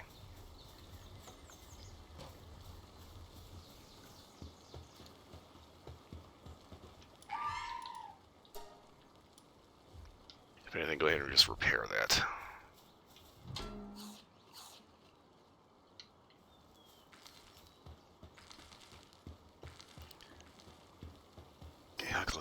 Okay, that's gonna be... Yeah, that's gonna be a bit before I get to the next level. Cannot wait to get that storage container unlocked. Get rid of all these little bitty boxes. Get that one big giant one. Just... Big, huge old mama jam. Throw everything in there.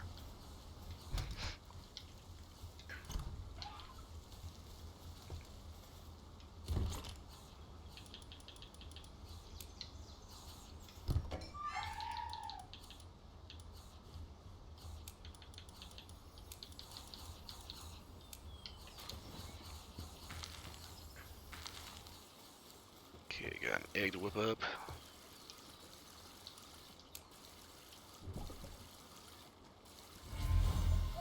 Fill that.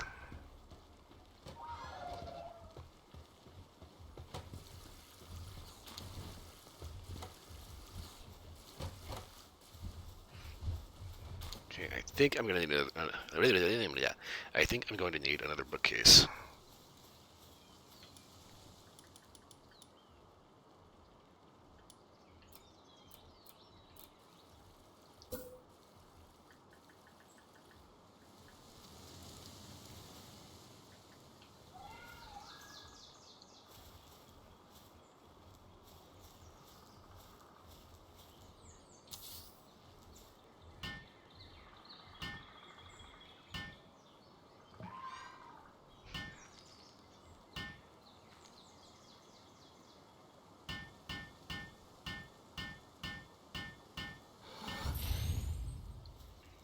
Okay, let's see here. Okay.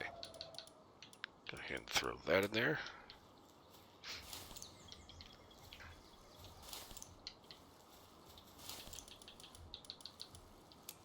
And those there, okay.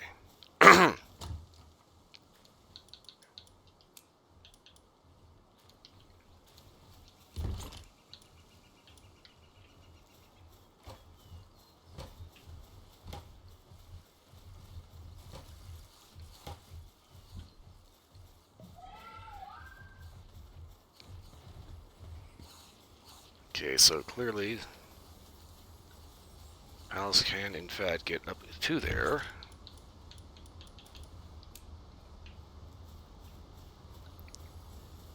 Which means that's built correctly. So what is going on with the stairs here?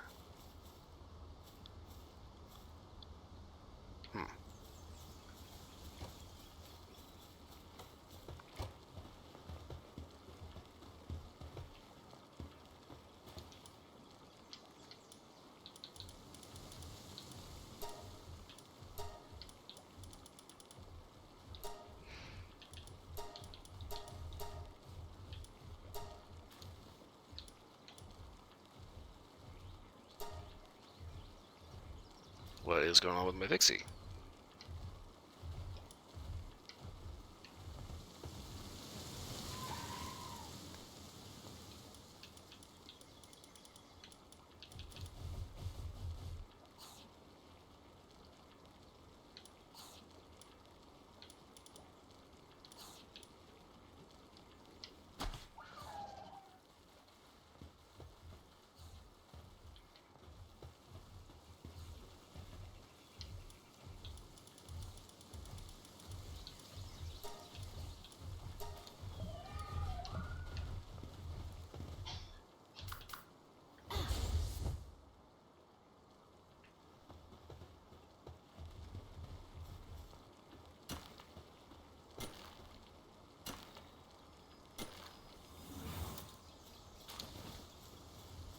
Doke.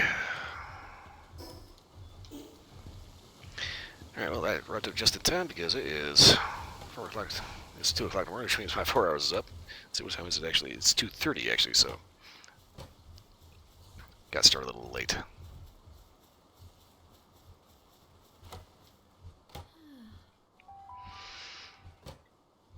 Okay.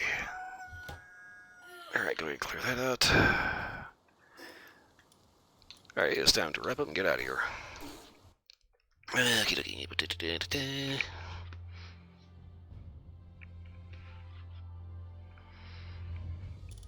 set that down over there.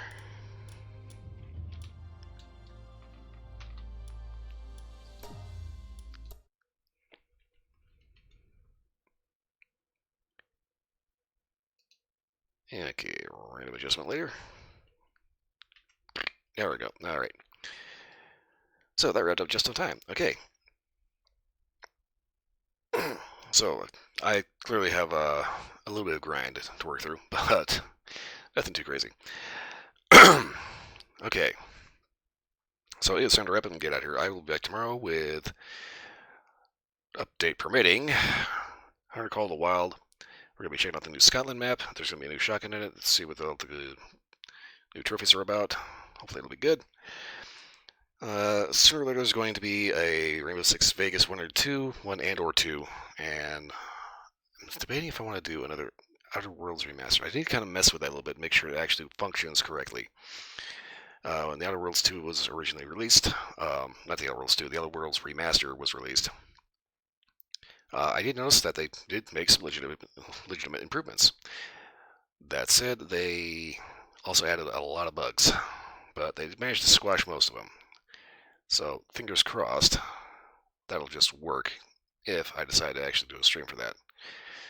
Okay, so yeah, basically tomorrow's going to be called Wild, at least provided I can actually get it updated. I swear, I spent like the last month looking at like nothing but goddamn update streams. Screens. Blech. Tongue is failing.